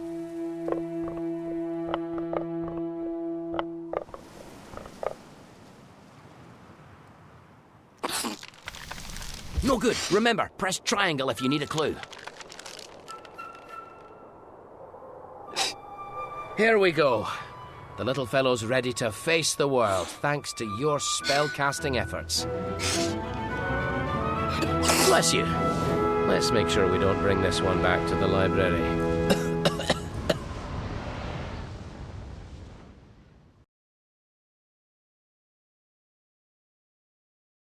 You've done a great thing. You saved a baby dragon. Well done. You passed the chapter test. Let's take a look at this chapter's conundrum. Another piece of Miranda's puzzle. There was a young wizard called Morgan, whose boss said, "Go capture the Gorgon, the creature so vile that it might take a while. Use your brain, it's a most useful organ." The Gorgon was fearsome and clever, two things that poor Morgan was never. By staring alone, she could turn men to stone, so they'd have to be statues forever. Morg's friends told him, think out a plan first. But of all things, he hated to think worst. Don't make such a fuss. I'll just take a truss and trap her before I can be cursed. He tried, sneaking up from behind her. But here is a little reminder. The mirror was made as a rear viewing aid. Thus the Gorgon watched Morgan come find her. They stared in the glass, Fiend and Morgan. 4 eyes met, of man and of Gorgon. With no time to moan, Morg was turned into stone, and he never came back. He was forgone. What was the Gorgon which Morgan was not? What traits did she have, while he was a clot? What ought you to be, if you would survive? What qualities help you in staying alive?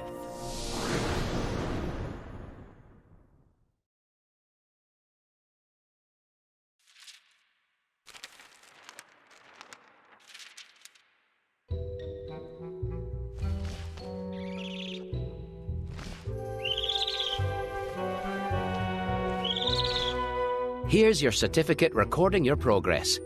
Pull it up from the book to have a look. You've got a real knack for this chapter's spells. Take 10 house points.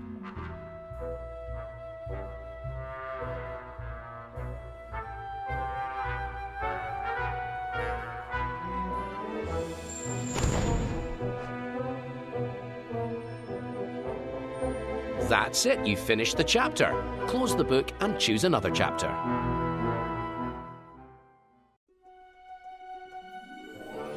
To pick the next chapter or section, just point at the front cover and pull the T button. Are you ready to learn your final spells? Chapter 5, Part 1.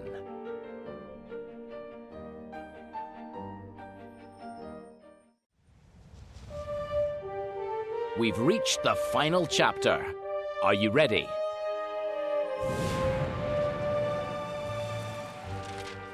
This final chapter covers powerful dueling spells. There are those who believe that magical dueling should not be taught to young witches and wizards.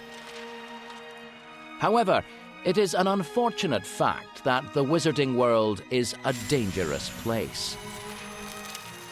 The spells in this chapter will allow you to counter some of the dangers you might face, allowing you to destroy obstacles and disarm hostile wizards. And finally, you will learn a powerful protective charm, which will require all of the magical skill you have learned so far. You're close now to proving yourself an accomplished witch or wizard in your own right. Steady nerves will see you through.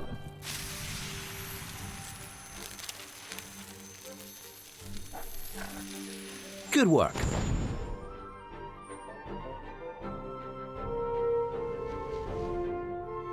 The Disarming Charm.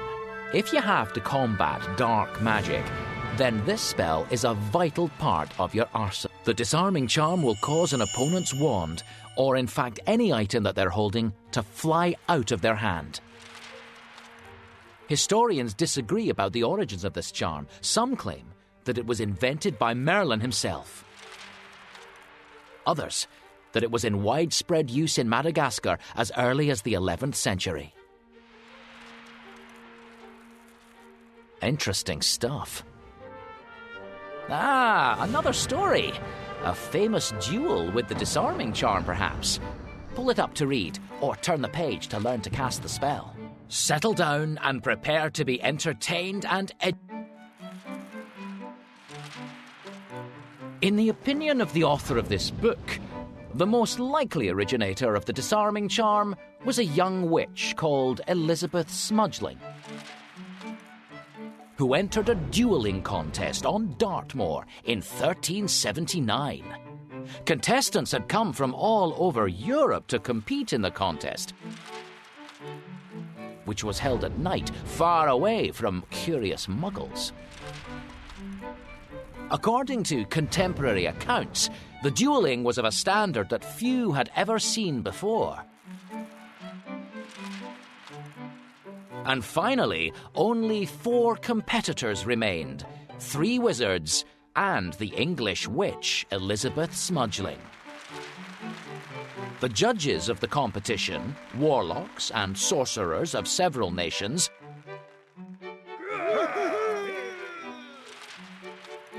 made speeches to the final 4 contestants before the last 3 duels were to start. Think big, they cried.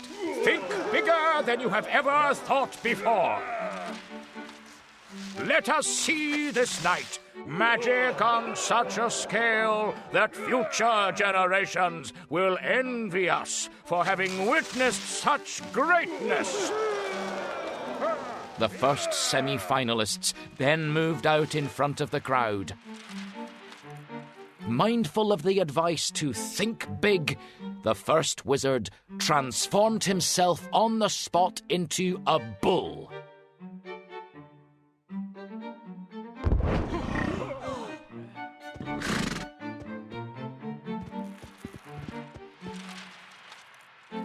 And charged the second, who it seemed would be killed.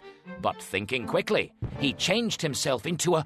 What would you transform into if you were That doesn't sound right. Perhaps try the other tab.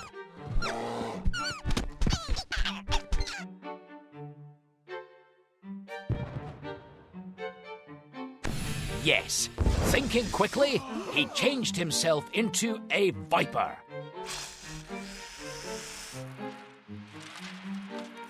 Which bit the bull on the leg and sent it crashing to the ground in agony.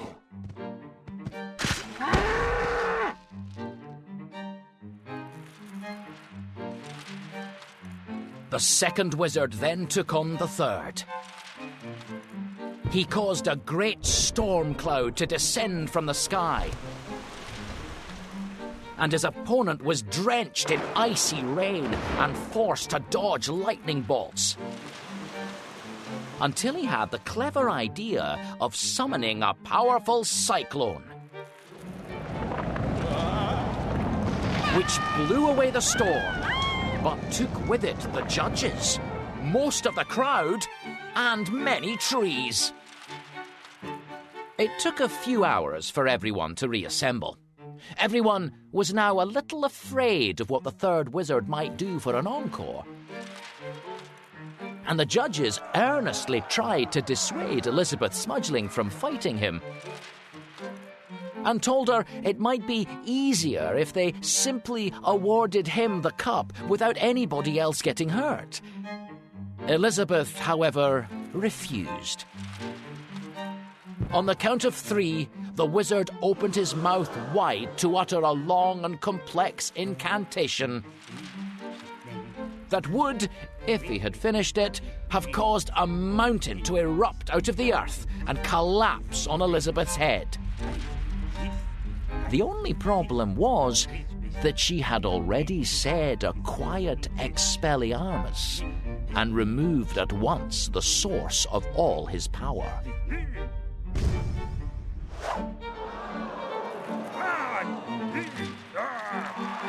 Elizabeth was awarded the title of Supreme Jeweler, and the Disarming charm at once became one of the most important in any jeweler's armory.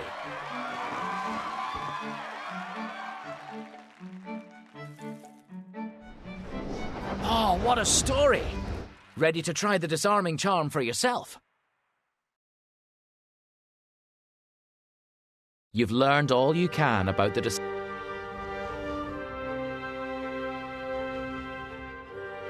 Where's the spell incantation?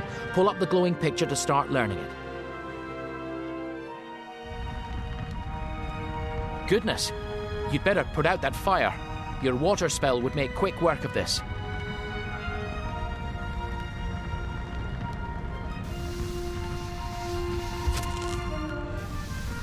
Good thought, but that's not the right spell.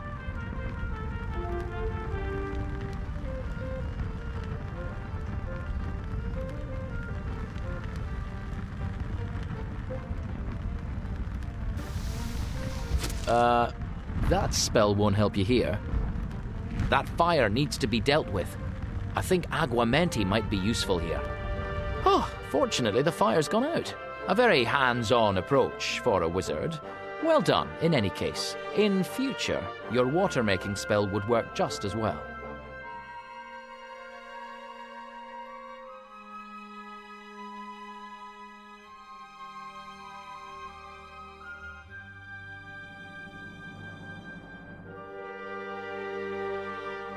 Just give the book a good rub with your hands to clean off that soot. Good as new. Fortunately, your book is protected by powerful enchantments for exactly this reason. Now, if you've quite finished fooling around...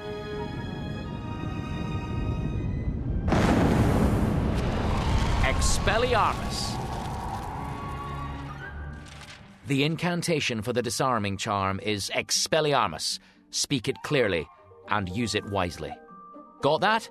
Try to speak the incantation for this spell. 3, 2, 1, go. Brilliant.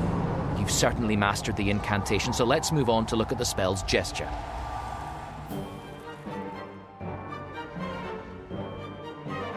Time for the wand gesture you use to disarm an opponent. Pull it up from the page.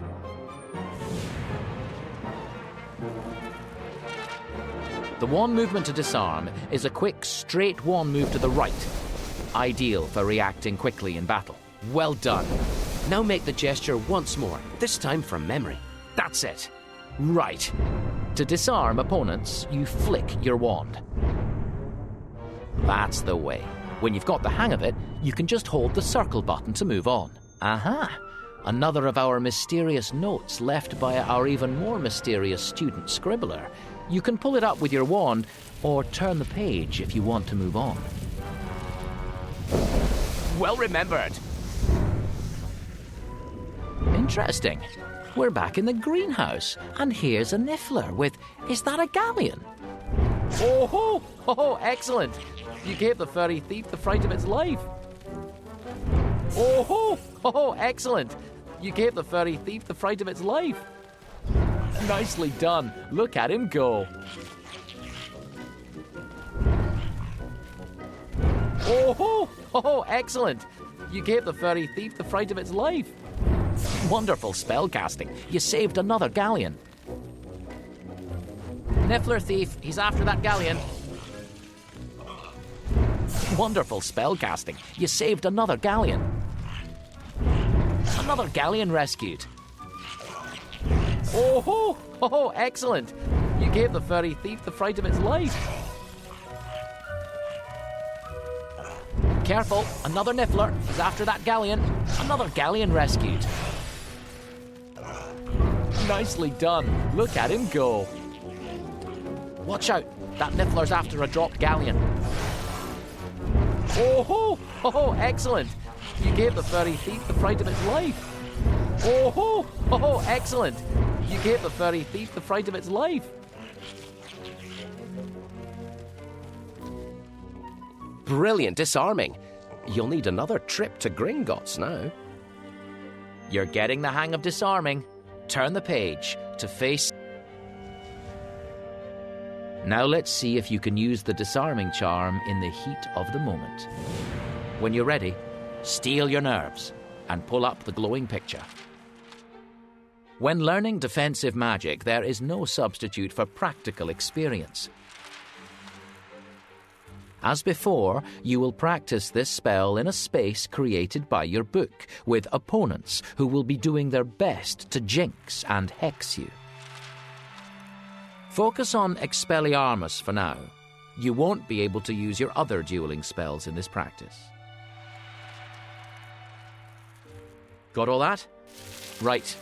Prepare to duel.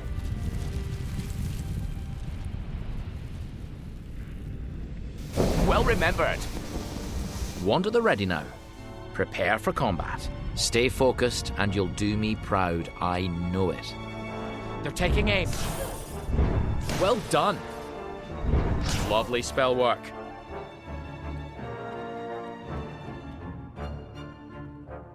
Now's your chance. Excellent cast. Brilliant disarming. That's the way.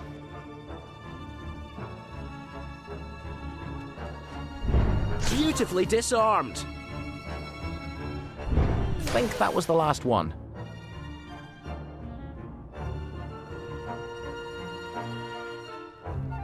Careful, more opponents. There's one. That's the way. Look out! Brilliant disarming. Get him! Lovely spell work. Brilliant disarming.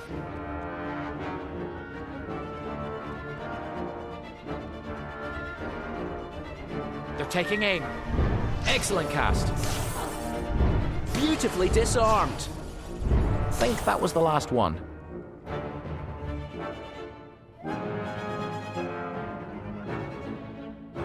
Another wave of opponents. There's one. Brilliant disarming. Nice. Look out! Nice.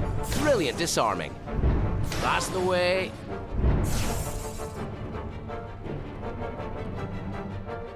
Watch out! Nice. That's the way. Lovely spell work. I think that was the last one. Impressive. You didn't get hit once. That's it.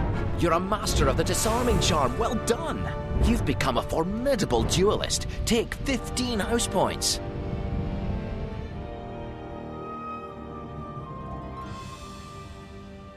We've got another bit of information about this spell.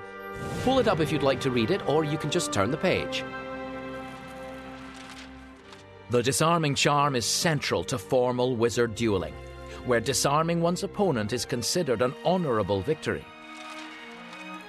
Unfortunately, real duels are rarely honourable. Hostile or dark wizards will certainly use every unfair tactic against you. And this is to say nothing of your fellow students.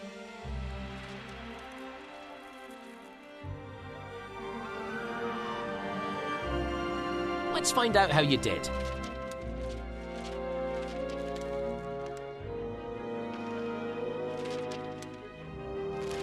Wonderful. Take 15 house points for that.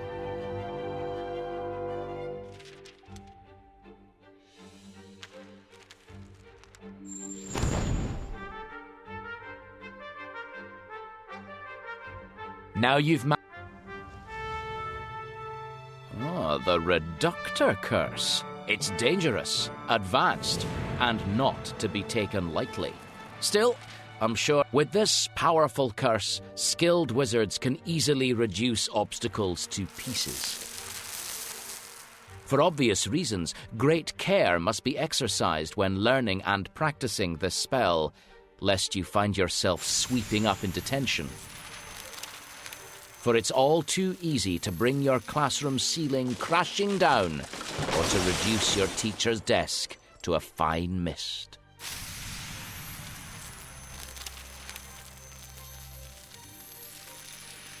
In other words, no messing about with this curse, or else.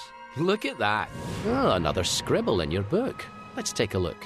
Just hold still where I can see you to find out what the spell does. I'm sure it's safe, or at least not permanent. Oh, that's no beauty spell. That's a stinging jinx. Don't worry, the swelling will go down shortly. Well, you won't be winning Witch Weekly's Most Charming Smile award for a while.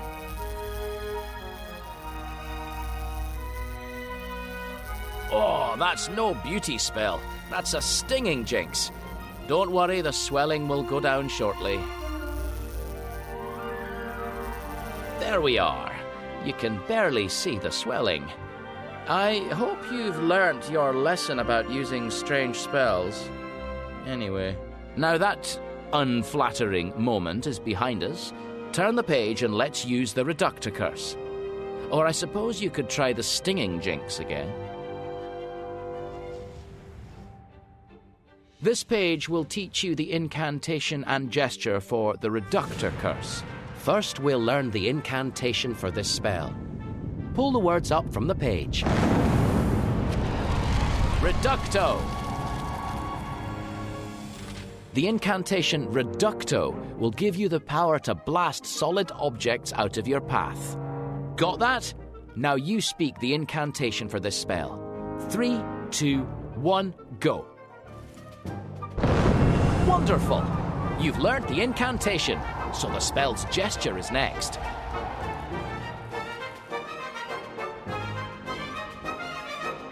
Pull up the gesture diagram to learn to cast the spell.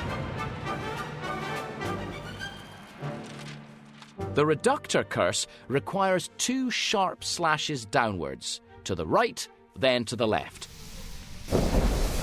Well done. Now make the gesture once more, this time from memory. Excellent wand work. To perform the Reductor curse, just flick your wand towards an object.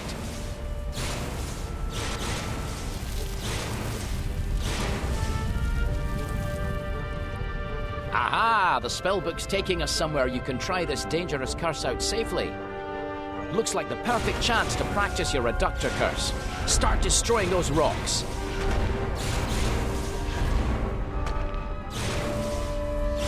Good shot. Oh, you've made short work of that. You've got a knack for curses. Looks like all that cursing has shaken something loose. We'll be trapped. Use your curse to blast those rocks out of the way.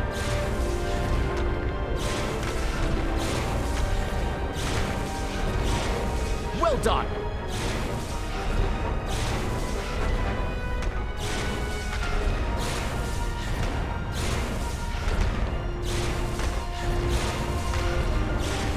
Nice.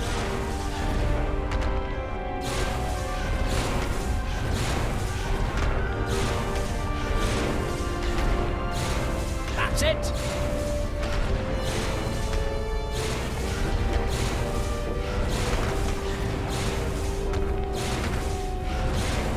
Well done.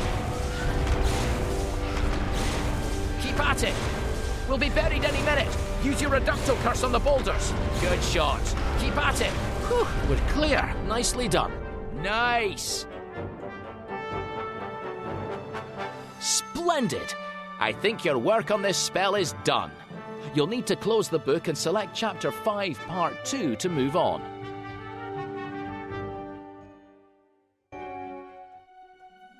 You're ready to move on.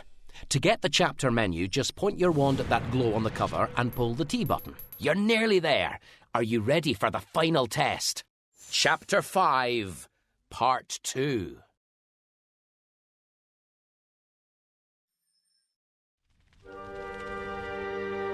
Ah, the stunning spell. You'll need this one if you want to hold your own in a wizard duel. Pull up the description text to begin. Pull up the glowing spell description text to begin. The stunning spell is invaluable in dueling, knocking out anyone it strikes. The spell is commonly used by dragon handlers and other magizoologists to handle dangerous creatures, and by the Aurors, dark wizard hunters for the Ministry of Magic.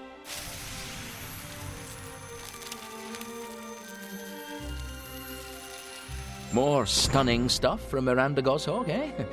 Moving on. Ah, that'll come in handy. First, we'll learn the incantation for this spell. Pull the words up from the page. You need to learn the magic words for the spell. Point at the glowing words with your wand, then pull the T button. Stupefy. The incantation Stupefy gives you the power to stun your opponent. Use it responsibly. The trick is to say it loudly and clearly, and before your opponent. 3, 2, 1. Good.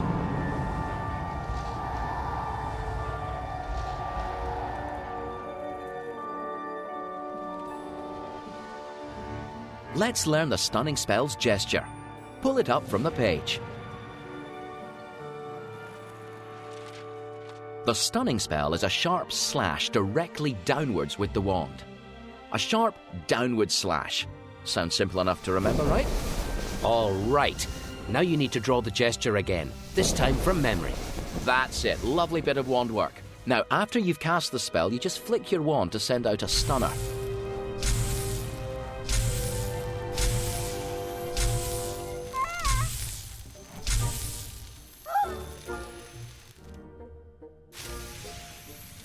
Pixies. They'll cause havoc in here.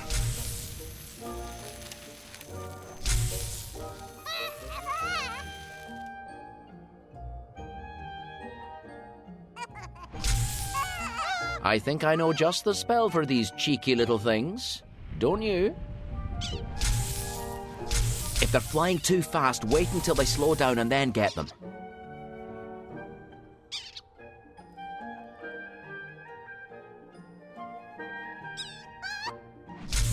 Got him. One down.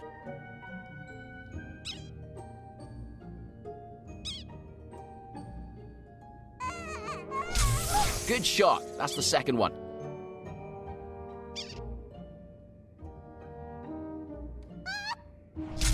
And that's the last of those cheeky pixies. Well done indeed. A most useful spell, I'm sure you'll agree. Now I think you're ready for something truly advanced. The Patronus Charm. This spell provides a defense against the darkest of magic. It's time to find out what you're made of. Pull up the glowing words with your wand to hear more. There we go. This ancient and mysterious charm conjures a magical guardian, a projection of all your most positive feelings. The Patronus charm is difficult, and many witches and wizards are unable to produce a full corporeal Patronus. A guardian which generally takes the shape of the animal with whom they share the deepest affinity. There we have it. Oh, a tale about the Patronus charm. This story could save your life. Pull it up, or turn the page if you can't wait to cast it. We're in for a treat. A tale about... You may suspect, but you will never truly know what form your Patronus will take until you succeed in conjuring it. The strange power of the Patronus and its peculiar qualities are well illustrated by the ancient story of a shy, poor orphan boy called Ilias, whose Patronus went down in wizarding history. Ilias lived long ago in a mountain village, which was surrounded by a dense forest in which a dark wizard called Raxidian lived. In a black castle, guarded by dementors.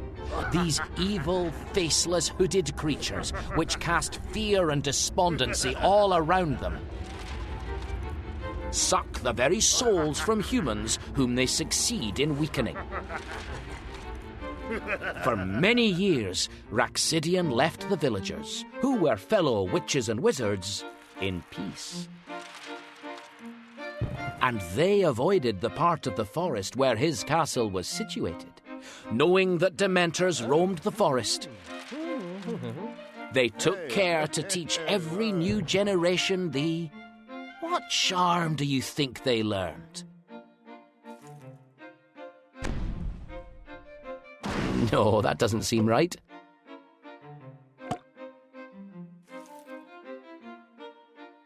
The Patronus charm, of course, the only spell that worked against these evil creatures.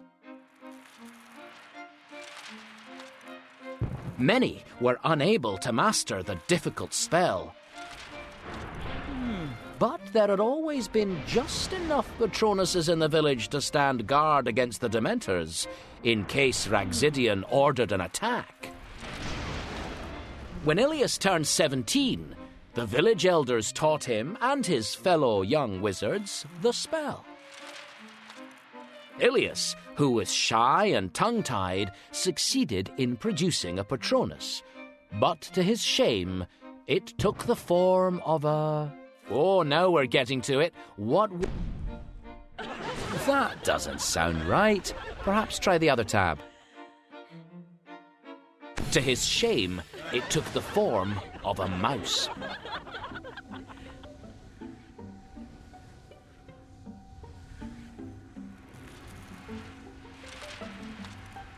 Everyone roared with laughter because they had never seen such a small, weak Patronus.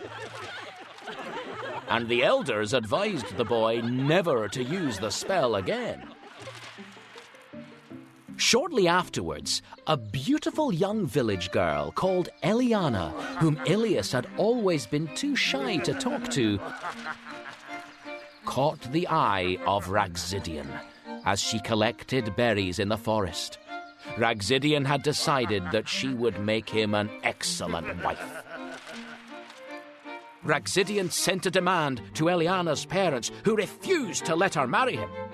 Ragzidian then threatened the whole village.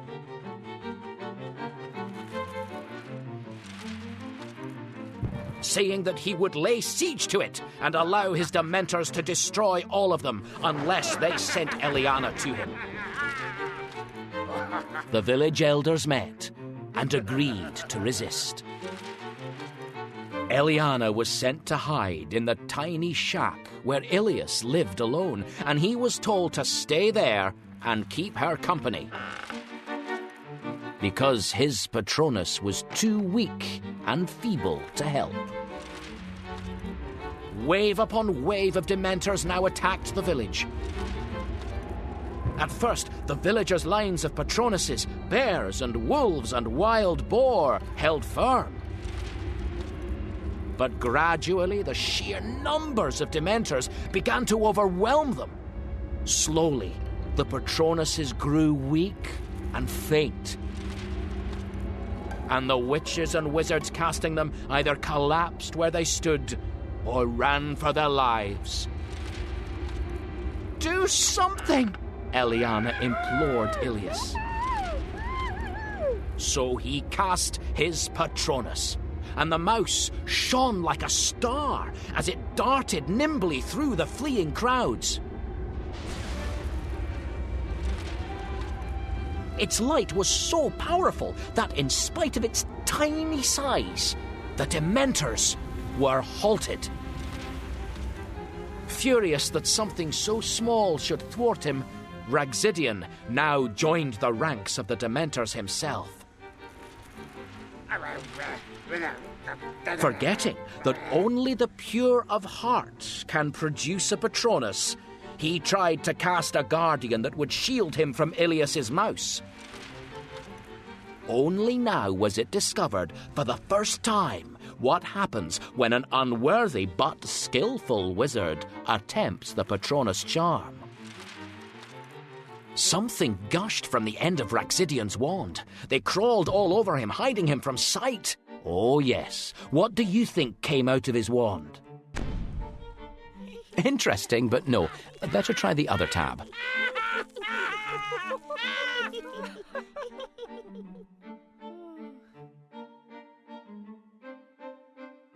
Oh yes, maggots gushed from the end of Ragzidian's wand. They crawled all over him, hiding him from sight.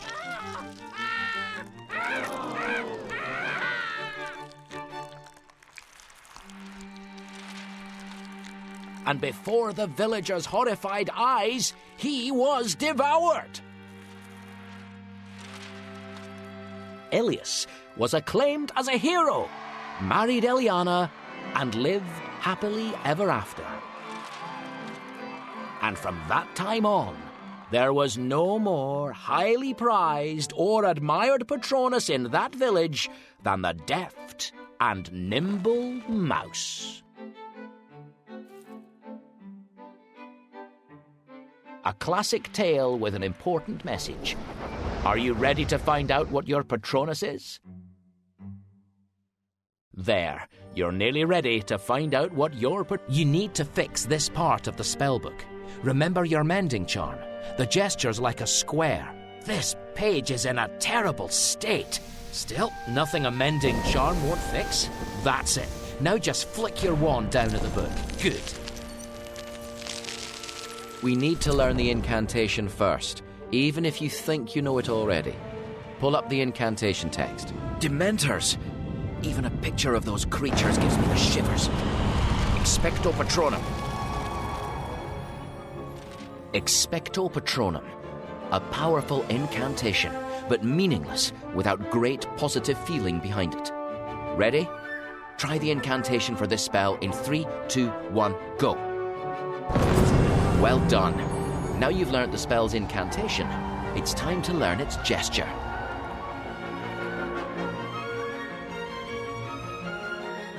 All right, you can do it. Pull up the gesture symbol from the page.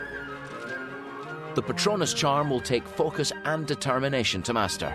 Now, this isn't like other spells. You need to hold the move button, then keep moving your wand in a circle to build up power. Think of the happiest memory you can and hold it in your mind as you start casting the spell. All right, once more. Start moving your wand in a circle. Focus on that memory now. Just let go of the button. That's it! Brilliant! Extraordinary! To cast it on your first try! This is what's called an incorporeal Patronus. With practice, you should soon be able to summon a full animal Patronus. One last extra bit of information from Miranda. When performed correctly, the Patronus charm gives the caster protection beyond any shield charm, and enables them to resist even the terrible power of creatures like Dementors. It is clear from ancient woodcuts and scrolls that the Patronus charm has been in existence since earliest times. Many attempts have been made over the centuries to find an easier way to produce a Patronus, or some similar shield against dark magic, but none have been successful. If you seek the best protection magic can afford against evil creatures, your only choice is to perfect the Patronus charm. Wizards and witches famous for their unusual Patronuses include Headley Fleetwood, Woolly Mammoth, extinct Patronuses are exceptionally rare, Andros the Invincible, the only wizard known to produce a Patronus the size of a giant, And Symposia All, Ladybug, in spite of its minuscule size, this Patronus was exceptionally powerful.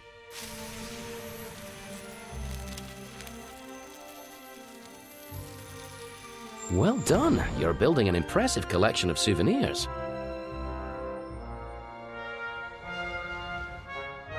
Time to see whether you might be able to conjure a full Patronus. Right, pull up the picture. Let's see if you can conjure up a full Patronus. To conjure a full corporeal Patronus, focus your mind as hard as you can on a single happy memory. Choose a memory and hold it in your mind as you cast the spell.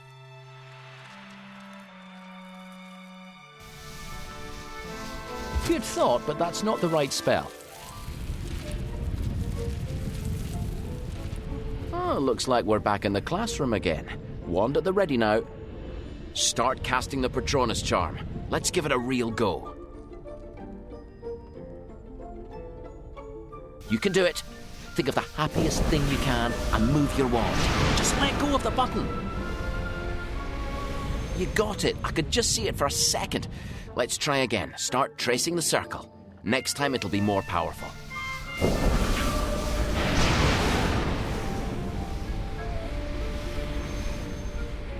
That's it. I could see it clearly for just a moment. Once more now. Start the circle, and let's see how long you can make your Patronus last. Magnificent! Your Patronus is an agile cat.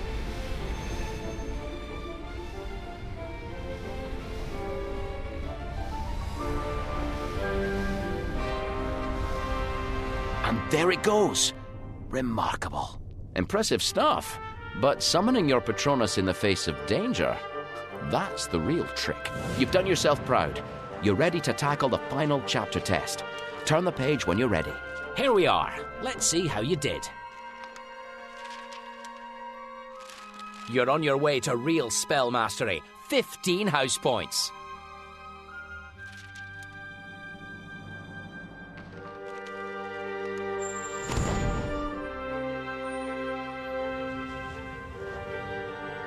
the chapter test. Are you ready? Of course you are. But be careful. Pull up the picture on the page.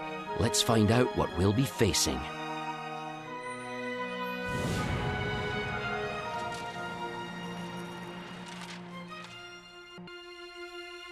This final challenge will test all the magical skills you have learned in this chapter and will take the measure of your nerve. You will face considerable danger, but succeed, and you will win a new conundrum, which hints at the last of the key qualities of great wizards. You will then be able to unlock a final poem with the solution to all the conundrums. Gather your courage, trust your instincts, and keep your wand at the ready.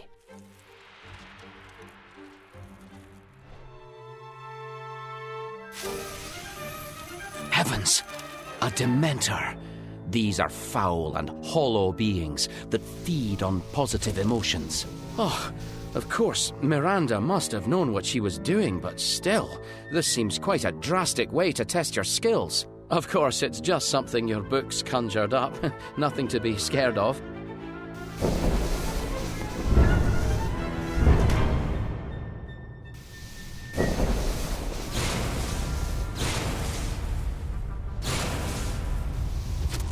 Good Lord!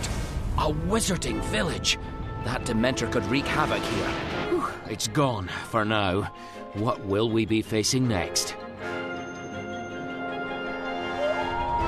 Merlin's beard. Werewolves.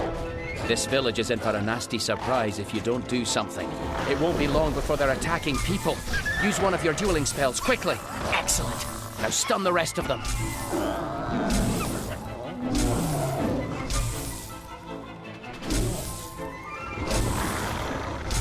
Great wand work. Another one stunned. Great wand work.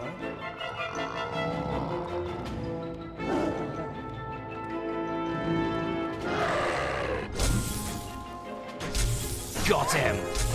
Oh, he doesn't know what hit him! Oh, that was the last of them.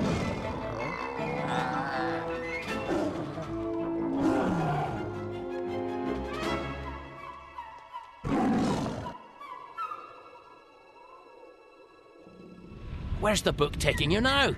Ah, crafty. Those werewolves think they're safe while they're hiding. Ha! You've no choice. Destroy that stuff they're hiding behind.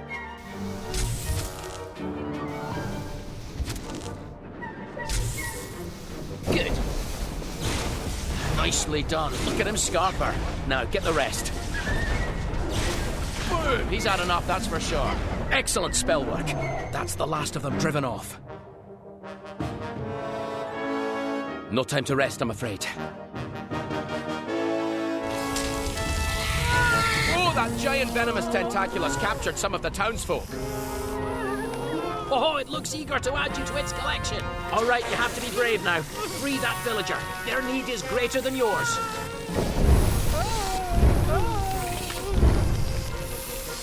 No need to press the move button. That's the right spell.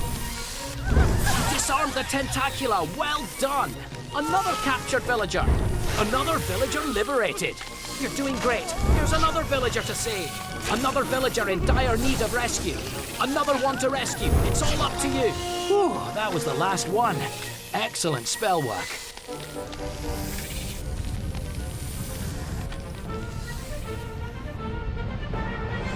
What's this? The Dementor has returned, and it's brought friends. There are so many of them. Courage now. Try again. Press triangle if you want a hint. Looks like even the Tentacula doesn't want to be around the Dementors. You have to stop them, drive them back. You know what to do. That's it. Now keep circling your wand and hold on to that happy memory in your head. Focus on that happy memory. Keep circling your wand. Oh, you've done it. Your Patronus will protect you. I can't believe it. Look at that Patronus. Oh, you should be so proud of yourself. And you've saved the village. And might I say, what a magnificent Patronus.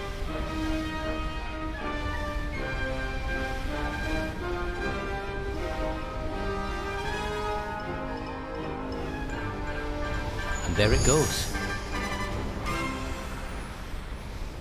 Amazing.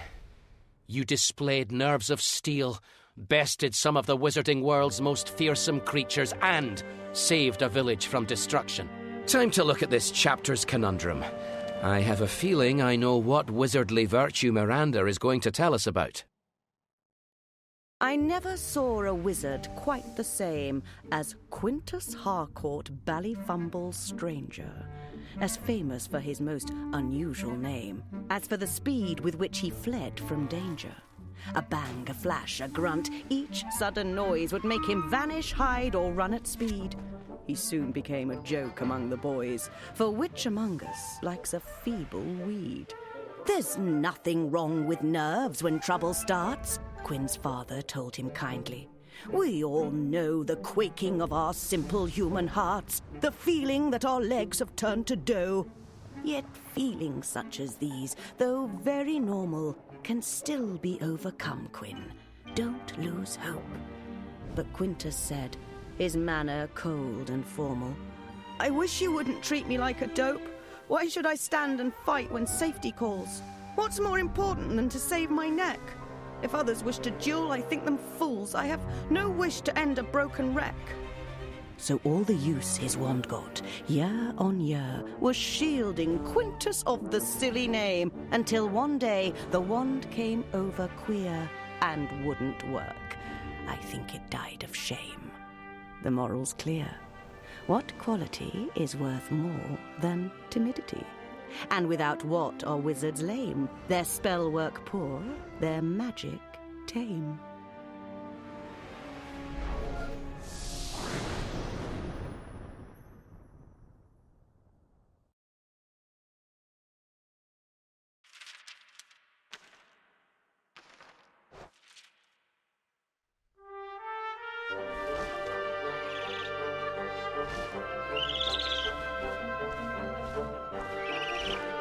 Here's your certificate recording your progress. Pull it up from the book to have a look. You've really mastered those spells. 15 house points.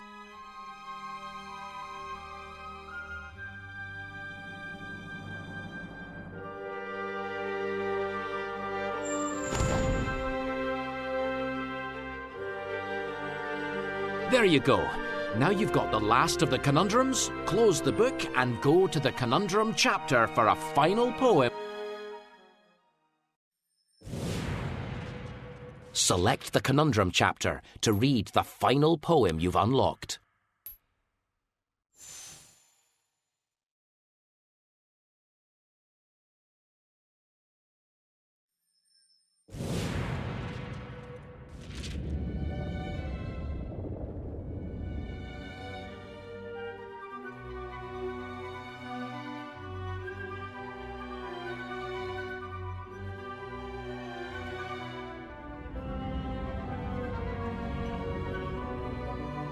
Here's the Chapter 2 poem.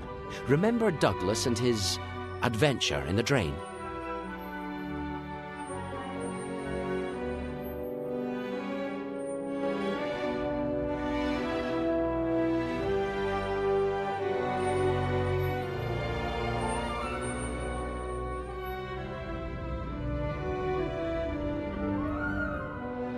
Here's the Chapter 3 poem. What wizarding quality do you think Angry Angus was missing?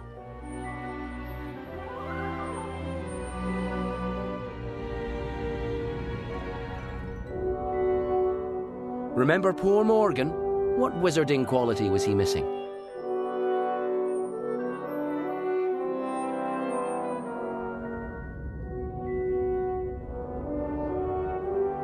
Remember Quintus?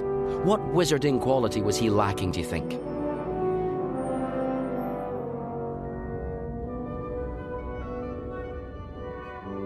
You've completed your last test, so that means you've unlocked Miranda's final poem. Remember all the foolish witches and wizards we've heard about? Time to find out if you've got the qualities they lacked. So, did you guess, my faithful friend who's worked so hard from start to end?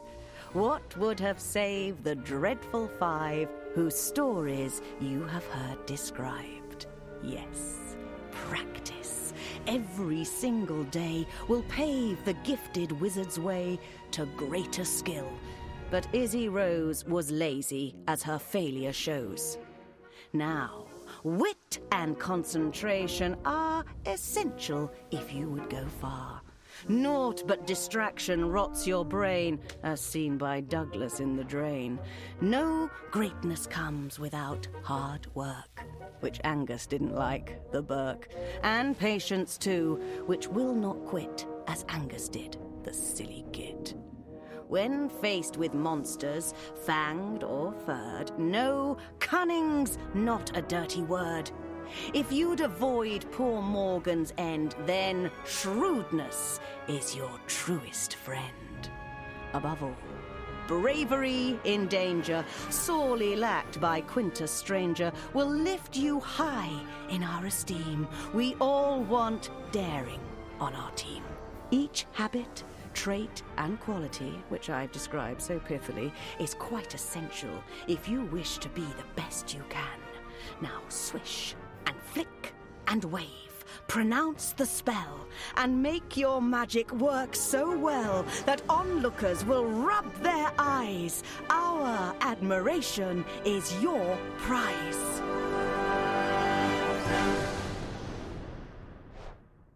There. You've come on so much. There's greatness in your future, I've no doubt. Keep practicing your charms. Try not to flourish your wand quite so much. And come back to visit. Oh, and I almost forgot. Just close your book for me one last time, will you?